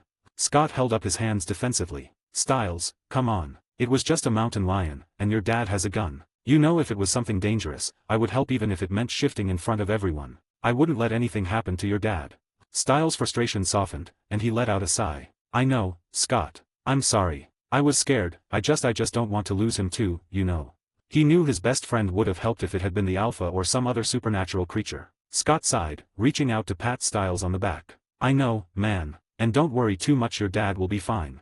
That evening, Styles lay in his room, staring at the ceiling. He felt restless, caught between too many worlds: the kid his dad wanted him to be, the friend he was supposed to be, and the person who knew way too much about the shadows lurking in Beacon Hills. Thanks for reading. If you like this story, please consider leaving an honest review. 31, Chapter 31, The New Danger. Peter Hale's POV. The stillness of the hospital room seemed to throb around Peter Hale, and he forced his breaths to match the shallow, empty rhythm of his feigned coma. Just beyond the cracked door, Melissa McCall passed by with her usual brisk steps, the clipboard in hand, focus intense. Peter's eyes lingered on her, a smirk creeping onto his face as an idea formed. If he used her, he could force Scott to submit, bend the young wolf to his will. Yet, memories of Scott's raw power and the merciless beating he'd taken just days before resurfaced. He felt a knot tightening in his stomach, a mix of fear and longing for a strength like Scott's. Each recollection was a stark reminder of his own vulnerability, leaving him questioning whether he could ever truly stand up to such ferocity. Peter dismissed the idea of using Melissa, and thought that if he provoked Scott again, he would definitely kill him this time. Peter smiled wickedly and thought, who cares about that stupid kid? Anyway, I have bigger plans tonight. I'm going to hunt the real beasts, Reddick and Unger, two of the many who burned my family and set my world aflame. With a single movement, Peter slipped out of his hospital bed, casting away the weak shell of a comatose patient. His form shifted, muscles rippling and darkening, his bones cracking as the alpha rose from the shell. And soon he left the hospital. The woods held a breathless quiet, only the occasional rustle of leaves or snap of a branch disturbing the thick silence. Reddick and Unger stumbled through the underbrush, their laughter loud and careless, shoving each other roughly as they shared a stolen bottle of liquor. Peter stalked them, his senses sharp, lurking just beyond the edge of their awareness. As Unger took a swig and muttered something about leaving, Peter melted back into the shadows, watching, waiting. The smell of fear began to creep through the air as Unger's nerves frayed, his gaze flickering around as if sensing an unseen predator. "Stop being a pussy, Unger." Reddick sneered, stopping for a smoke break. But as he struck a match, Peter moved. He lunged forward, an invisible force in the night, his claws flashing in the dim light as he seized Reddick's head and yanked him back with brutal speed. His scream was cut off almost instantly as Peter's claws pierced his throat. Blood spattered the ground, and Reddick's body fell limp. Peter left no trace behind, nothing but the silent, predatory satisfaction deep within his chest. Unger, turning back at the absence of his friend's voice, froze at the sight of the empty path. His breath hitched, and he stumbled back, eyes wild as he whispered, "Reddick."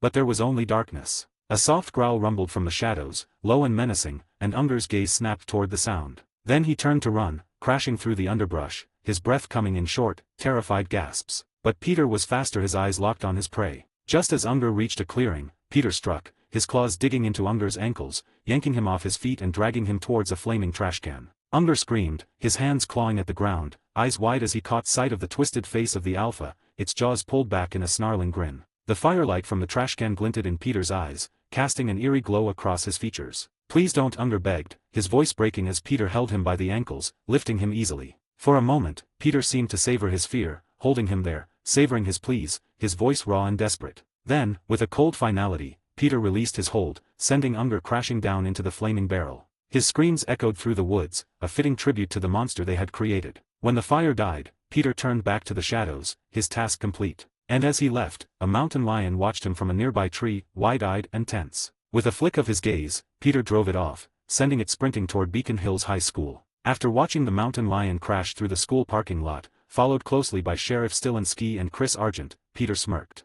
He melted into the night and went back to the hospital, his cover as an injured patient in place once again, a thin layer shielding the deadly alpha hidden beneath. Styles' POV. The morning light filtered into Styles' room, but he had been awake long before dawn, his mind racing as he recalled every recent attack, every grim detail his father had shared. He couldn't shake the feeling that something wasn't adding up. His dad's office was empty, and Styles took the opportunity to slip inside, cracking open files his dad would never let him see. Cases classified as animal attacks, each stranger than the last: Laura Hale, Garrison Myers, Levesque from Video 2C, and now a new victim added just this morning, Reddick. Styles found out that his dad discovered that Laura Hale, Garrison Myers, Levesque, and now the two new names he just added this morning, Reddick and Unger, all of them had ties to the Hale fire. But Styles knew the truth: this wasn't just any animal, it was the alpha werewolf, killing anyone linked to that night. This wasn't random. It was calculated revenge, one attack at a time. A shiver ran down Styles' spine. His dad didn't know about the alpha, and he couldn't tell him. His dad still believed the attacks were caused by some wild animal, and Styles wasn't about to complicate things by explaining the existence of werewolves. That knowledge would stay between him and Scott.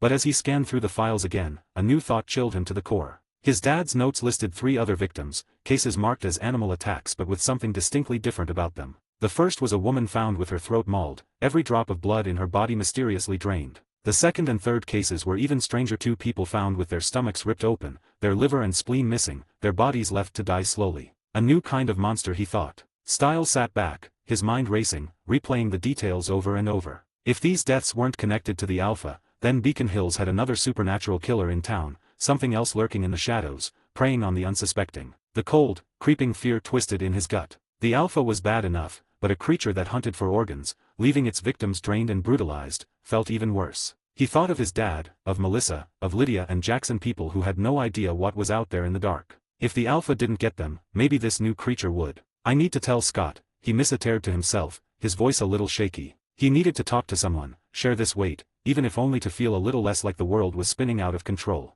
This was more than he had bargained for. Stiles closed the files, making sure everything looked untouched. He knew he'd have to tell Scott soon whatever was out there. Scott could probably get rid of it. Thanks for reading. If you like this story, please consider leaving an honest review. 32, Chapter 32, Between Hunters and Wolves. Scott's POV. Scott's heart was still pounding after telling Allison everything. It felt like a massive weight had finally lifted, yet he was nervous, too. Allison was in his arms, wrapped up in his world of secrets. He looked into her eyes and gently asked, "Allison, how do you feel about all of this?"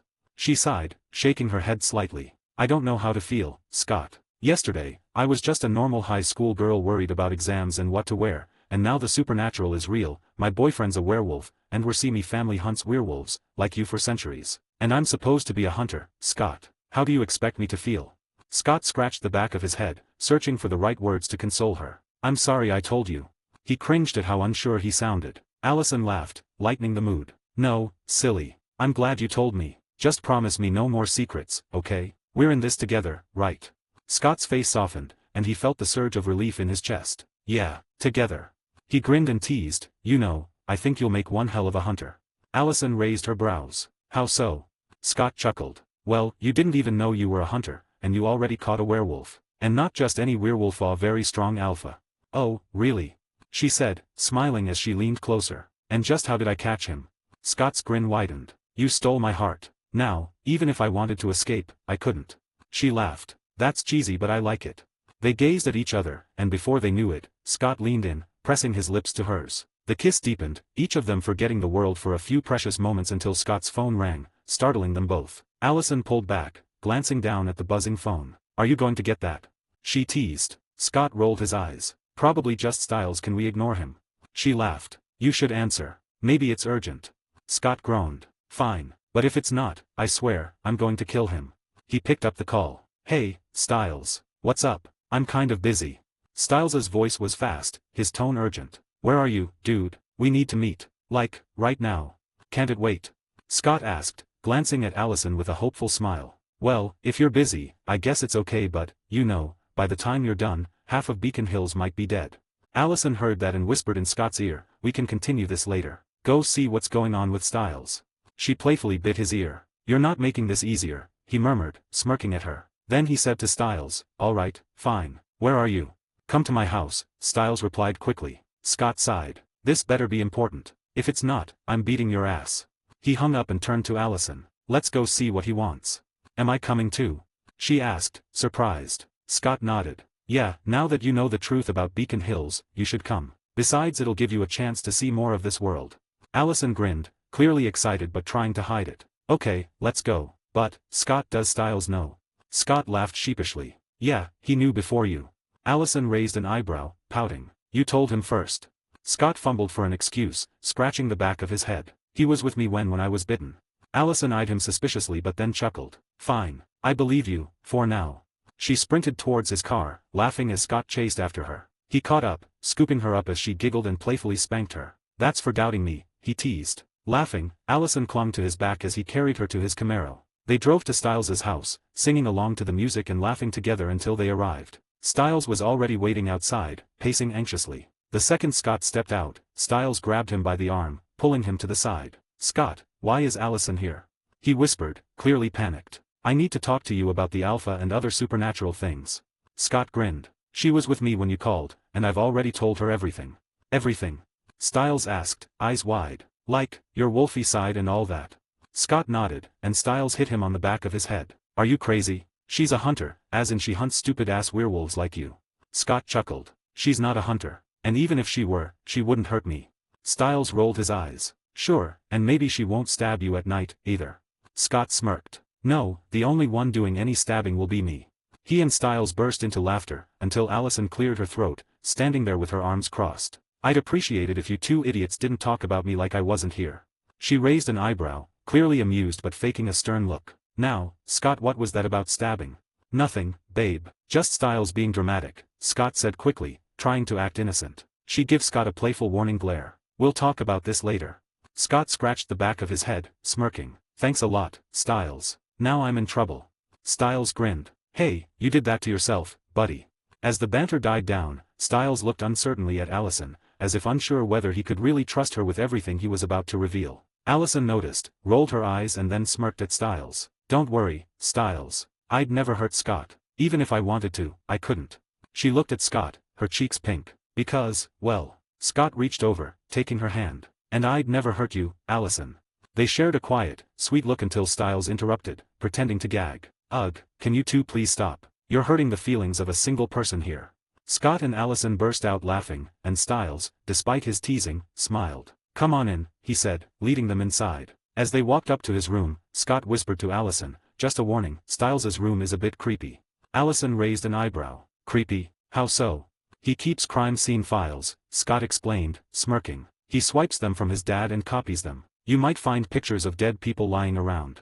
Styles turned around, blushed under Allison's bemused stare. Hey, don't judge me. I only keep those files because I'm solving cases. It's a hobby, okay? And usually, there aren't any creepy photos lying around. Usually. Allison crossed her arms, looking skeptical. So, we're not going to find any creepy photos today. Styles scratched the back of his head, looking a little sheepish. Well, maybe just this time. Then he got serious, taking a deep breath. Actually, that's why I called you here. There's something I found this morning in my dad's files, and it's big. He led them over to a small stack of police reports on his desk, the papers covered in notes and highlighted details. Scott and Allison exchanged a look before Scott nodded. All right, Styles, what did you find? Styles took a deep breath, his voice lower, his tone filled with tension. Scott, Allison, I think I've got a lead on what the Alpha's been doing. And it's bigger than just random killing. And there is more than just the Alpha. Thanks for reading. If you like this story, please consider leaving an honest review. 33, Chapter 33, Revelations. The quiet in Styles' room was broken only by the rustling of papers as he set them in front of Scott and Allison, looking both tense and excited. Okay, so here's what my dad found. He took a deep breath, his finger landing on a page marked with names. Turns out, every recent animal attack victim had ties to the Hale fire.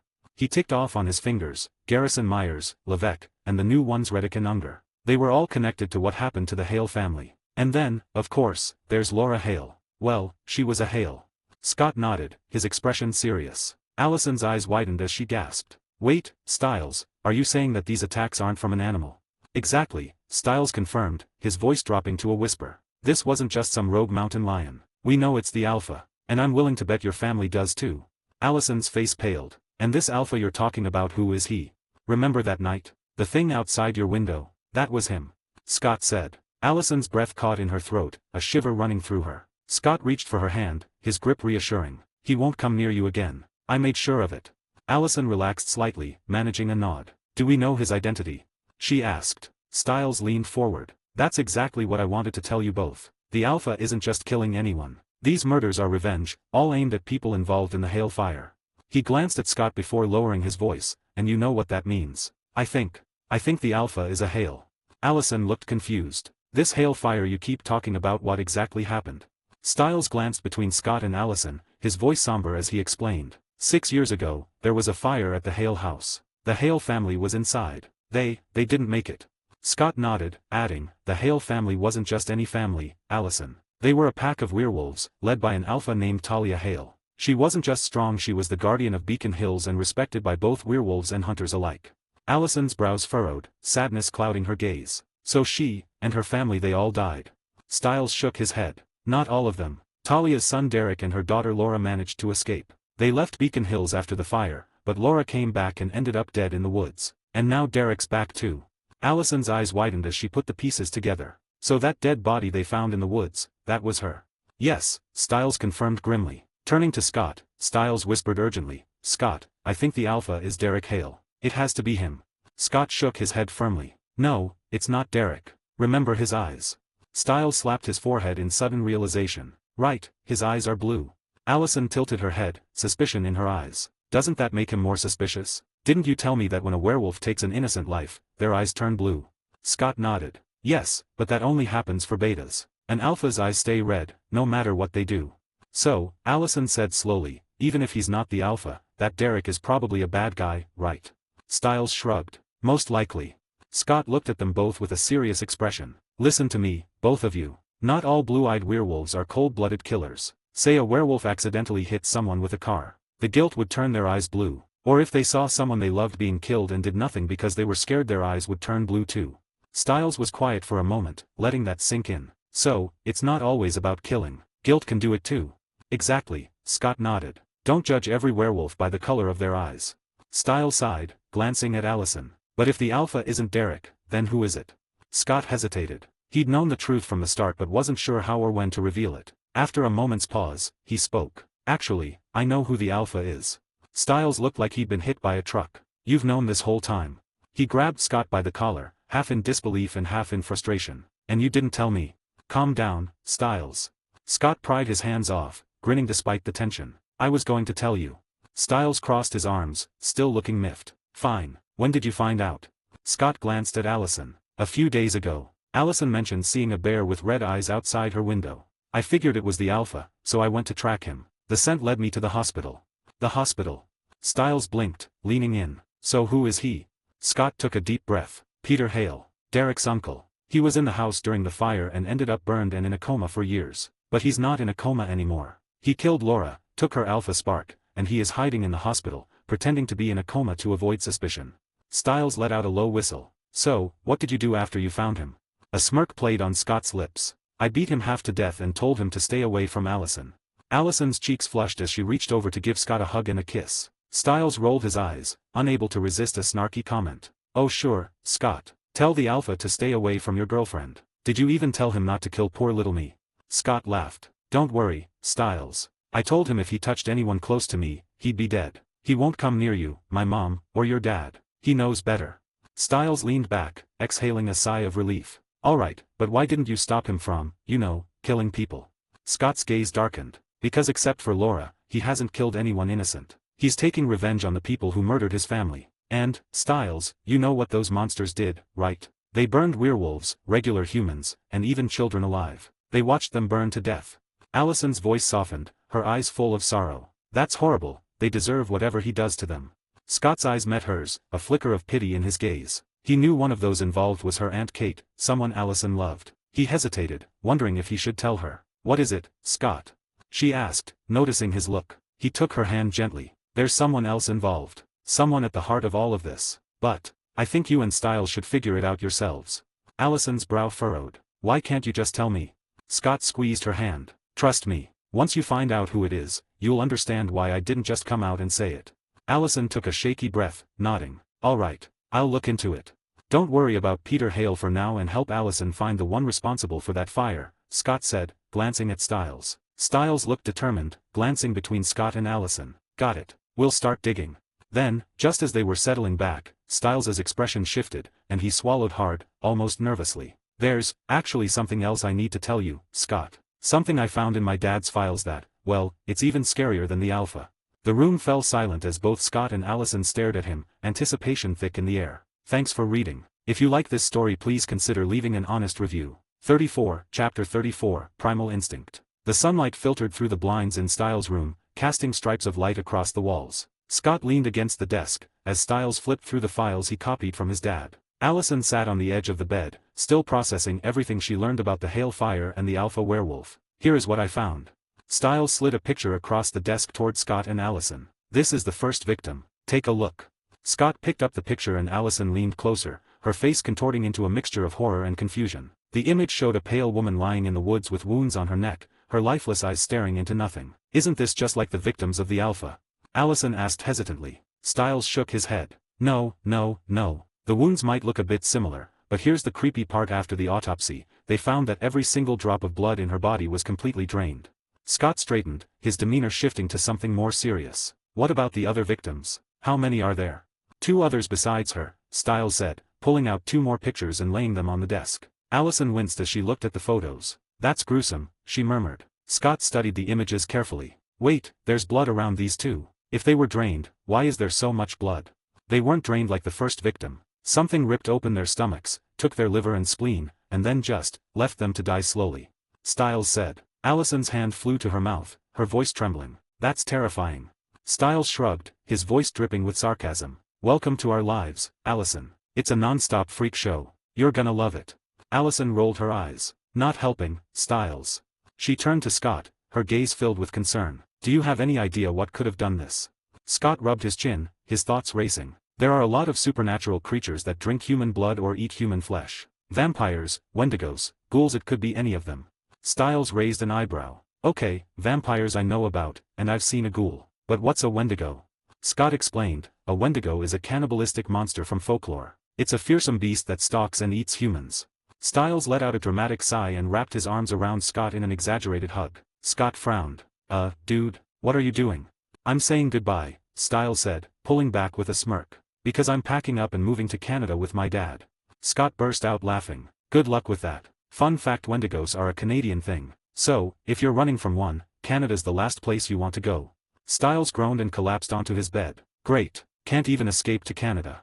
Allison chuckled, her tension easing slightly. Scott, are you going to do something about this? Scott's smile faded, replaced by determination. Yeah, Beacon Hills is our home. I'm not letting something this dangerous roam around killing people.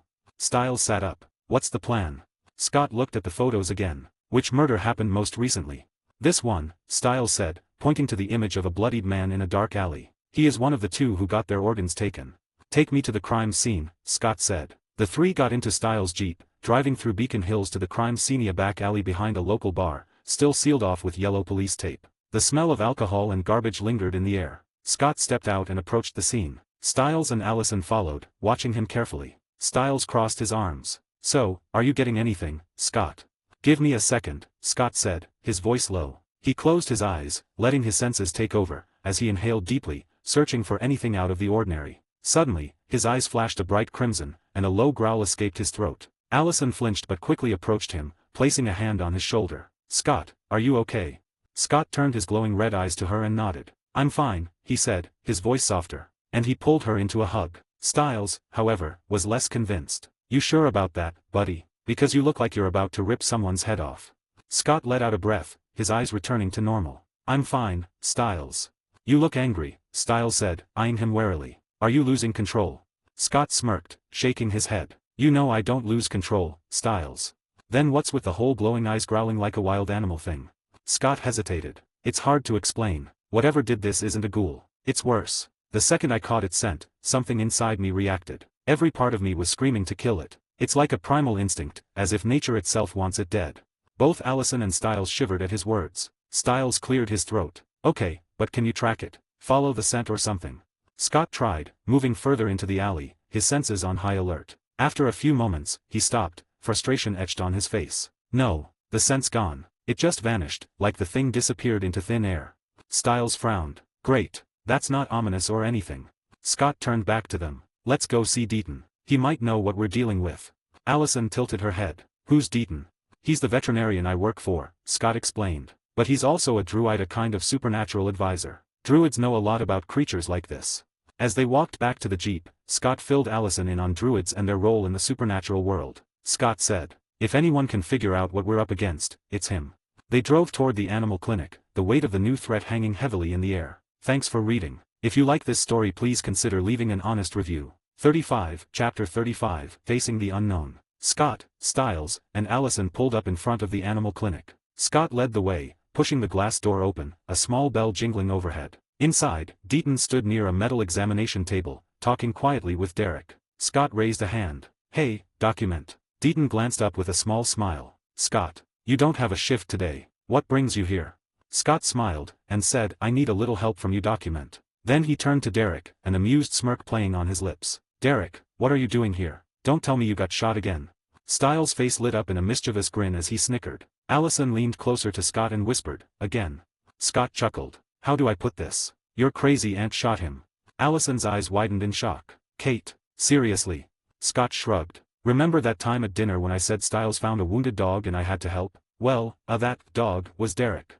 For a moment, Allison simply stared, processing the information. Then she slapped a hand over her mouth, stifling a giggle. Her shoulders began shaking as quiet laughter bubbled out. Styles couldn't hold back anymore. He burst into laughter, clutching his stomach. Ha ha, Derek, he called you a Derek glared at Styles, cutting him off mid-sentence. Styles squeaked and quickly ducked behind Scott. Scott smirked and shook his head. I was having dinner with the Argents, Derek. I wasn't exactly going to tell them I had to go help a wounded werewolf. Scott shrugged. Why are you here, anyway? Derek snorted. I'm here to ask Deaton some questions. Am I not allowed to be here, Scott? Scott raised an eyebrow. As long as you're not trying to harm Deaton, I've got no problem. He tilted his head. What are you asking about? Derek hesitated, his gaze flicking to Allison. Scott sighed and gestured toward her. Don't worry about her. She's with me. Allison, this is Derek Hale. Derek, this is Allison Argent. For a moment, the room fell into an awkward silence. Finally, Allison broke it, her voice soft but sincere. Nice to meet you. I've heard about what happened to your family. I'm sorry. Derek's expression darkened, his jaw tightening. Scott quickly cleared his throat, stepping between them. Derek, he pressed, steering the conversation back. What are you asking about? When Derek still didn't answer, Deaton spoke up. He's asking about the Alpha. Scott raised an eyebrow. Oh, well, we know who the Alpha is. Derek's head snapped toward Scott. What? Who is it? Scott smirked. Oh, now you want to talk to me. Derek didn't know what to say, he couldn't force Scott to tell him, so he just looked at him anxiously. Scott sighed. Fine. Styles, fill him in. Styles eagerly stepped forward, explaining everything. He detailed how all the Alpha's victims were connected to the Hale family, how Scott had confronted the Alpha in the hospital, and finally, the moment of truth. Derek, I'm sorry to say this. Styles said, his voice softening, but the Alpha, it's your Uncle Peter. Derek's face twisted in disbelief. Impossible. He couldn't have killed Laura.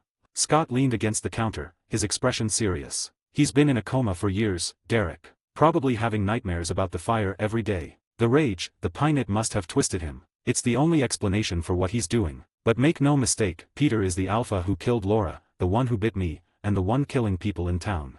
Derek's jaw clenched. How can you be so sure?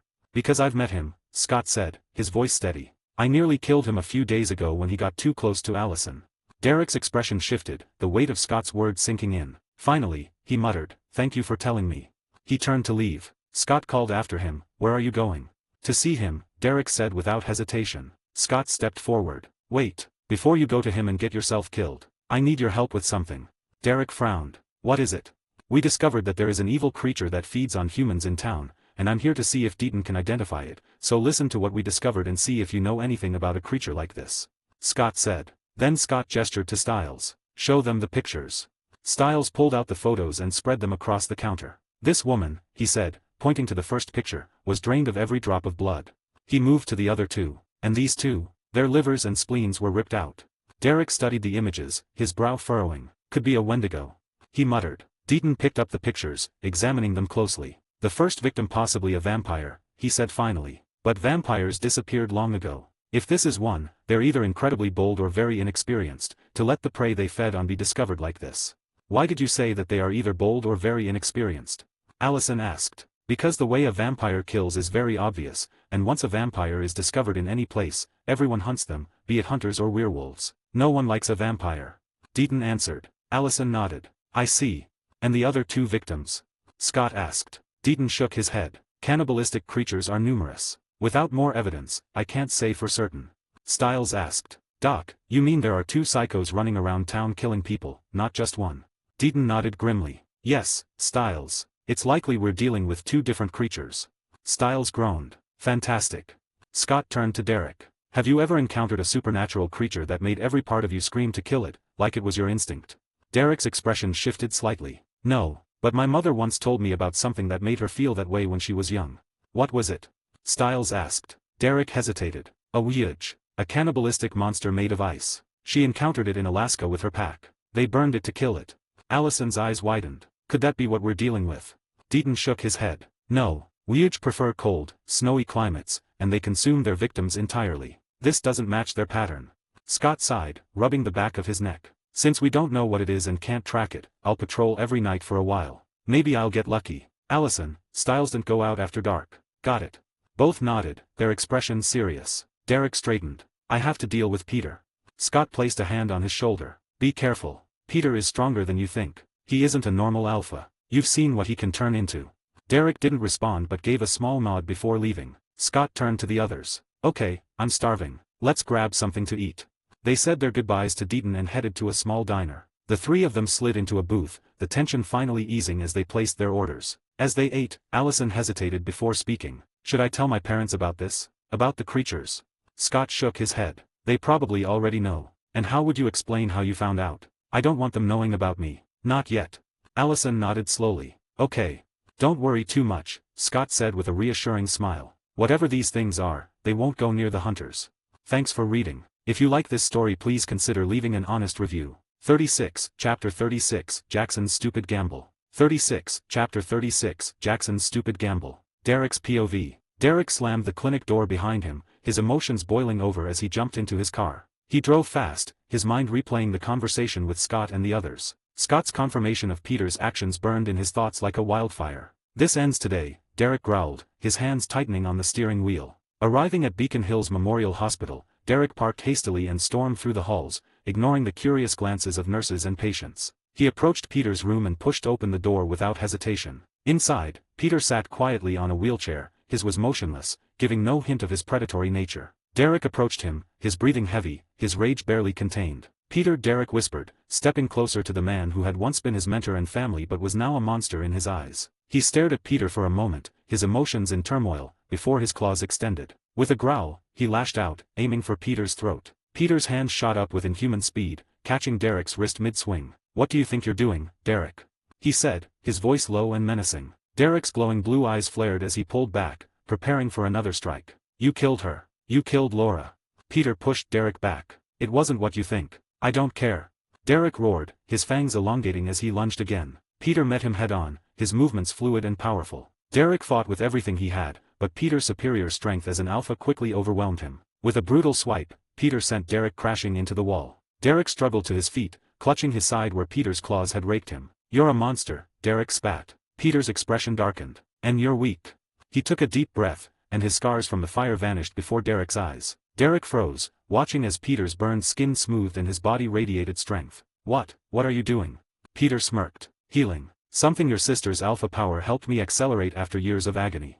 Derek clenched his fists, his hatred for Peter growing with every word. Peter's tone softened, almost apologetic. I didn't mean to kill Laura. I wasn't in my right mind. The fire, the nightmare sit broke me, Derek. All I could think about was revenge. When I saw Laura, I thought her alpha power could give me what I needed to rebuild the Hale Pack and destroy those responsible. I lost control. I'm sorry. Derek's voice cracked with emotion. You're sorry. That's all you have to say. Peter nodded solemnly. I can't undo what I did, but I can find out who caused the fire. Adrian Harris, the chemistry teacher, knows something. We'll go to him tomorrow. Derek hesitated, his desire for revenge warring with his need for answers. Fine, he said reluctantly. As Peter moved to leave, Derek smirked and said, by the way, I heard you had a run-in with Scott. How'd that go? Peter froze, a shiver running down his spine. That kid, he's a monster, Derek. I've never seen or heard of anything like him. Derek raised an eyebrow. You're an alpha who turns into a literal beast. You couldn't defend yourself. Peter's voice dropped to a whisper. You don't understand. He didn't even shift fully, and he was faster and stronger than me. I couldn't land a single hit. Then he shifted, and Derek, Peter took a deep breath, his hands shaking slightly. He looked like what werewolves are meant to be. Towering, majestic, and terrifying. I thought I was big and intimidating in my full werewolf form, but he was something else entirely. In that form, he played with me like a big male lion playing with a newborn calf. He broke my bones with every strike, and when I tried to run, he was there, blocking my way, grinning like it was all a game. Damn, I still get goosebumps just thinking about it. Derek laughed. He really gave you a good beating, didn't he? Peter sighed, his pride wounded. He left me almost dead, Derek. Even with my alpha powers, I've only just managed to heal completely today. Let's not talk about that stupid kid anymore. You'll understand if you ever get on his bad side. Derek shook his head. I'm not stupid enough to do that.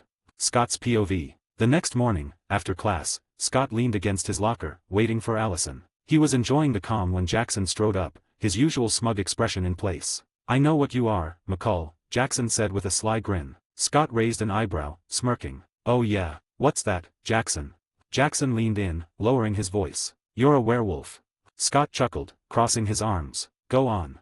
Jackson's confidence faltered slightly at Scott's lack of panic, but he quickly recovered and said, I've seen the thing that killed that guy at the video store. And not long ago, one of your friends came to school looking for you. He was in bad shape, and I thought he was a drug dealer. I told him I hadn't seen you, and he got angry. His eyes glowed blue, and I swear I heard him growl. After that, I did some research, and everything points to you and your friends being werewolves. Scott's face twisted into mock shock. Whoa, wait a second. You, doing research? Now that's the real mystery here. He broke into laughter. Jackson, you just made my day. Ha ha ha. Jackson's face reddened with anger. Cut the crap, McCall. I don't care how you do eat a bite, a scratch, or some kind of magic fairy dust. But you're going to make me like you, or I'll make sure Allison finds out everything. Scott stopped laughing, wiping a tear from his eye as he composed himself. You know, Jackson, I can't tell if you're ignorant or just plain stupid. Let's assume, for fun, that I'm exactly what you think a werewolf. Do you really think threatening me is your best move? He leaned in slightly, a wicked smile spreading across his face. What if I turned into a wolf right here and dragged your sorry ass into the woods, in front of everyone, and killed you? Or better yet, what if I show up in your room at night as that thing you said you saw at the video store, and put you to sleep permanently? Now, what do you think would happen to me then, Jackson? Jackson's face drained of color, his eyes widening in fear as the weight of his mistake dawned on him. Scott smirked, his tone mocking. Let me save you the trouble. They'll say, poor Jackson Whitmore, killed by a wolf or a mountain lion got into his room and killed him. And I'll walk away, no questions asked. Do you get it now, or do I need to spell it out for you? Jackson stammered, unable to respond, his fear evident. At that moment, Allison appeared, wrapping her arms around Scott and kissing him on the cheek. She glanced at Jackson. What's wrong with him? Scott grinned. Oh, nothing. Jackson here thought I was a werewolf and threatened to tell you unless I turned him into one. Allison blinked in surprise before bursting into laughter. You seriously thought Scott was a werewolf and then threatened him? You are either really brave or really stupid. She hugged Scott tightly and said with a soft smile, but even if Scott is a werewolf, I'll still love him. Then, without hesitation, Allison leaned in, kissed Scott deeply, and teased, let's go, my cute wolf.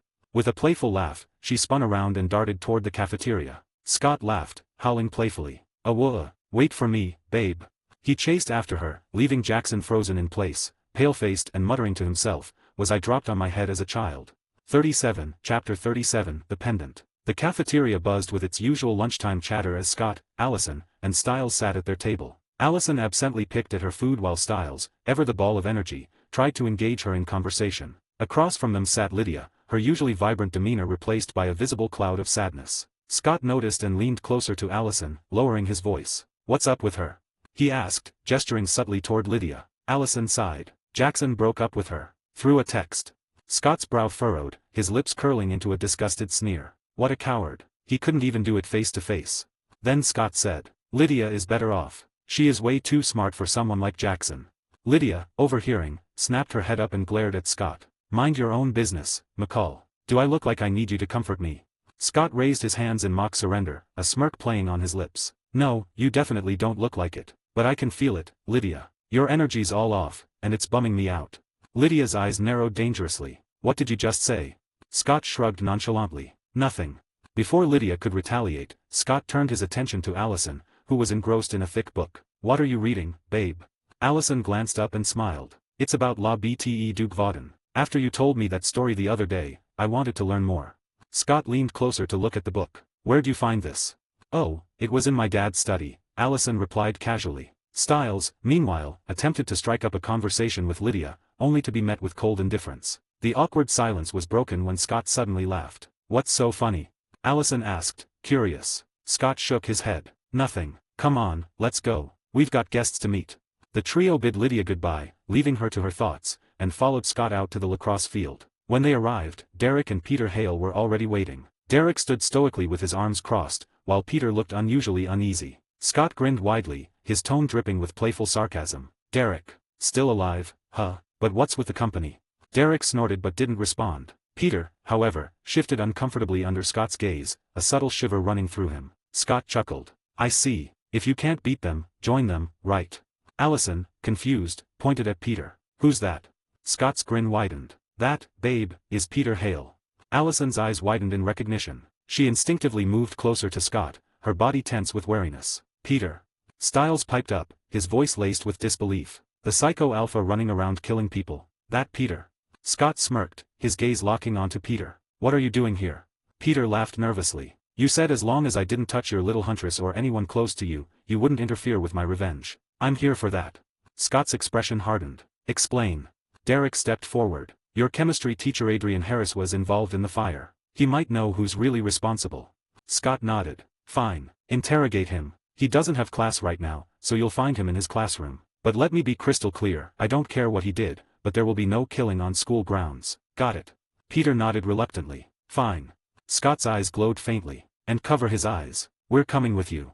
Adrian Harris sat tied to a chair, his eyes covered, trembling with fear. Derek and Peter stood on either side of him, their presence menacing. Scott, Allison, and Styles slipped into the classroom silently, keeping to the shadows. Please, Harris stammered, his voice quivering. If you want money, I can get you money. Just don't kill me. Peter's hand shot out, slapping Harris across the face. My surname is Hale. Harris froze, terror washing over him. Peter leaned closer, his voice cold and dangerous. You recognize the name, don't you, Harris? Please, Harris whimpered. I didn't do anything. Please don't kill me. Peter's laugh was chilling. Tell me the truth, and maybe I won't kill you.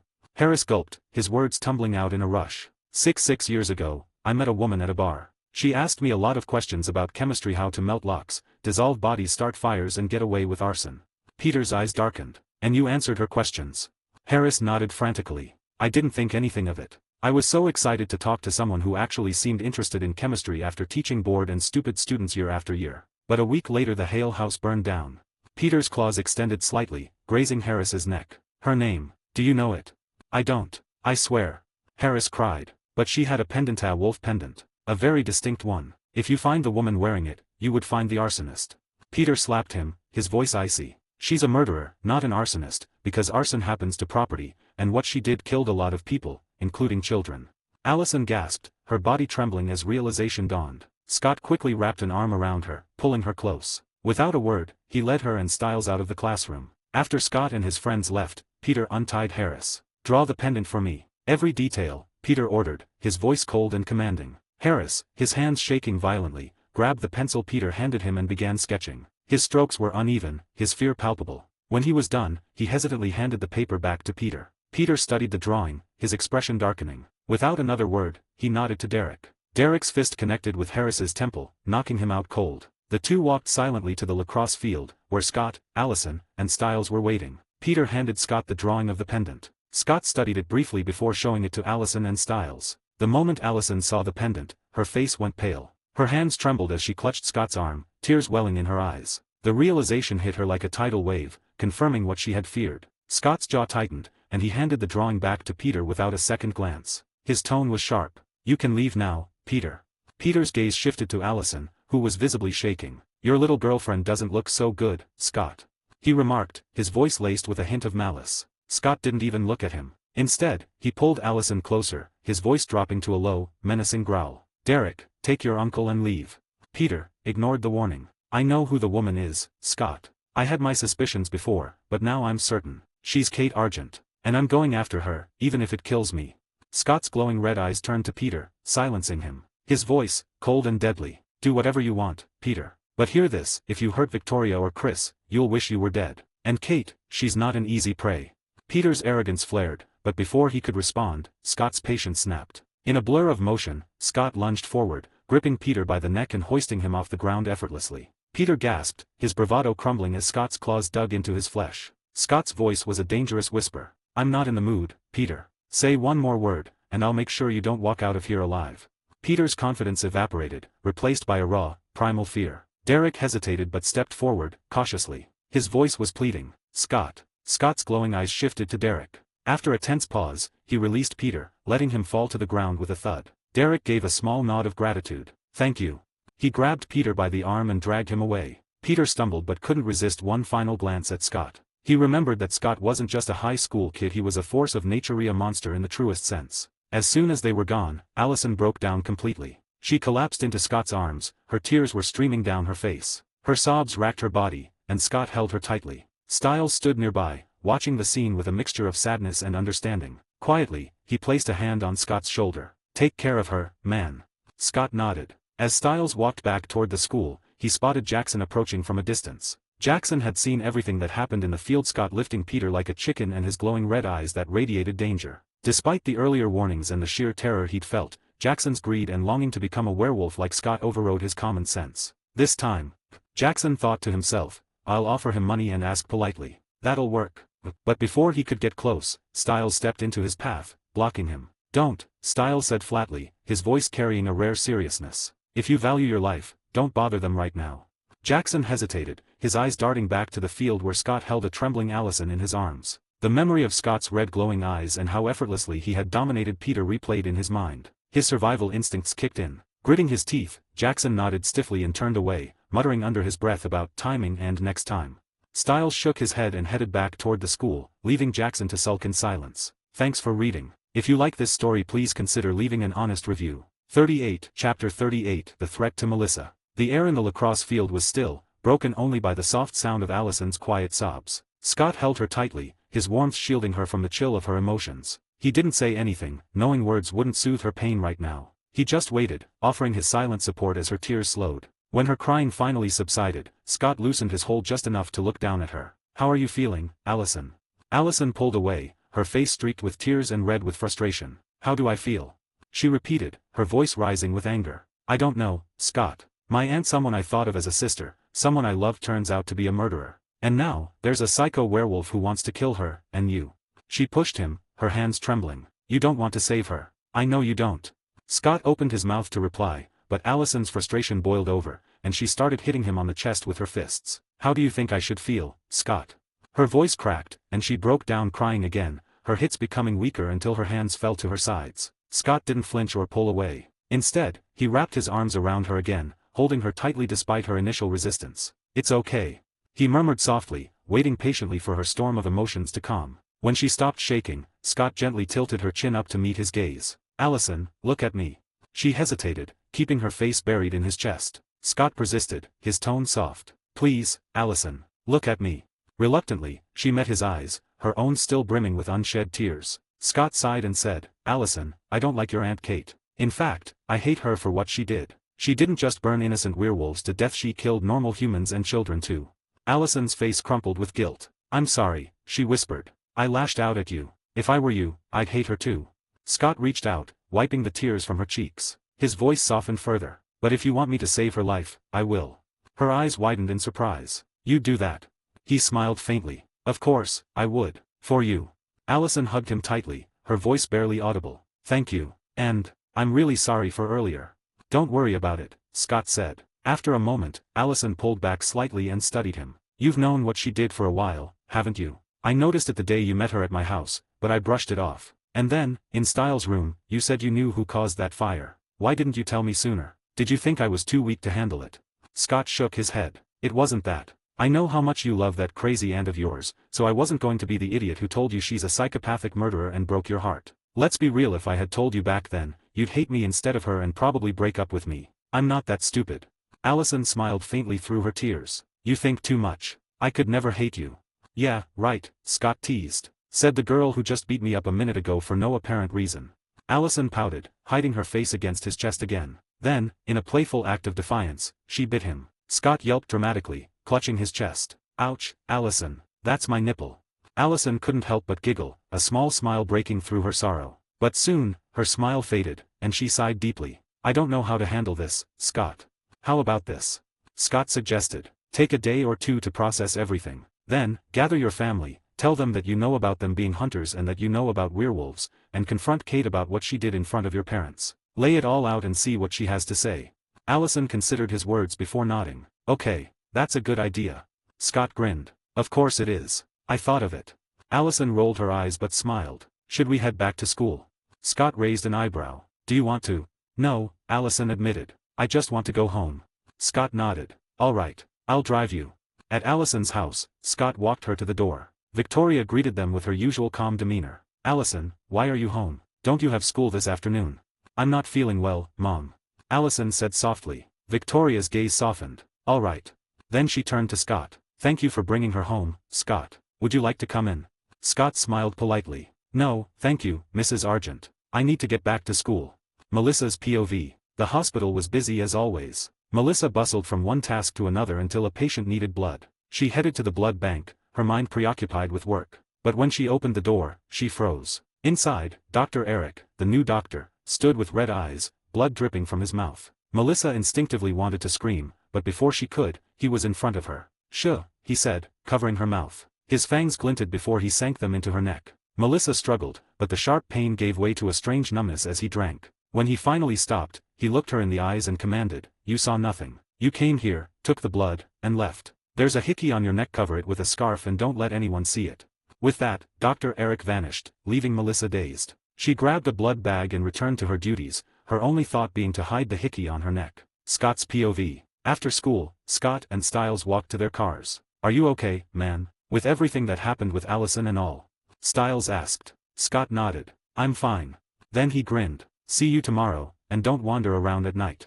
Styles smirked. "Don't worry. Getting my blood sucked or my liver stolen is the last thing I want, so I'm staying home."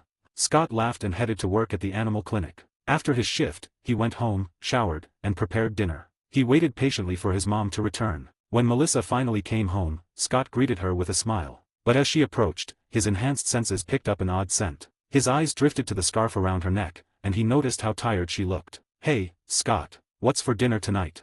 Melissa asked, smiling nervously. Scott frowned. "What's with the scarf? I've never seen you wear one before." Melissa hesitated. "I just felt cold today, so I bought one." Her heartbeat spiked. Scott's frown deepened. "Take it off. It's warm in here." "No," Melissa said defensively. "Mom, what's wrong? Why are you shouting?" "I just don't want to take it off, Scott." She snapped. Scott stepped closer, concern etched on his face. "I want to see what's wrong with your neck." Melissa tried to back away, but Scott caught her hands. She struggled, but his werewolf strength held her still. Gently but firmly, he removed the scarf, revealing the puncture wounds. Scott's heart dropped. He knew exactly what caused them. Rage and fear bubbled within him. His mom had been attacked by a vampire. Tears filled Melissa's eyes as she tried to explain. "It's just a hickey, Scott. I didn't want you to see it." Scott pulled her into a hug, his mind racing. "Mom, are you dating anyone?" "No," Melissa whispered. "Then where did the hickey come from?" Scott pressed. I don't remember," Melissa admitted, her voice trembling. Scott guided her to the couch, sitting her down. "Mom, that's not a hickey. It's a bite." "A bite?" Melissa repeated, confused. Scott nodded, his jaw tightening. He took a deep breath and thought to himself, "It's time. Time to tell her everything." Thanks for reading. If you like this story, please consider leaving an honest review. 39, Chapter 39, Telling Melissa the Truth. Scott sat beside Melissa on the living room couch, the soft glow of a nearby lamp casting a warm light over their tense faces. His mind raced as he thought about how to ease her into a world she never imagined existed. He took a deep breath and finally spoke, his voice calm but serious. "Mom," Scott began, "did you see the bodies the sheriff's department brought to the hospital?" Melissa looked at him, puzzled. "Yeah, I saw some of them. But what does that have to do with the bite on my neck?" Scott leaned forward slightly, resting his elbows on his knees. "Did you see the woman who had all of her blood drained?" Melissa nodded slowly, a chill creeping into her expression. "Yes. What about her?" Scott locked eyes with her. "Do you think an animal could do that, Mom? Do you think a mountain lion would hunt a woman just to suck her blood dry? And could it even suck blood like that?" Melissa frowned, shaking her head. "No, of course not. A mountain lion or any other animal couldn't do that." "So what do you think could, Mom?" Scott asked. She faltered, searching for an answer. "I don't know, Scott. A human, maybe. Someone who killed her and tried to make it look like an animal attack." "Scott, stop playing games. Just tell me what's going on."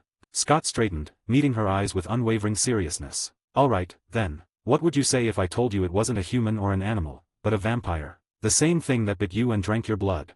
Melissa glared at him, her frustration bubbling over. "This isn't funny, Scott. A vampire? Really?"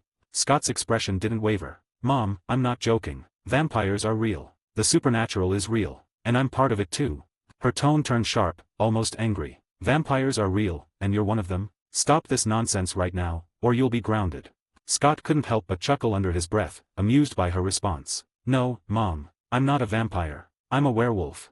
Melissa opened her mouth to reprimand him, but her words caught in her throat as Scott's eyes glowed a bright, fiery red. Her breath hitched, and she instinctively scooted away, fear flashing across her face. "Don't be afraid, Mom," Scott said gently. "I won't hurt you." For a moment, Melissa just stared at him, her chest rising and falling quickly. Then, summoning her courage, she moved closer again. "I'm not dreaming, am I, Scott?" Scott let his eyes return to normal, flashing her a reassuring smile. "No, Mom, you're not dreaming." Over the next hour, Scott laid everything bare: his transformation, the existence of hunters, the Hale family tragedy, Peter Hale's killing spree, and even the looming threat of other supernatural creatures like vampires. Melissa listened in stunned silence, her emotions shifting between disbelief, fear and concern. After he finished, she finally asked, her voice trembling, "You don't lose control during the full moon and hurt people, do you?" Scott shook his head. "No, Mom, I don't lose control. Do you want to see what I look like when I shift?" Melissa hesitated but nodded. "Okay, show me." Scott stood up, giving her a small, reassuring smile. Don't be afraid, okay? It's still me, no matter how I look. He stepped behind the couch, quickly removing his shirt and pants, leaving them neatly folded. Melissa watched with bated breath as Scott let the transformation take over. His muscles tensed, his form grew larger, and his features shifted until he stood before her in his full werewolf form. Melissa gasped, her hands flying to her mouth. "Scott, are you still in there?" The towering beast nodded and spoke in a deep, gravelly voice. "Yes, Mom. It's still me. Come closer. Don't be scared." She hesitated for only a moment before stepping forward. Tentatively, she reached out, her fingers brushing against his fur. "I thought you'd look terrifying, but you're not. You look like a wolf standing on two legs. A very muscular wolf." Scott chuckled softly, his voice still deep. "Let me show you something even more amazing." Before her eyes, Scott shifted again, his form morphing into a majestic, black wolf with glowing red eyes, bigger than any horse she had ever seen. Melissa's breath hitched as she stared at him in awe. "This is magical." The giant wolf lowered his head, gently rubbing it against her shoulder. She laughed softly before grimacing as he gave her a quick lick on the cheek. "Ugh, gross," she exclaimed, playfully swatting his snout. Grabbing his ear, she added in her best mom voice, "Do that again, and you're grounded, mister." Scott whimpered like a scolded puppy, lowering his head in mock obedience. Melissa smiled and scratched behind his ear. "That's a good boy." Scott returned to his human form, putting his clothes back on. "All right, let's eat. I'm starving." As they ate the dinner Scott had prepared, he broached a new subject. "Mom, I'm going to turn you into a werewolf like me. What do you think?" Melissa blinked in surprise. I don't know, Scott. Scott cut her off. "Mom, I told you about the Nemeton tree and how it attracts supernatural creatures. They'll keep coming to Beacon Hills. You were lucky to survive that vampire today. I'm not taking no for an answer. Besides, being a werewolf has its perks. You'll never get sick, you'll heal faster, you'll have a long lifespan, and you'll stay young for a long time." Melissa's eyes widened in shock and excitement. "Stay young for a long time? Why didn't you start with that?" She jumped out of her seat, practically shoving her arm at him. "What are you waiting for, dummy? Bite me now." Scott laughed, shaking his head. "I should have led with that, huh? Stop mumbling and do it, now," she demanded. "Yes ma'am." Scott's fangs elongated, and with a gentle but firm motion, he bit her arm. Melissa flinched and shouted, "Ouch. That hurt." "Sorry, Mom," Scott said, chuckling. "Now you need to rest. Tomorrow morning, you'll become like me. Then we'll find out the identity of the vampire that attacked you." Melissa tilted her head. "How?" Scott leaned back in his chair. "I can see the memory that the vampire made you forget by inserting my claws at the back of your neck. I can do it now, but your neck wouldn't heal, so we'll wait until you've become a werewolf." Melissa sighed, her nerves settling. "And after that? We hunt the bastard," Scott said confidently. Melissa paled. "Hunt him? Isn't that dangerous? And what do we do with him after?" Scott met her gaze. "It is a bit dangerous, but we have to stop him from killing more people. I suspect he's the one who murdered that woman in the woods. As for what to do with him after hunting him, I'm planning to let you steal his powers if you have the ability to take other creatures' powers like I do. A vampire that can compel others is probably strong enough to make you an alpha. That way, I can be more certain about your safety. Then we'll kill him." "Scott!" Melissa exclaimed. "We can't just kill people." Scott looked at her seriously and said, "We can't give him to the sheriff, and we can't let something that dangerous roam free. What I can promise you is that I will never take an innocent life. Now that you're part of the supernatural world, you need to understand not all supernatural creatures are good. Some are pure evil, and we have to protect ourselves, and the ordinary people if we can." Melissa sighed, reluctantly nodding. "Fine, I'll help you." Scott smiled. "Go take a shower and get some rest. I'll stay with you tonight to make sure you're okay."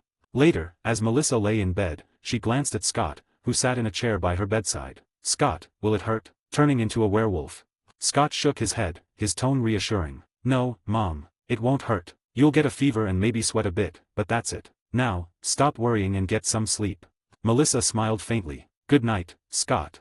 "Good night, Mom," he replied softly, watching as she drifted off. Thanks for reading. If you like this story, please consider leaving an honest review. 40, Chapter 40, Inherited Abilities. Melissa woke to the warm rays of the morning sun filtering through her curtains. Her body felt different, energized, alive in a way she had never experienced. Sitting up, she realized she was drenched in sweat. "A shower is definitely the first thing I need," she thought. As she swung her legs over the side of the bed, a curious sound reached her ears, a familiar humming. For a moment, she thought Scott was still in her room, but when she focused, she realized the sound was coming from downstairs. "Wait, I can hear him so clearly."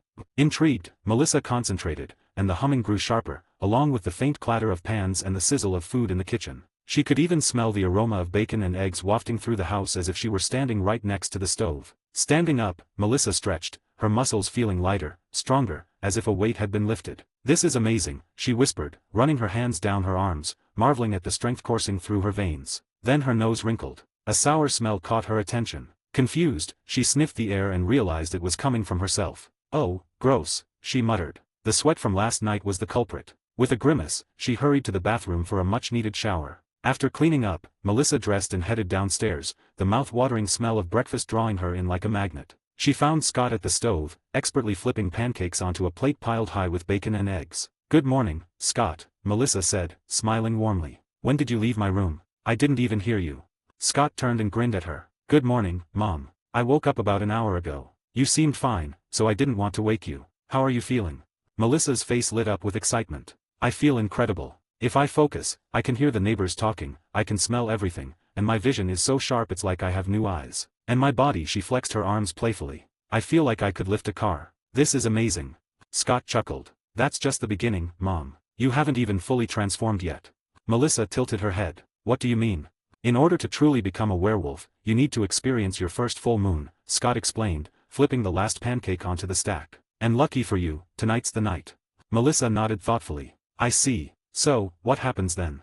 Scott set the plate on the table and gestured for her to sit. "We'll get to that later. Right now, I want to see if you've inherited my abilities or if you're more like a regular werewolf."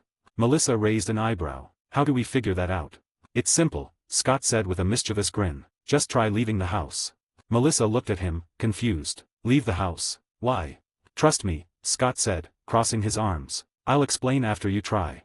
With a shrug, Melissa walked to the front door, opened it, and stepped outside. Nothing happened. She stood there for a moment, looking around before stepping back inside. Scott's face lit up with excitement. Without warning, he rushed forward and hugged her tightly. "Yes." Melissa blinked in surprise. "Okay, what's going on, Scott? Why are you so excited?" Pulling back, Scott grinned. "Remember what I told you about mountain ash last night?" Melissa nodded slowly. "Yes, it can create a barrier that traps supernatural creatures or keeps them out." "Why?" "I asked Deaton to place a mountain ash barrier around our house," Scott said. Melissa's eyes widened. "And it doesn't work on us?" Scott nodded. "Exactly. Not only that, but we're immune to all typical werewolf weaknesses. No wolfsbane, no losing control, nothing. Plus, we have the ability to take powers from other creatures and make them our own." Melissa stared at him, processing what he'd said. "Wow, that's incredible." Then, as if a thought struck her, her expression darkened. "Wait, Scott, does that mean anyone you turn will also have these abilities?" Scott nodded again. "Yes. Why?" Melissa stepped closer, her tone serious. "Scott, promise me you won't turn anyone else." Scott frowned. "Why not?" "I'm your mother," Melissa said firmly. "Even with these abilities, I'd never hurt you. But what if you turn someone else, and they become stronger than you by stealing other creatures' powers? What if they hurt you or worse, kill you?" Realizing her concern, Scott smiled softly. "Have I ever told you how much I love you, Mom?" Melissa softened, but her voice remained firm. "I love you too, but I'm serious. This is dangerous." Scott chuckled. "Mom, remember what I told you about pack dynamics? The stronger the pack, the stronger the alpha becomes. So, you don't need to worry. Besides, I'll only turn people I trust completely." Melissa let out a relieved sigh. "So, you mean now that I'm your beta, the stronger I get, the stronger you get, and I can never surpass you?" Scott nodded. "Exactly." Melissa smiled. "That's a relief. I just don't want anyone to take advantage of you, my little dork." Scott groaned. "Not cool, Mom." They both laughed, the tension easing. After breakfast, Scott pushed his chair back and stood. "Alright, let's figure out who the bastard was that dared to lay his hands on you yesterday." Melissa watched as Scott came up behind her. Before she could ask what he meant, she felt a sharp pain at the back of her neck. Scott had inserted his claws, and a flood of images filled her mind. Together, they relived her memories from the hospital, following her routine until they reached the blood bank. There, the face of her attacker became clear, a man with sharp features, pale skin, and piercing eyes. Scott pulled his claws back, the wounds on Melissa's neck healing instantly. His jaw tightened as he asked, "Who is he, Mom?" Melissa's voice trembled slightly. "His name is Eric Miller. He came to Beacon Hills about a month ago from Germany. He's the new hematologist at the hospital." Scott's lips curled into a smirk. "A hematologist? As one would expect from a bloodsucker. Alright, Mom, call in sick today and stay home. I've got to head to school, but after you go through your first full moon tonight, we'll hunt him down." Melissa nodded. "Alright, go on, then. Don't be late." That evening, Scott returned home after a long day at school and his shift at the clinic. Melissa was waiting for him, her nerves evident in her tight smile. "How are you feeling, Mom?" Scott asked, setting his bag down. "Do you feel like you're about to lose control now that the moon's out?" Melissa shook her head. No, but I feel something deep inside me, like it's waiting to break free. Scott grinned. That's your inner she-wolf. Let's head to the preserve. You'll need some space, and don't forget to bring a change of clothes. They drove to the Beacon Hills Preserve, finding a secluded area away from prying eyes. The full moon hung high in the sky, casting an ethereal glow over the forest. Scott turned to Melissa, his voice calm but encouraging. All right, Mom, let it out. Let your inner she-wolf take over. Melissa hesitated, glancing at her son. His confidence and warmth reassured her. With a deep breath, she stepped forward, ready to embrace the transformation awaiting her. Thanks for reading. If you like this story, please consider leaving an honest review. 41, Chapter 41, The Hunt Begins. Melissa stood under the glow of the full moon, letting the primal force deep within her surge to the surface. Her golden eyes lit up like fireflies in the dark night as her claws extended and fangs sharpened. She flexed her fingers, staring at her claws with a mix of awe and trepidation. This feels amazing, she said, her voice deeper, more resonant. Her eyes turned to Scott, filled with wonder. But I feel like there's something just waiting to come out. Scott gave her a reassuring smile. Don't hold back, Mom. Tap into that feeling. Let it all out. Taking a deep breath, Melissa surrendered to the primal instincts coursing through her veins. She felt her bones shift and reform, her body growing larger and more powerful. Her skin tingled as coarse fur began to sprout, but then she realized it wasn't the typical werewolf transformation. Instead, she fell forward on all fours, her body reshaping entirely into a massive wolf the size of a tiger. Her fur was a beautiful shade of gray, shimmering in the moonlight. Scott stared, wide-eyed, a mixture of pride and amazement on his face. Then, as if something clicked within him, he felt a surge of strength and a deep connection with his mom, one he'd never experienced before, like their very beings were intertwined. Melissa in her wolf form spoke, her voice deep yet melodious. Scott, I can feel it, a connection between us. It's like we're two pieces of the same whole. It's magical. I can feel it too. Scott said as he stepped closer, his hand brushing through her fur as she rubbed her large head against him affectionately. You look gorgeous, by the way. Melissa laughed, and said, take a picture. I want to see. Scott pulled out his phone, snapping a photo. When Melissa saw herself, her wolfish grin widened. I do look gorgeous, don't I? A mischievous glint appeared in her glowing eyes. Can we go for a run? I want to see what this body can do. Say no more. Scott stepped behind his car, quickly shedding his clothes and shifting into his own wolf form. The transition was seamless, his black fur glistening and his red eyes burning with intensity. Let's go, he said, his deep growl laced with excitement. They raced through the forest, their massive forms blending into the shadows, their movements fluid and graceful. The trees blurred past them as their supernatural speed made the world around them seem slow. They jumped over fallen logs and leaped across streams, the night offering no hindrance to their vision. For Melissa, the experience was exhilarating. I feel so alive, she said, her laughter echoing in the forest. After what felt like hours of running, they returned to the car. Scott stopped in his tracks, tilting his head back and letting out a powerful howl that echoed through Beacon Hills. It was a declaration, a warning to all supernatural beings that this was his territory. Melissa joined him, her howl harmonizing with his, equally powerful and commanding. At Derek's loft, the sound of the howls reached Peter Hale, who froze mid-sentence. He shivered slightly. That's the kid, but who's with him? Derek smiled and teased Peter. He's letting everyone know he's the owner of this territory. Peter, as an alpha yourself, aren't you going to howl back and let him know he's not the only alpha in town? Peter scoffed but made no move to respond. I'm not challenging him. Last time, I barely looked at his girlfriend, and he nearly killed me. I'm not suicidal. In another part of Beacon Hills, a mysterious woman with jet black hair stood in the shadows, a smirk forming on her lips as she listened to the howls. Without a word, she disappeared into the night. Meanwhile, Dr. Eric Miller sat in his office at the hospital, unease prickling at the back of his neck. Melissa hadn't come to work, and he couldn't shake the feeling that something was wrong. What if someone found out? He muttered to himself. No, impossible. I covered my tracks. But the howls from the forest made him pause. He clenched his jaw, muttering curses under his breath. Stupid mutts always thinking they own everything. I'll deal with Melissa tonight, just to be sure. He left the hospital, driving toward his home. The road was empty, the night eerily quiet. But as he approached the edge of the forest, a flash of movement caught his eye. A massive gray wolf, larger than any he'd ever seen, stood at the edge of the trees, watching him. Eric's hands tightened on the steering wheel. A werewolf, but not like any I've seen before. He sped up, but another figure appeared ahead. This one was even more terrifying, a hulking black beast with glowing red eyes and an aura of menace. It grinned at him, its sharp teeth gleaming in the moonlight. Eric slammed the gas pedal, hoping to plow through, but the beast dodged effortlessly, slamming into the side of the car with enough force to send it flipping into the woods. Scott communicated with Melissa telepathically and said, Mom, go back to my car and wait for me. I'll beat him up and bring him to you. Melissa's voice echoed in his mind, Scott, how can I hear you in my head? Scott replied calmly, it's one of our abilities telepathy. Now go and let me deal with him. Melissa protested, but Scott, it's dangerous. I want to help. Scott's tone was firm yet reassuring. It's okay, Mom. I can handle him, trust me. Besides, you've just become a werewolf today. I can't let you fight something like a vampire. Melissa sighed but relented. Fine, be careful then. As the car skidded to a halt, Eric emerged unscathed, his vampiric healing keeping him intact. Eric looked at the towering beast with anger and hatred and sneered, "Why are you attacking me, you stupid mutt?" Scott in his full werewolf form let out a deep chuckle, his glowing red eyes boring into the vampire. "You attacked someone you should never have, bloodsucker." Eric wasn't scared yet. He knew he couldn't win, but he thought, "If I want to run, this mutt could never stop me." Smiling smugly, he said, "Who are you even talking about? I've killed a lot of people. Women, mostly. So, which one are you avenging?"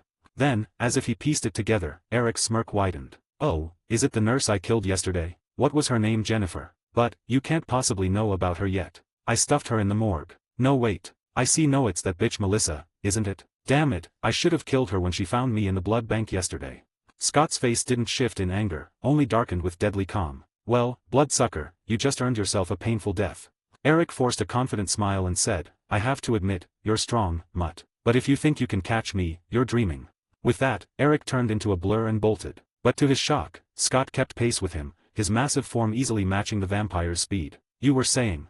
Scott growled before delivering a punch that sent Eric crashing into a tree, splitting it in half. Eric groaned, his arm bent at an unnatural angle, but it quickly began to heal. He realized escape wasn't an option, so he decided to fight. With a feral snarl, he lunged at Scott. Their speed was almost the same, but Eric's strength was no match for Scott's. He couldn't penetrate Scott's defense at all, while every punch and slash from Scott left Eric severely injured. Eventually, Eric couldn't keep up, his movements slowed, and his healing powers faltered. With a decisive blow, Scott threw him to the ground. Eric's broken body lay limp. Without a word, Scott stepped closer, breaking all four of Eric's limbs and his spine with calculated precision. Then, as if Eric weighed nothing, Scott lifted him like a rag doll and carried him back to his Camaro, where Melissa, now in human form, was waiting. "Scott, are you okay?" she asked, concern etched on her face. Scott grinned. "Told you I could handle it." He dropped Eric at her feet. "Take his powers, Mom." Melissa hesitated, her hands trembling. "Scott, are you sure? This feels wrong."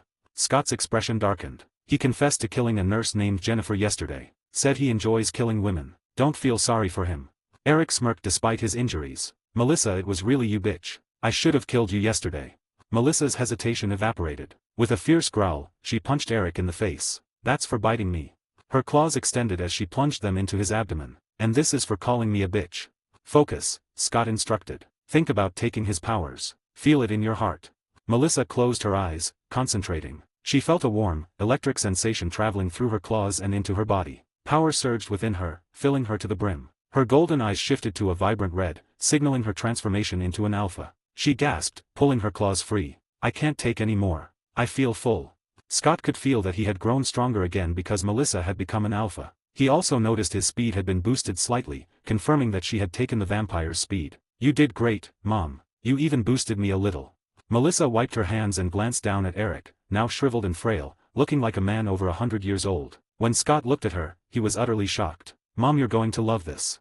"What? I don't know if I should call you mom or sister now. You look like you're 24. Melissa's eyes widened. "Are you serious?" Scott nodded, and Melissa's excitement bubbled over. She kicked Eric's shriveled form. "Thanks, scumbag." Then, as if a thought struck her, she asked, "If I take more, can I look 18? Scott laughed. "Don't be greedy, Mom. You said you're full." She pouted. "Fine." Scott crouched down, his claws glowing faintly as he placed them against Eric's neck. "Let's see what secrets you're hiding." 42, Chapter 42, Shadows of the Past. Scott leaned down, his sharp claws sliding into the back of the shriveled Eric. As his claws pierced the vampire's skin, Scott's mind was flooded with a surge of memories, vivid and brutal. He closed his eyes, letting the torrent of Eric's long, dark life unfold before him. Eric's memories were a twisted archive of over 2 centuries of carnage. Scott saw how Eric had been turned into a vampire at the age of 40, his aging frozen at that moment. His transformation into a predator unleashed an insatiable bloodlust, and Eric reveled in it. From the very beginning, he had targeted women exclusively, finding their blood more palatable. Scott grimaced as he watched the trail of death Eric had left behind, a butcher of innocence. Through Eric's eyes, Scott saw glimpses of history. Eric had participated in both World War I and World War II. In the latter, Eric had been a Nazi soldier, nicknamed Der Schlachter. Despite not understanding German, Scott didn't need translation. The blood-soaked images of Eric's brutality on the battlefield were enough to explain the title. Scott's heart sank further as he realized the depth of supernatural involvement in both wars. Werewolves, kitsunes, wendigos, and other creatures fought alongside humans, blending into history's shadows. Eric had thrived in that chaos, his violence unchecked and his thirst unending. Scott saw Eric's arrival in America during the 1970s. Eric had continued his predatory spree, moving from city to city, his charm masking his monstrous nature. He drained and murdered countless women, discarding them like trash. Then, a month ago, when he was passing by Beacon Hills, Eric felt a mystical force pulling him to the heart of the woods. Through Eric's perspective, Scott saw his discovery of the Nemeton tree. The vampire had panicked, knowing that such a place was likely protected by a powerful guardian. Eric had investigated cautiously, eventually learning about Talia Hale's role as the Nemeton's guardian. Upon discovering her death, Eric felt secure enough to stay in Beacon Hills. Still, Eric had been cautious, avoiding murder until one fateful night when his thirst overpowered him. He killed a woman in the woods, but his crime did not go unnoticed. A black-haired woman appeared, her smirk unnerving. Eric had fled in fear, sensing she could annihilate him with ease. Scott wondered who that woman was. Then Scott's grip tightened, anger building as he witnessed Eric's more recent atrocities. The vampire had compelled Melissa to forget catching him drinking stolen blood. He had then killed a nurse named Jennifer, stashing her body in the morgue. The memory stopped abruptly at their encounter earlier that night. When Scott withdrew his claws, his eyes narrowed as he processed what he'd seen. This monster has lived too long, he thought. However, one memory piqued his interest. Scott smirked as he saw Eric's hidden wealth, a bank account under a false name holding over $100 million. Not bad for a butcher, Scott muttered. Melissa approached cautiously. What did you see, Scott? Scott gestured to Eric. You need to see this for yourself, Mom. It's ugly, but you're part of this world now. You need to know what kind of creatures exist out there. Melissa hesitated, then nodded. All right. She crouched beside Eric, sank her claws into his neck, and gasped as his memories poured into her mind. When she pulled back, her eyes were glowing red with rage. She kicked the withered vampire, her voice trembling. You vile, disgusting bastard. Scott caught her in a comforting hug before she could lash out further. It's okay, Mom. He won't make it past tonight. Melissa exhaled shakily, letting Scott's presence calm her. Scott released her and turned back to Eric, his gaze cold. Let's see if you've got anything left to take.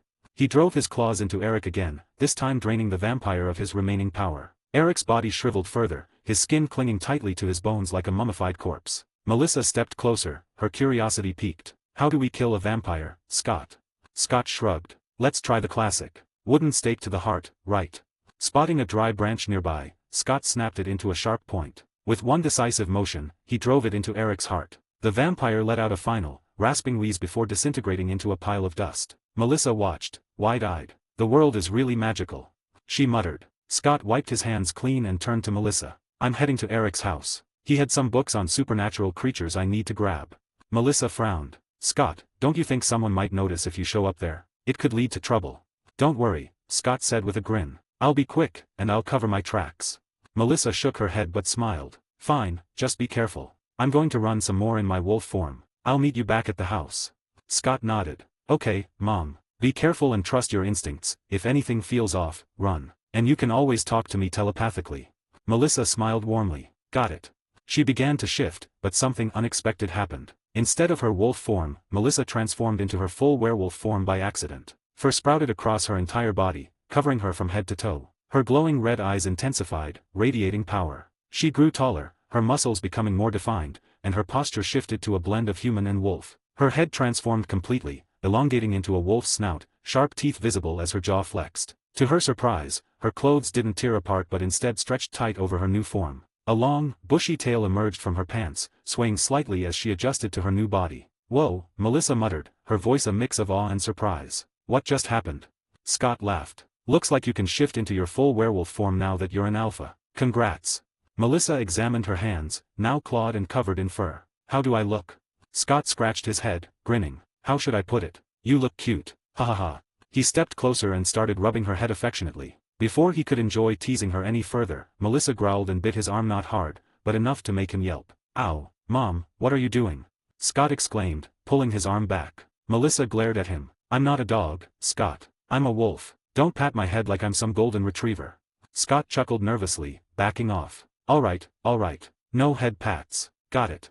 With an exasperated sigh, Melissa walked behind the car and slipped out of her clothes before shifting. Her limbs reforming into powerful legs, and her face elongated into a majestic wolf's muzzle. She emerged from behind the car in her wolf form, her thick gray fur shining under the moonlight. Melissa padded forward, her tail swishing. "Wow," she said telepathically. "I think I've gotten bigger." Scott took a step back, marveling at her transformation. She was massive, easily the size of a cow, her red eyes sharp and piercing. "You look majestic," Scott said, his voice filled with awe. Melissa wagged her tail slightly, then nodded. "All right, I'm going. See you at home, Scott. Be careful."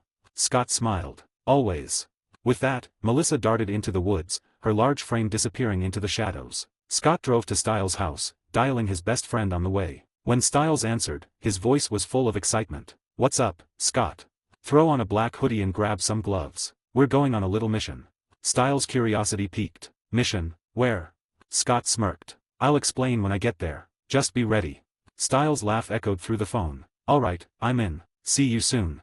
As Scott hung up, his mind replayed Eric's memories. The knowledge of what supernatural forces had lurked throughout history filled him with determination. Beacon Hills was his territory, and he would ensure it remained safe no matter the cost. 43, Chapter 43, The Spoils of the Hunt. After dealing with the vampire Eric, Scott wasted no time putting his plan into motion. He arrived at Styles' house late in the evening, parking his Camaro just outside. Styles was already waiting on the porch, dressed in a black hoodie and holding a pair of gloves. As Scott rolled down the window, he called out, "Let's go. Hop in." Styles jogged over and slid into the passenger seat, his curiosity written all over his face. "All right, spill it. What's going on? You sounded all mysterious over the phone." Scott chuckled, putting the car in gear as they drove off. "Okay, so first things first, I found the vampire and killed him." Styles' eyes widened. "Wait, what? You killed him?" "Yep," Scott said with a smug grin. "But before I finished him off, I read his memories." "You did what?" Styles asked, leaning closer like Scott just dropped the juiciest gossip of the year. Scott smirked. "Yeah, I dug through all 200 years of his twisted life. Trust me, it was disgusting, but totally worth it." "What did you see?" Styles asked. Scott recounted everything he had learned from Eric's memories, the chaos, the bloodshed, and the vampiric carnage spanning centuries. He spared no detail about the atrocities Eric committed, from his role as a Nazi to his trail of death across America. By the time Scott finished, Styles was staring at him, mouth slightly agape. "That's insane. I mean, a Nazi vampire. Really?" Scott smirked. "Oh, I'm not done yet. I haven't told you the best part." Styles leaned forward eagerly. "Then what are you waiting for?" Scott laughed, enjoying the moment. "All right, so here's the kicker." Eric was loaded. "The guy has a bank account under a fake name with $100 million in it. And now, it's mine." Styles froze, his jaw dropping. "Did I hear you right? $100 million. Scott nodded. Styles blinked a few times before shouting, "Are you serious?" "Completely serious," Scott replied. "What are you going to do with it?" Styles asked, still processing the information. Scott leaned back in his seat, tapping the steering wheel. "First, I need to figure out how to make it legally mine. Maybe Deaton can help with that. After that, we're getting a pack house, a place for everyone to gather. I'll help my mom if she wants to quit her job and start a business. And then, whatever we want. You can take some of it too, of course." Styles grinned, his excitement bubbling over. "Man, I don't even know what to say." "Thanks." Scott chuckled. "You don't have to say anything, just don't blow it all on comic books." Styles laughed. "Fair enough. By the way, how did you even find this guy?" Scott's face darkened slightly. "That bastard bit my mom yesterday. He compelled her to forget, but I saw the bite when she got home. And I read her memories, so I figured out what happened." "Wait," Styles said, his brows furrowed. "Why didn't you tell me at school today?" Scott glanced at him with a raised eyebrow. "Because I knew you'd want to come with me, and let's be real, Styles, a vampire could snap your neck before you even blink. I wasn't going to take you with me and risk getting your weak ass killed." Styles gasped, clutching his chest dramatically. "Dude, I mean, you're not wrong, but still, that hurts." Scott smirked. "Hey, I offered you the bite, remember? But you said, wait until summer break." "Okay, fair point," Styles muttered, crossing his arms. Scott pulled the car to a stop at the edge of the forest. "All right, we're here. Eric's house is close, but we're going on foot from here." They stepped out, both putting on gloves and pulling their hoodies tighter as they trudged through the woods. Scott led the way to Eric's house. Within minutes, they arrived at a large, ominous-looking home surrounded by thick trees. Scott pulled a key from his pocket. "Got this off Eric before I dusted him. Let's go." The door creaked open as they stepped inside, their faces covered to avoid leaving any evidence. "This place gives me the creeps," Styles whispered, looking around. Scott gestured for him to follow. "Come on, the library's this way." They reached a spacious room lined with dark wooden shelves. Scott's eyes lit up as he spotted a large wooden chest tucked into the corner. "This is it," he said, pointing to the chest. "Eric kept all his supernatural-related stuff in here." Styles knelt beside him as Scott opened the chest. Inside, they found several ancient-looking books, jars filled with mysterious herbs, silver daggers, and bottles containing strange liquids. "Whoa," Styles said, picking up one of the jars. "What even is this stuff?" "No idea," Scott admitted, "but we're taking all of it." Then Scott's gaze fell on a painting hanging on the wall. He moved it aside to reveal a safe. "What do you think is in there?" Styles asked, peering over his shoulder. "Bottles of blood." Scott laughed. "Nope." He entered the combination, which he knew from Eric's memories, and the safe clicked open. Inside, they found a stack of cash, a bank card, and documents related to Eric's hidden fortune. Scott grabbed the bank card and papers, handing the cash to Styles. "Count it. How much is there?" Styles counted the cash quickly. 30 grand. "Not bad," Scott said with a grin. "Alright, let's get out of here." Scott lifted the wooden chest with ease, carrying it out of the house as they made their way back to the car. When they reached the Camaro, they realized the chest wouldn't fit in the trunk. Scott handed the car keys to Styles. "Drive my car back home. I'll carry this thing myself." "You sure?" Styles asked, eyeing the heavy chest. Scott smirked. "Please, this is nothing." With that, Scott shifted into his werewolf form, his muscles rippling as he hoisted the chest onto his shoulder. Styles hopped into the car and drove off, leaving Scott to sprint through the woods with the chest. Scott reached home first, the wooden chest balanced easily on his shoulder. He placed it down near the living room and stretched, his muscles relaxing after the run. Just as he was about to grab a drink, the sound of something large approaching caught his attention. Turning to the door, he grinned. Melissa, still in her wolf form, entered gracefully. Her silver-gray fur glistened under the soft light, and her glowing red eyes scanned the room. "Welcome back, Mom," Scott said, holding the door open for her. Melissa huffed in acknowledgement and walked inside, her size making the furniture around her seem almost miniature. A few moments later, Styles arrived, parking Scott's Camaro in the driveway. He stepped out, looking around nervously. "Man, this neighborhood is way too quiet at night. Feels like something's about to jump out at me." Scott opened the door for him, smirking. "Relax, Styles. You're safe. Come on in." Styles walked inside, pulling off his gloves. "Okay, but first, I need water. I'm parched after all that running around." Scott waved him toward the kitchen. "Help yourself." Moments later, a loud scream echoed from the kitchen. "Ah, Scott, help, ah." Scott immediately knew what had happened. His lips curled into a mischievous grin as he walked toward the kitchen. Styles stumbled out, tripping over his own feet and falling onto the floor. Scott crossed his arms, barely suppressing a laugh. "What's wrong, Styles? You look like you've seen a ghost." "A ghost? No, it's worse. There's a freaking beast in your house." Styles yelled, scrambling to his feet and hiding behind Scott. "There's a huge wolf in your kitchen. I think it's an alpha. It has glowing red eyes." At that moment, Melissa stepped out of the kitchen in her full wolf form. Her red eyes glowed softly, and her voice, deep yet elegant, resonated through the room. "Hello, Styles. I didn't mean to scare you." Styles' jaw dropped as he peeked from behind Scott. "Who are you, and what are you doing here? And how do you know my name?" Before Scott could respond, Styles gasped dramatically and turned to him. "Scott, are you cheating on Allison with a werewolf?" Scott smacked the back of Styles' head, causing him to yelp. "Gross. That's my mom, you idiot." Styles froze, his eyes darting between Scott and the massive wolf. "Your mom? You mean Melissa?" "Of course, it's Melissa," Scott said, rolling his eyes. "Who else would it be? My long-lost wolf mother." Melissa snorted, her wolfish laugh sounding surprisingly natural. She turned and headed upstairs, her large paws thudding softly on the steps. Once she was out of sight, Styles whispered, "When did you turn her into a werewolf?"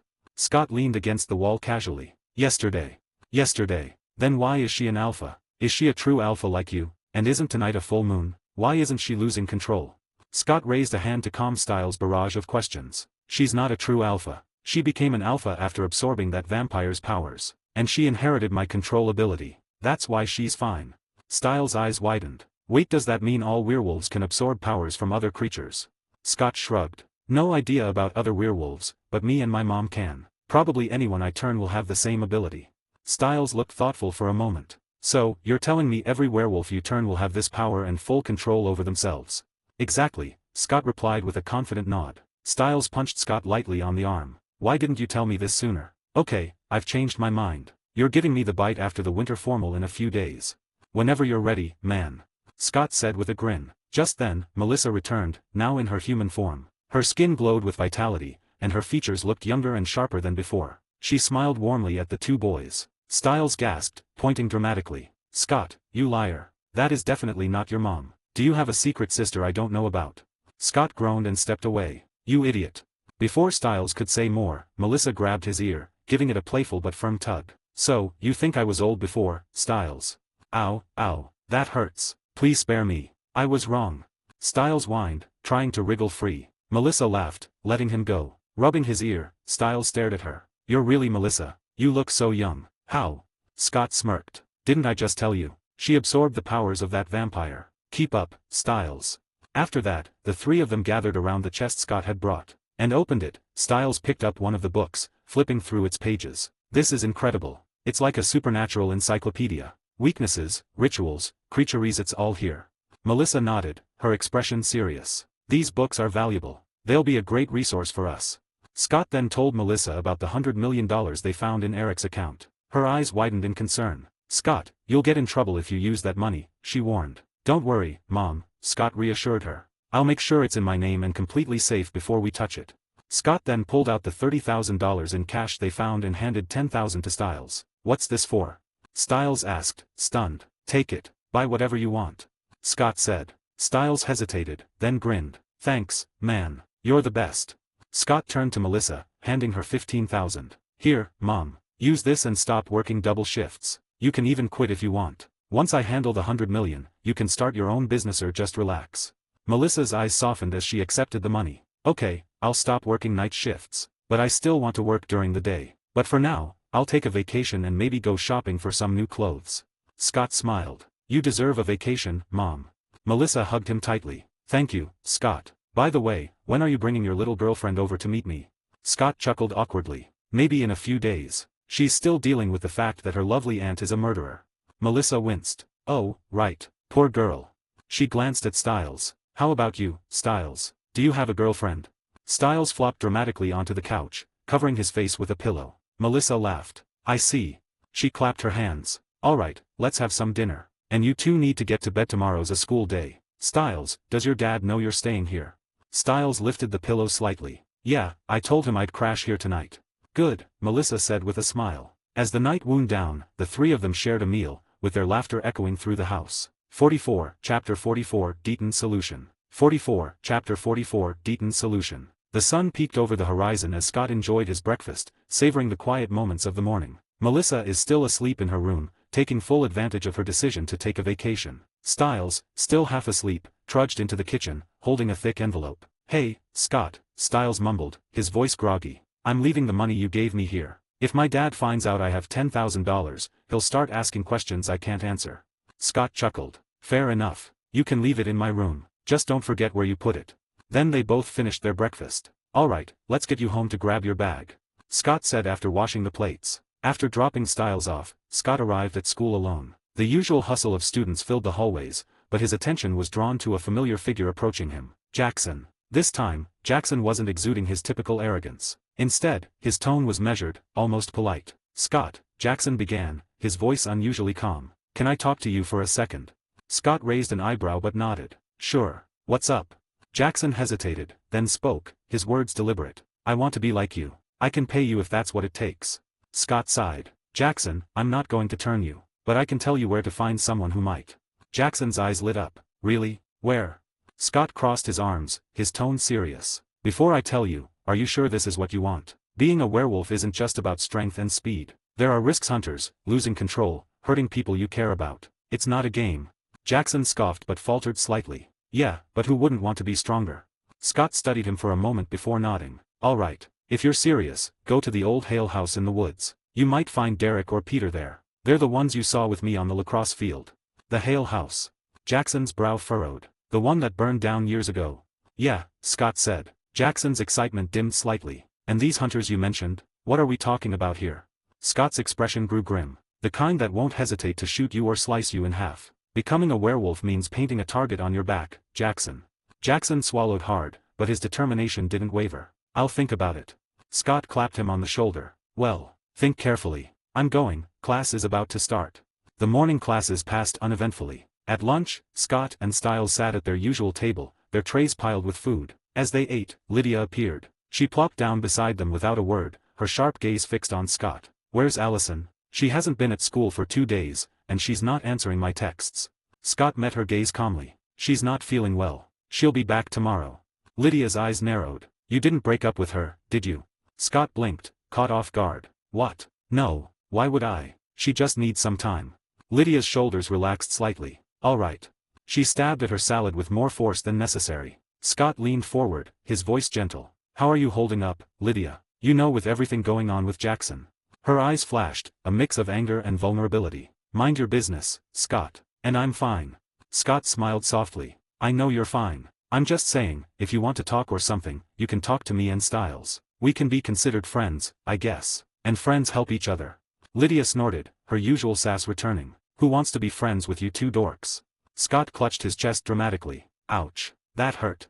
He turned to Styles, nudging him. Say something. She's insulting us.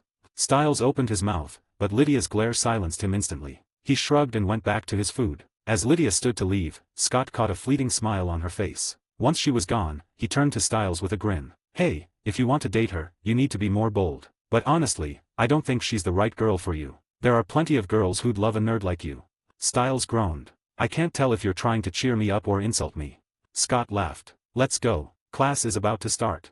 After school, Scott headed to the animal clinic for his shift. As the clinic emptied out, leaving only him and Deaton, Scott decided it was time to tell Deaton about the vampire, and see if he can help with the matter that had been weighing on his mind. Scott approached Deaton, his expression serious. Deaton, I need to tell you something.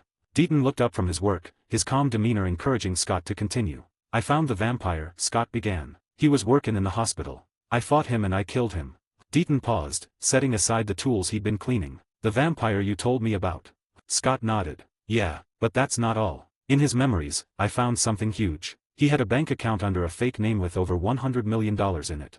Deaton raised an eyebrow. That's quite a discovery, Scott. But I assume there's a catch. Scott nodded. Yeah, the account's under a different identity, so I can't just walk in and claim it. It'll look suspicious, and I'd rather not have federal agents breathing down my neck. Deaton hummed thoughtfully. You're wise to be cautious. Taking money like that isn't as simple as transferring funds. It needs to be done carefully and legally, or at least convincingly legal. Scott leaned forward. That's where you come in. You always have some kind of solution. Do you know anyone who can help? A small smile tugged at Deaton's lips. As a matter of fact, I do. There's someone who specializes in delicate financial matters. A siren named Melina. She has the ability to manipulate minds. She can ensure that this transfer looks legitimate. Scott raised an eyebrow. A siren? And she's trustworthy. As trustworthy as someone in her line of work can be, Deaton said with a shrug. She has a reputation for being professional. Of course, her services come at a price. How much? She takes 10% of whatever you're claiming. Scott winced. 10 million? That's a lot. Deaton tilted his head. Would you rather have $90 million safely and legally, or risk getting nothing or worse, ending up in prison? Scott sighed. Fair point. What do I need to do? First, Deaton said, you'll need to give me the details of Eric's account. The name it's under, the bank, and the access information like the card and any codes you have. I'll contact Melina and explain the situation. She'll handle the rest. Scott hesitated for a moment. Trusting a stranger with this much money was nerve-wracking, but he trusted Deaton. All right, here's the card and the account documents. He handed them over, his hands steady but his heart racing. Deaton took them. I'll speak to Melina tonight. It'll take about a month for her to weave everything into place, and ensuring the bank recognizes you as the rightful owner. Scott nodded. Thanks, Deaton. I owe you one. Deaton smiled. Just make sure you use this money wisely, Scott. Power and wealth come with responsibility. Don't worry, Doc. I'll use it wisely. Scott said. After leaving the animal clinic, Scott pulled out his phone and called Allison. The phone rang twice before she picked up. Hey, babe, how are you doing? Scott asked, his tone soft and caring. Hey, Scott, Allison replied, her voice carrying a hint of nervousness. I'm fine, thank you, but I feel a bit nervous right now. Scott frowned slightly. Why? I'm about to confront my family at dinner, Allison admitted, a deep sigh escaping her. Oh, I see. Scott said, his tone understanding. Allison quickly changed the subject. How about you? Did you find any of the monsters responsible for killing the people Styles showed us?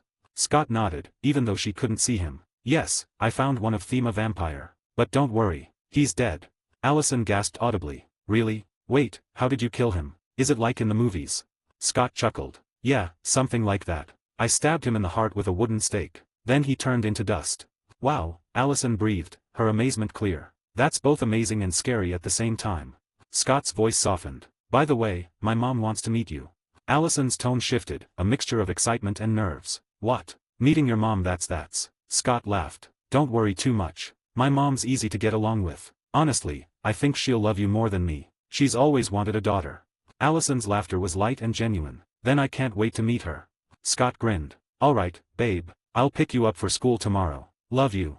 Love you, Allison replied, her tone warm. I have to go deal with my crazy family now. Wish me luck. Good luck with that, babe. Bye. Bye, see you tomorrow, she said, hanging up. After ending the call, Allison took a deep breath, steeling herself before heading downstairs to face her family. 45, Chapter 45, The Confrontation at the Argent Dinner Table. The clinking of cutlery and soft murmur of voices at the Argent dinner table fell silent as Allison descended the stairs. For the first time in 3 days, she joined her family for dinner. Chris Argent's sharp eyes immediately locked onto her. Allison, are you feeling better now? Can you tell me what's wrong? Is it Scott? Did he upset you? Allison rolled her eyes and sighed. Let's talk after dinner, Dad. I'm starving. I haven't eaten properly in 3 days. Chris opened his mouth to push further, but Victoria's stern glare stopped him. Let her eat first, she said firmly. She said she'll talk after dinner. The tension was palpable as they continued their meal, the silence broken only by the clinking of utensils. Moments later, Kate walked into the dining room, her usual smirk plastered on her face. Look who finally decided to grace us with her presence, Kate teased. Princess Allison has come down from her tower. She moved toward Allison, arms open for a hug, but Allison snapped, her voice sharp and loud, "Don't touch me." The sudden outburst startled everyone. Chris, Victoria, and even Kate looked at her in shock. Allison. Victoria exclaimed, alarmed. What's gotten into you? Allison pushed her chair back, her hands trembling slightly as she stood. Fine. You want to know what's wrong with me? I'll tell you. Chris leaned forward, his brows furrowing. Allison, if this is about. Allison cut him off, her voice rising. I found out that my family are hunters, and none of you thought to tell me. Chris blinked, clearly caught off guard. Are you upset because I hunt deer sometimes? Allison laughed bitterly, anger flaring in her eyes. Dear, really? Even now, you're lying to me, Dad. Victoria's voice turned cold and commanding. Allison, that's enough. Allison looked at her mother. You're right, Mom. It is enough of your lies. Then Allison turned her fiery gaze toward her father. No, Dad, I'm not upset because you hunt deer. I'm upset because you've been hunting humans with supernatural powers for God knows how long. Yes, I know about werewolves, not that any of you cared to tell me. Even when one came right up to my window, you said nothing. Chris, Victoria, and Kate froze, unprepared for the confrontation. Kate, however, broke the silence with a laugh. I told you, Chris. I told you to tell her sooner. Chris's voice faltered as he looked at his daughter. Allison, don't. Allison cut him off, her voice trembling with a mix of anger and heartbreak. Don't try to lie to me. Tell me the truth. Chris sighed heavily and sat down, his shoulders slumping. I'm sorry, honey. I should have told you sooner. I didn't want you to know about this world yet. I wanted you to have a normal childhood, a normal life, for as long as possible. I didn't have that. I was forced into this life, and it made me do things I'm not proud of. But they were necessary. Allison's glare sharpened. Oh, necessary? Like what? Killing innocent people because they were different? Because they had powers? Did you even bother to make sure they were evil, or did you just decide they were monsters because they were werewolves? Victoria slammed her hand on the table, her voice cutting through the room. Allison, watch your tone. We have a code. We only hunt those who hunt us. Kate chuckled, leaning back in her chair. I don't know who's been filling your head with this nonsense, Princess, but let's be real, most werewolves are monsters. If not all of them. She reached out to touch Allison's hand, but Allison recoiled, stepping back. Her voice was sharp with disgust and anger as she hissed. I told you not to touch me, and there's no monster worse than you, bitch. Victoria moved forward, her hand striking Allison across the face. The slap echoed in the silent room, and everyone froze. Victoria's hand trembled as she looked at the red mark on Allison's cheek. Regret washed over her face. Allison, I'm so sorry. I didn't mean. Allison's reaction surprised everyone. She smiled, a chilling, almost lifeless smile. Don't worry about it, Mom. Then her gaze turned to Kate, her tone venomous. They don't know what you did, do they? Kate stiffened, her smirk faltering. What are you talking about? Chris looked between the two women. Allison, what did Kate do? Allison took a deep breath, tears welling up in her eyes. She didn't do much, Dad. She just burned down the Hale house and killed Talia Hale and most of her family. Some of them weren't even werewolves, they were just children. Chris and Victoria's faces went pale with shock. Tears streamed freely down Allison's cheeks as she added. Imagine my shock when I found out my beloved aunt, the one I trusted and looked up to, burned 8 innocent people to death. Kate's voice rose defensively. That's a lie. Who told you that? Derek Hale? It must be him. He's manipulating you, Allison. Stay away from him, he's dangerous. Allison wiped her tears, her expression hardening. Oh, it wasn't Derek. It was Harris, my chemistry teacher. Kate scoffed, though her eyes betrayed her panic. Harris. He was drunk that night. He couldn't possibly remember. Allison cut her off, her voice low but full of venom. You just confirmed it, Kate. You really did it. Victoria and Chris stared at Kate, their shock giving way to anger and disbelief. Chris's voice was heavy with betrayal as he asked, Kate, is this true? Kate's face twisted with frustration. It was necessary. The Hales were dangerous, Chris. Chris's eyes blazed with anger. Kate, how could you do something like that? You know we have a code. Kate crossed her arms defiantly, her voice rising. What do you know, Chris? Dad was always proud of you. Every chance he got, he praised you, but he never cared about me. So when he gave me that mission, I couldn't say no. It was my chance to make him proud of me. Chris slammed his hand on the table, his voice trembling with disgust. You killed innocent people just to make Dad proud? That's insane, Kate. Allison groaned and leaned back in her chair. Oh, great. Now Gerard is a psychopath too. This just keeps getting better. I think if Marie Jean came back to life, instead of hunting werewolves, she'd probably hunt your crazy ass and that psycho Gerard instead. Kate opened her mouth to retort, but Allison cut her off sharply. You know what? I don't care anymore. I already mourned my aunt. You are dead to me. Without another glance at Kate, Allison turned back to the table, grabbing her fork. I'm hungry. I'm going to eat. Chris shot a withering glare at Kate before saying in a low, controlled tone, we'll talk more about what you did later. Kate tried again, her voice softer. Allison, listen. But Allison didn't let her finish. She held up a hand, her tone cold and dismissive. Don't talk to me. You're ruining my appetite. And by the way, if I were you, I'd pack my things and leave Beacon Hills immediately. Chris frowned, his confusion evident. Allison, why would you say that? Allison swallowed a bite of food and said casually, because he's coming for her. The alpha, I mean. You know, the one from outside my window. Victoria's voice tightened with concern. Who told you he's coming after her, Allison? Allison stabbed a piece of steak with her fork, her tone almost bored as she answered. I was there when he was interrogating Harris. He knows Kate is the one behind the fire that killed his family. Oh, and by the way, his name is Peter Hale. Chris's face paled. Isn't he in a coma at the hospital? Wait, Allison, did he hurt you? Allison smiled sweetly, thinking of Scott. It's too late to worry about that now, Dad. But don't stress. Even if I met him alone in the woods, he wouldn't dare touch a single hair on my head. Let's just say I'm protected. Chris leaned forward, his tone sharp. This isn't a joke, Allison. He's dangerous. He's killed a lot of people. Allison raised her eyebrows and leaned back in her chair. In case you didn't realize, Dad, except for Laura Hale, all the people Peter's killed were Kate's minions. You can ask her yourself. What Peter's doing isn't random, he's taking revenge. She finished her plate and stood, carrying it to the sink. Turning back to her family, she said with a calm smile, all right, try not to be too loud. I have school tomorrow, and I need to sleep. Oh, and Mom, I'm not coming home tomorrow. I'm spending the night at Scott's. Victoria's voice turned stern. No, you will not. Allison paused, turning to face her mother with a challenging look. What are you going to do? Slap me again? Victoria flinched at the words, guilt washing over her face. Before she could respond, Allison stepped closer and hugged her tightly. I'm sorry, Mom. Scott's mom asked me to come for dinner, and after that, I'll ask Scott to bring me home. I'll have my phone with me. You can always call if you need me. Victoria held Allison close, her voice soft and trembling. I'm sorry for earlier, sweetheart. I love you. Allison smiled, her voice gentle. I love you too, just don't let me find out you're a murderer like her. Victoria chuckled softly, brushing Allison's hair back. Don't worry, sweetheart. I might be mean, but I'm no cold-blooded killer. I follow the code. Now go get some sleep. I need to deal with your dad and his crazy sister.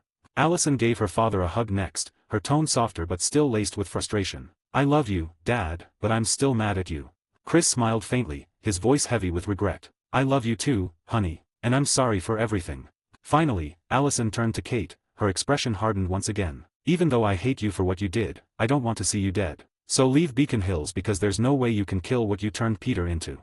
With that, Allison headed upstairs. She took a long shower, letting the water wash away the tension of the night. After that, she slipped into her bed, her mind already drifting to thoughts of Scott as she fell into a peaceful sleep. 46, Chapter 46, Allison's Request. The morning sunlight filtered through Scott's room as he woke up feeling refreshed and eager for the day ahead. After a quick shower, Scott dressed casually in jeans and a fitted black shirt that hugged his toned frame, a small smirk tugging at his lips as he admired himself in the mirror. Looking good, McCall, he muttered. He headed downstairs to the kitchen, whipped up some scrambled eggs and toast, and left a portion neatly covered for his mom. Sliding into his car, Scott drove through Beacon Hills to the Argent residence. Upstairs in the Argent house, Allison woke up feeling lighter than she had in days. Last night had been intense, but it was freeing to finally confront her family. After a shower, she dressed in her favorite pair of jeans and a simple white blouse. Her hair cascaded down her back, effortlessly perfect. As she descended the stairs, the smell of breakfast greeted her. Victoria was in the kitchen, Chris at the table with his coffee, and Kate lingered nearby. The tension was palpable, but Allison didn't let it ruin her mood. She greeted her mom and dad with a smile and sat down to eat, completely ignoring Kate's presence. It was as though she didn't exist. Halfway through breakfast, her phone buzzed with a text, "Morning, gorgeous. I'm outside." Allison's face lit up as she stood and kissed her mom on the cheek. "Bye, Mom. See you later, Dad." Then she grabbed her bag, and walked out the door. When Allison opened the front door, she spotted Scott leaning casually against his car, waiting for her. Unable to contain her excitement, she ran toward him and threw herself into his arms. Scott caught her with ease, spinning her around once before pulling her close in a tight hug. "I missed you so much," she said softly, her voice full of warmth. Scott smiled, brushing a strand of hair away from her face. "I missed you too." Their lips met in a deep, lingering kiss, the kind that made the rest of the world fade away. When they finally pulled apart, Scott glanced toward the house and saw Victoria and Chris standing by the door. Chris's glare was sharp, practically radiating hostility, while Victoria stood beside him, her expression unreadable. Scott, unbothered, flashed his most charming smile. "Good morning, Mrs. Argent," he called cheerfully. "You look as beautiful as ever."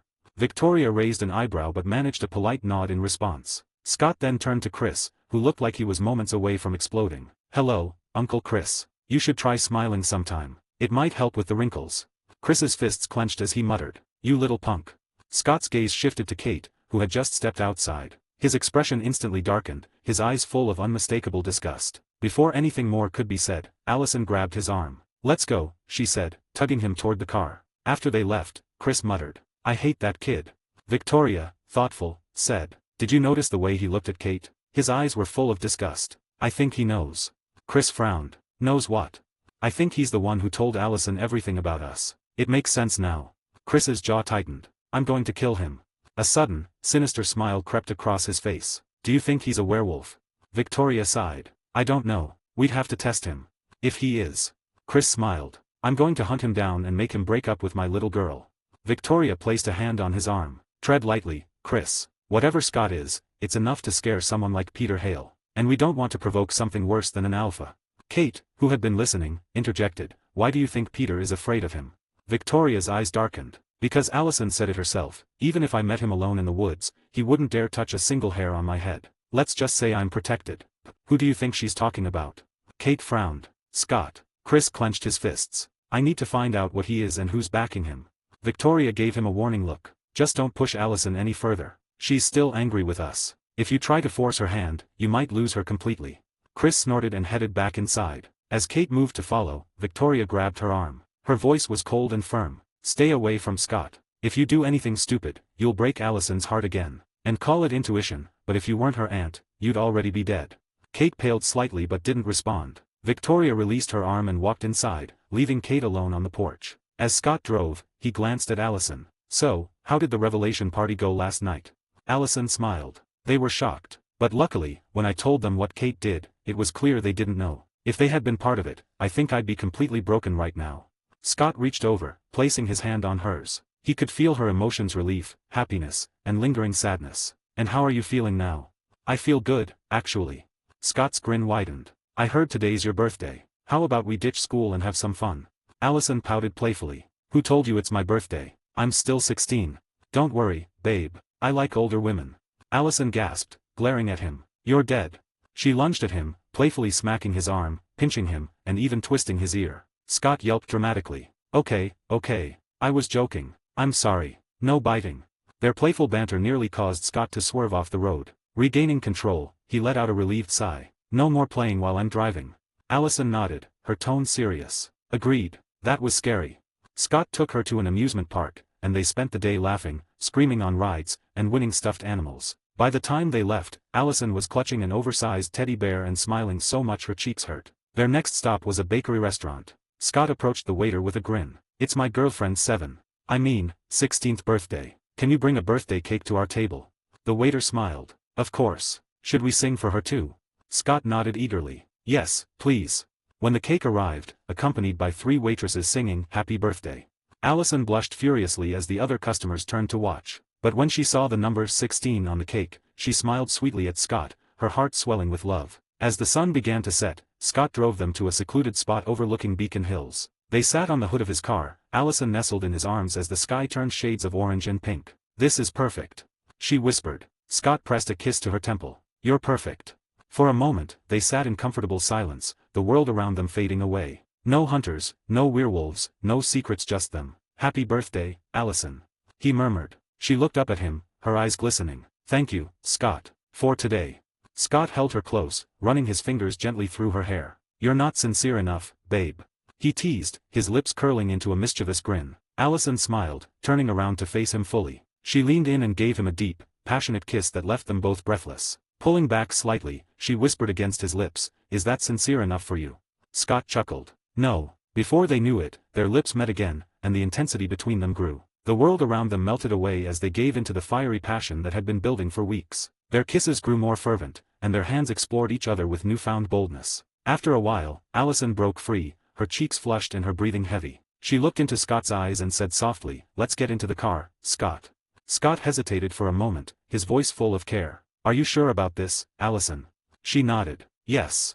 Scott wasn't one to say no to her, especially not when her desire mirrored his own. What followed was a moment of pure connection as they took their relationship to a level that transcended words. The night air was cool, and the car was quiet except for the sound of their breathing. Allison lay on Scott's chest, tracing lazy patterns on his skin with her fingers. "Hey, Scott," she murmured, her voice soft. "I want to be like you." Scott frowned slightly, looking down at her. "What? You mean a werewolf?" "Yes," she said, her voice firm. "And not just that. I want to fight by your side. I want to protect the innocent. I want to be a real hunter, a hunter that hunts evil creatures and protects those who can't protect themselves." Scott ran his fingers through her hair thoughtfully. "What about your parents? Have you thought about how they'll react?" "I have," she replied. "I've thought about it for days. They'll just have to deal with the fact that their daughter is a werewolf." Scott smiled. "You know, hunters have this rule. If they get bitten, they're supposed to kill themselves before they turn into a werewolf." Allison looked up at him, her face a mixture of disbelief and anger. "What? That's stupid." Scott sighed. "It's just how much they hate us." She reached up and cupped his face. "I don't care about their rules. I want this. I don't want to stay weak. Even if I became a hunter, there are still creatures out there that could kill me before I even react. I want to be strong like you. I don't want to hide behind you forever. I want to stand by your side." She paused, then added with a teasing smirk. "Besides, don't you want me to keep up with you during sex? And have sex more often?" Scott's eyes glowed red, and his fangs extended as he interrupted her with a growl. "Say no more, babe. Where should I bite you?" Allison laughed, her cheeks tinged pink. "Wait a moment, you pervert. Shouldn't you tell me what will happen first?" Scott's eyes returned to normal as he grinned. "Nothing much. The first night, you'll sweat a lot as your body changes. After that you'll get stronger and faster, but your transformation won't be complete until you experience your first full moon." "Is there any risk?" Allison asked, her tone serious. Scott nodded slightly. "Some people don't survive the bite. But don't worry, you'll be fine. I'm sure of it. You're strong, Allison. And besides, I'm a bit special, so I'm 100% confident you'll become a werewolf." She gave him her arm, smiling. "Then bite me." Scott smirked playfully. "Your arm? Babe, there's not much meat on it. How about I bite your sweet ass instead?" Allison blushed furiously, pinching him hard. "You're such a pervert." Scott yelped in mock pain. "Ouch. Have mercy, Allison. I was just joking." They laughed together before Scott's eyes turned red again, and his fangs elongated. He leaned down and bit her arm gently but firmly. Allison winced, a sharp gasp escaping her lips. "Sorry, that's the worst part." Scott said. "Let's go home and have dinner with my mom. But first, we need to take a shower." Allison raised an eyebrow. "Let's sneak into your house and shower there." Scott laughed. "We can't do that. Mom will hear us, and believe me, you don't want to meet her like this." "Why not?" Allison asked, her curiosity piqued. Scott's grin turned sheepish. "Because she's a werewolf too. Just one sniff, and she'll know what we did. Trust me, that's not the first impression you want to make." Allison's eyes widened. "What? Then what should we do? Cancel dinner? This is all your fault." "Wait a minute, it wasn't me who..." He stopped when he saw the look on her face and quickly corrected himself. "You're right. It's all my fault, and I'm going to fix it." Allison smirked. "And how do you plan to do that?" Scott grinned. "Let's go to the animal clinic. Deaton's out of town, so it's empty. I still need to feed the animals anyway, and we can shower there. Plus, I'll bandage your arm while we're at it." "Fine," Allison said, rolling her eyes but smiling. "Let's go." At the clinic, Scott and Allison took care of the animals before going into the bathroom. The shower was quick but filled with playful teasing and laughter. Afterward, Scott gently cleaned and bandaged Allison's arm. They got dressed and headed back to Scott's car. The drive to his house was peaceful, the quiet filled with a sense of anticipation. As they parked in the driveway, Scott turned to Allison. "Ready to meet my mom?" Allison nodded, her heart racing. "Yes, I'm ready." With that, they stepped out of the car and walked toward the door, hand in hand. 47, Chapter 47, Allison meets Melissa. Scott and Allison stepped into the McCall home. The scent of something faintly floral, likely Melissa's candle of the day, filled the air. The living room was warm and inviting, with the soft glow of the television illuminating Melissa, who was sprawled on the couch watching a sitcom. Hearing the door, Melissa turned, her expression brightening instantly. She rose from the couch and approached with a smile, her hands reaching out to Allison. "You must be Allison," Melissa said, taking Allison's hand warmly. "How did a dork like Scott trick a beautiful girl like you into being with him?" Allison laughed, her cheeks tinged pink. "Well, he did trick me, didn't he? You must be Scott's sister, right? You're so beautiful." Melissa's laughter echoed in the room. Before she could respond, Allison turned to Scott with mock indignation. "Scott, why didn't you tell me you had a sister? And why didn't you introduce us earlier? The only friend I have in town is Lydia, and let's be honest, she can be a bit much sometimes." Melissa gave Scott an approving look. "Scott, I like your girlfriend very much." Scott smiled but said nothing, letting the exchange play out. Allison looked back at Melissa, her curiosity evident. "What's your name?" "Melissa," she said with a warm smile. Allison returned the smile. "Well, Melissa, I like you too. I think we're going to be good friends." As Allison glanced around the cozy living room, a hint of nervousness crept into her expression. She turned back to Melissa, her voice slightly shaky. "By the way, Melissa, where's your mom? This is my first time meeting her. Do you think she'll like me?" Scott, who had been leaning casually against the wall, stifled a laugh, his shoulders shaking slightly. Melissa chuckled and pulled Allison into a gentle hug. "I already love you, sweet girl. And by the way, Allison." Still in Melissa's arms, Allison tilted her head curiously. "What is it?" Melissa grinned mischievously. "I'm not Scott's sister. I'm his mother." Allison froze, her eyes wide. She quickly broke free from the hug and stammered. "I'm so sorry, Mrs. McCall. I didn't mean to be rude." Melissa's laughter was light and genuine as she pulled Allison back into her embrace. "Silly girl, you weren't rude at all. Treat me like a friend, okay? And don't call me Mrs. McCall, just Melissa." Allison relaxed, her smile returning. "Okay, Melissa. But I have to say, you're so young, you could easily pass as a high school student." Melissa beamed. "Thank you, Allison." Then, turning to Scott with mock disgust, she added, "The only thing making me look old is my stupid son. Maybe he should start calling me sister." Scott crossed his arms, feigning offense. "What's with the look, Mom? And no way am I calling you sister. But that's just weird." Melissa snorted. "Humph. Fine. Now get your butt in the kitchen and make us something to eat." Scott's eyes widened in mock shock. "Wait, you didn't make dinner." Melissa folded her arms. "And whose fault is that? You didn't tell me Allison was coming." Scott smirked. "Mom, I know you're on vacation, but you're getting way too lazy. Sleeping till noon, spending the day watching TV, you're going to get fat." Melissa's expression darkened as she stormed over, grabbed Scott by the ear, and twisted it. "Esto me va a dollar msamk a ti. This will hurt me more than it'll hurt you." Scott yelped. "Oh God, no. Mexican Melissa is out." "Mom, I was just joking." "Mom, are you still in there?" "Mom, please, we have company." Melissa let go with a huff. "I'll spare you this time, for Allison's sake. Now, go cook something." Scott rubbed his ear as he shuffled toward the kitchen, mumbling, "Mexican Melissa is so mean." Melissa's voice called after him. "What was that?" "I said, what do you want for dinner?" Scott shot back quickly. "Something good. We have a guest." Melissa replied, her tone smug. Behind him, Allison burst into laughter, unable to contain herself. Hearing her laugh, Scott quickened his pace to the kitchen, muttering something under his breath about the McCall women ganging up on him. As Scott worked in the kitchen, Allison and Melissa sat on the couch, their conversation flowing effortlessly. They shared stories and laughter, growing more comfortable with each other by the minute. But then Melissa's expression turned serious. "Allison," she said softly, "you know what he is, don't you?" Allison nodded. "Yes, I do. He told me everything." Melissa reached over, placing a hand on Allison's. "I like you very much, Allison. The only thing that worries me is your family. Will you hurt him?" Allison's smile was reassuring as she rolled up her sleeve, revealing the fresh bite mark on her arm. Melissa's eyes widened slightly. "I see, but what about your family?" Allison sighed. "My parents aren't as extreme as others. Even if they found out Scott's a werewolf, they wouldn't hurt him. Well, at least my mom wouldn't. My dad, he's a little different." "Why do you say that?" Melissa asked, tilting her head. Allison chuckled softly. "It's not because Scott's a werewolf. My dad just hates him because he thinks Scott stole his little girl. And Scott doesn't help his case, he kisses me in front of my dad and teases him every time they meet." Melissa smiled, shaking her head. "I see. But don't worry," Allison continued firmly. "Even if my parents tried to hurt Scott, he's not the one we should worry about. And I won't let them. As for my aunt and my grandfather, if they're stupid enough to attack him, I will not show them any mercy." Melissa studied her for a moment, then smiled. "Well, let's not dwell on that. And Allison, just so we're clear, I like you a lot, but I don't want grandchildren anytime soon."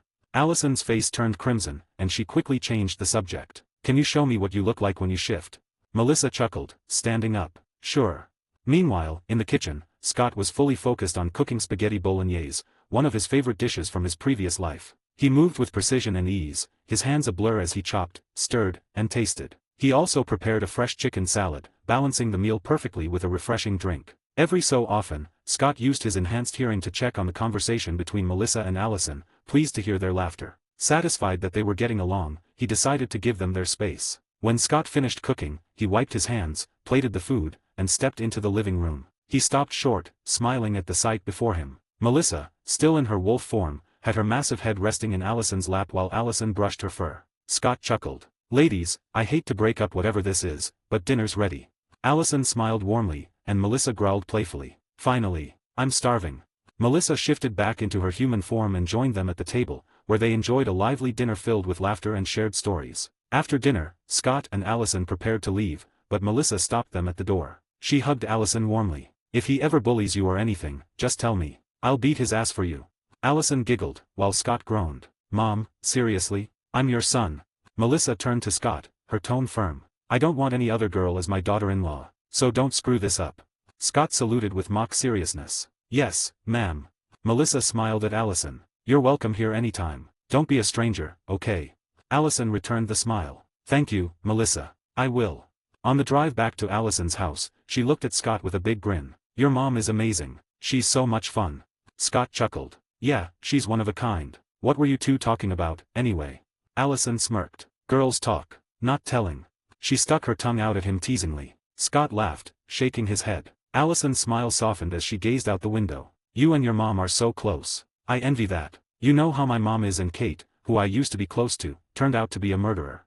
Scott's voice was calm. It was always just me and my mom, that's why we're close. And your mom's not that bad, she's just a bit tense. Try getting closer to her. Maybe invite her shopping or to do girly stuff together. Yeah, I should try that. When they arrived at Allison's house, Scott handed her the large white teddy bear she'd left in his car and walked her to the door. Allison hugged the bear tightly and smiled up at him. Thank you for today, Scott. It was perfect. Scott leaned in, pressing a soft kiss to her forehead. Anything for you, love.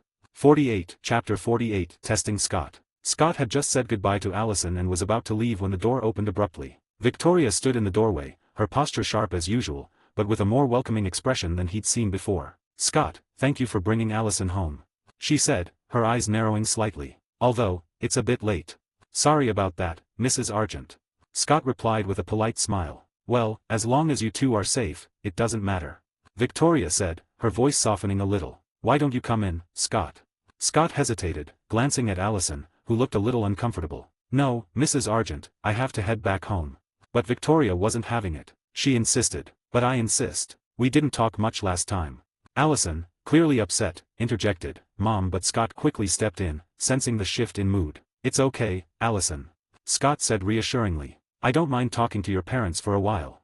With a smile, he stepped inside, but the moment his foot crossed the threshold, he noticed something strange. The surprise on Victoria's face was unmistakable. He looked down at the floor and saw the unmistakable signs of mountain ash scattered around the doorframe. Scott couldn't help himself. He grinned. Oh, Mrs. Argent, it seems there's some black dirt at the front of your door.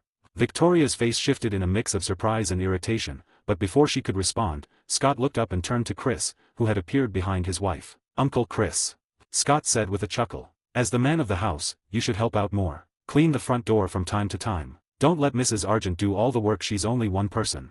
Chris glared at him, his expression turning stern. Mind your own business, you punk.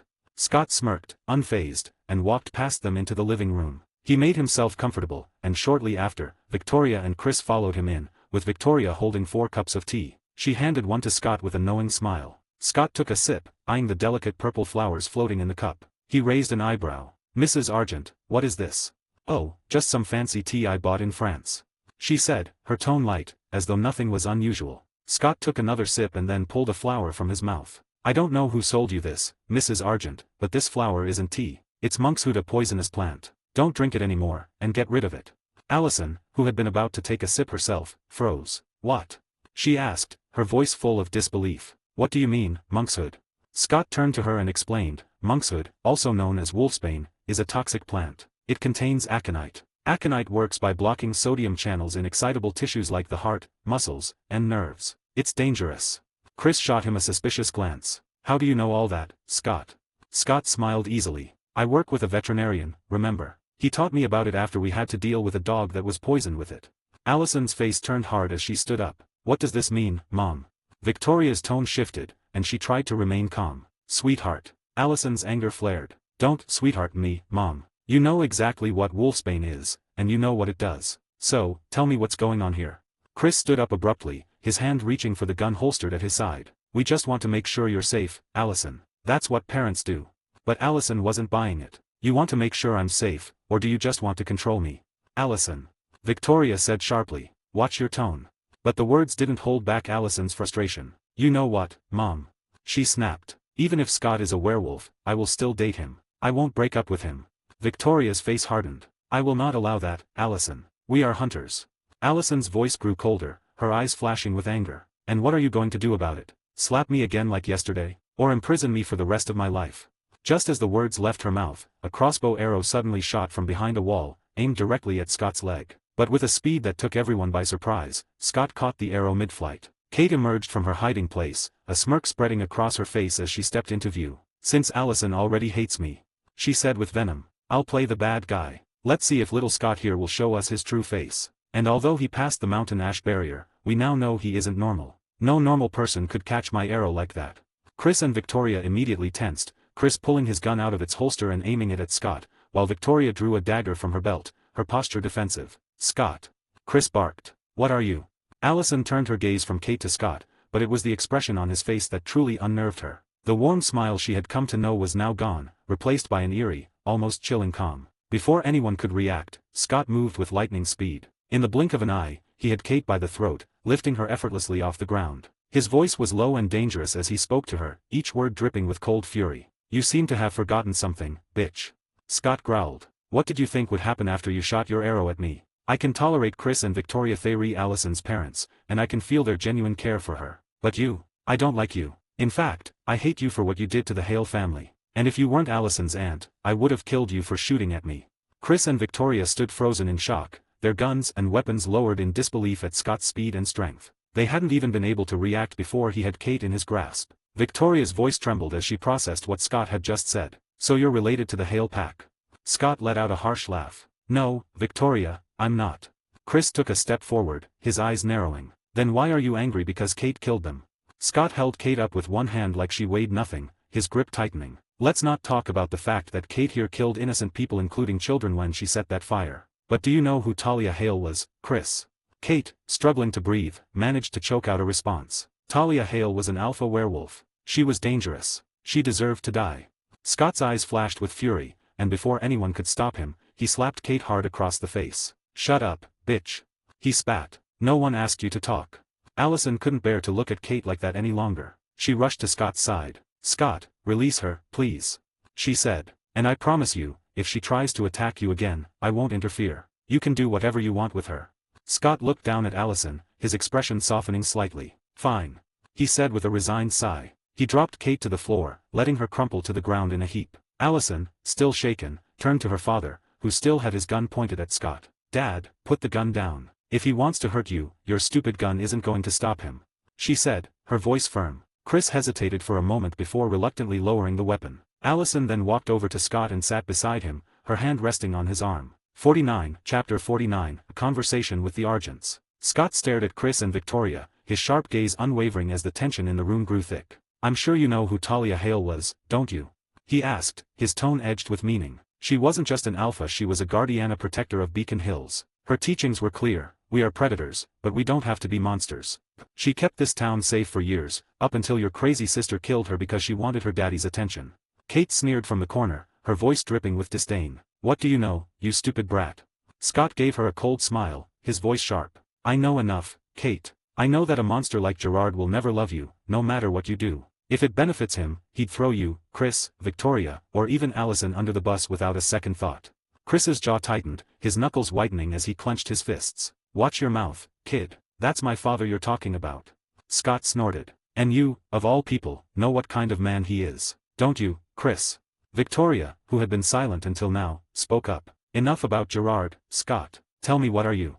Scott looked at her. Don't worry about what I am, Victoria. All you need to know is that I love Allison, and I mean your family no harm as long as you don't attack me. And by the way, while Kate's a psychopath, even she wouldn't harm Allison. Gerard, on the other hand, is a different story. If he tries to hurt her or separate me from her, he'll regret it. Victoria's eyes narrowed. Call me Mrs. Argent, kid. And I'm not going to allow a monster like you to date my daughter anymore. Scott's expression darkened. Sorry, Victoria, but you lost my respect when you tried to poison me. So, I'll call you by your name from now on. As for making me break up with Allison, that's not happening. He turned to Allison, a warm smile breaking through his sharp demeanor. What do you think, Allison? Allison matched his smile, her voice firm as she faced her mother. I won't break up with Scott, Mom. So don't push me to do something drastic. Chris frowned, his voice skeptical. Like what? Allison's grin turned mischievous. Like running away from home and moving in with Scott. Victoria's face paled. You dare? Yes, I dare. Allison replied, unflinching. Besides, why do you hate Scott so much? He's a top student, kind, and, honestly, he's better at your job as hunters than you are. Chris's brow furrowed. What do you mean? Allison folded her arms, her smile triumphant. He killed a ghoul, and remember that boar you couldn't kill. He's the one who killed it.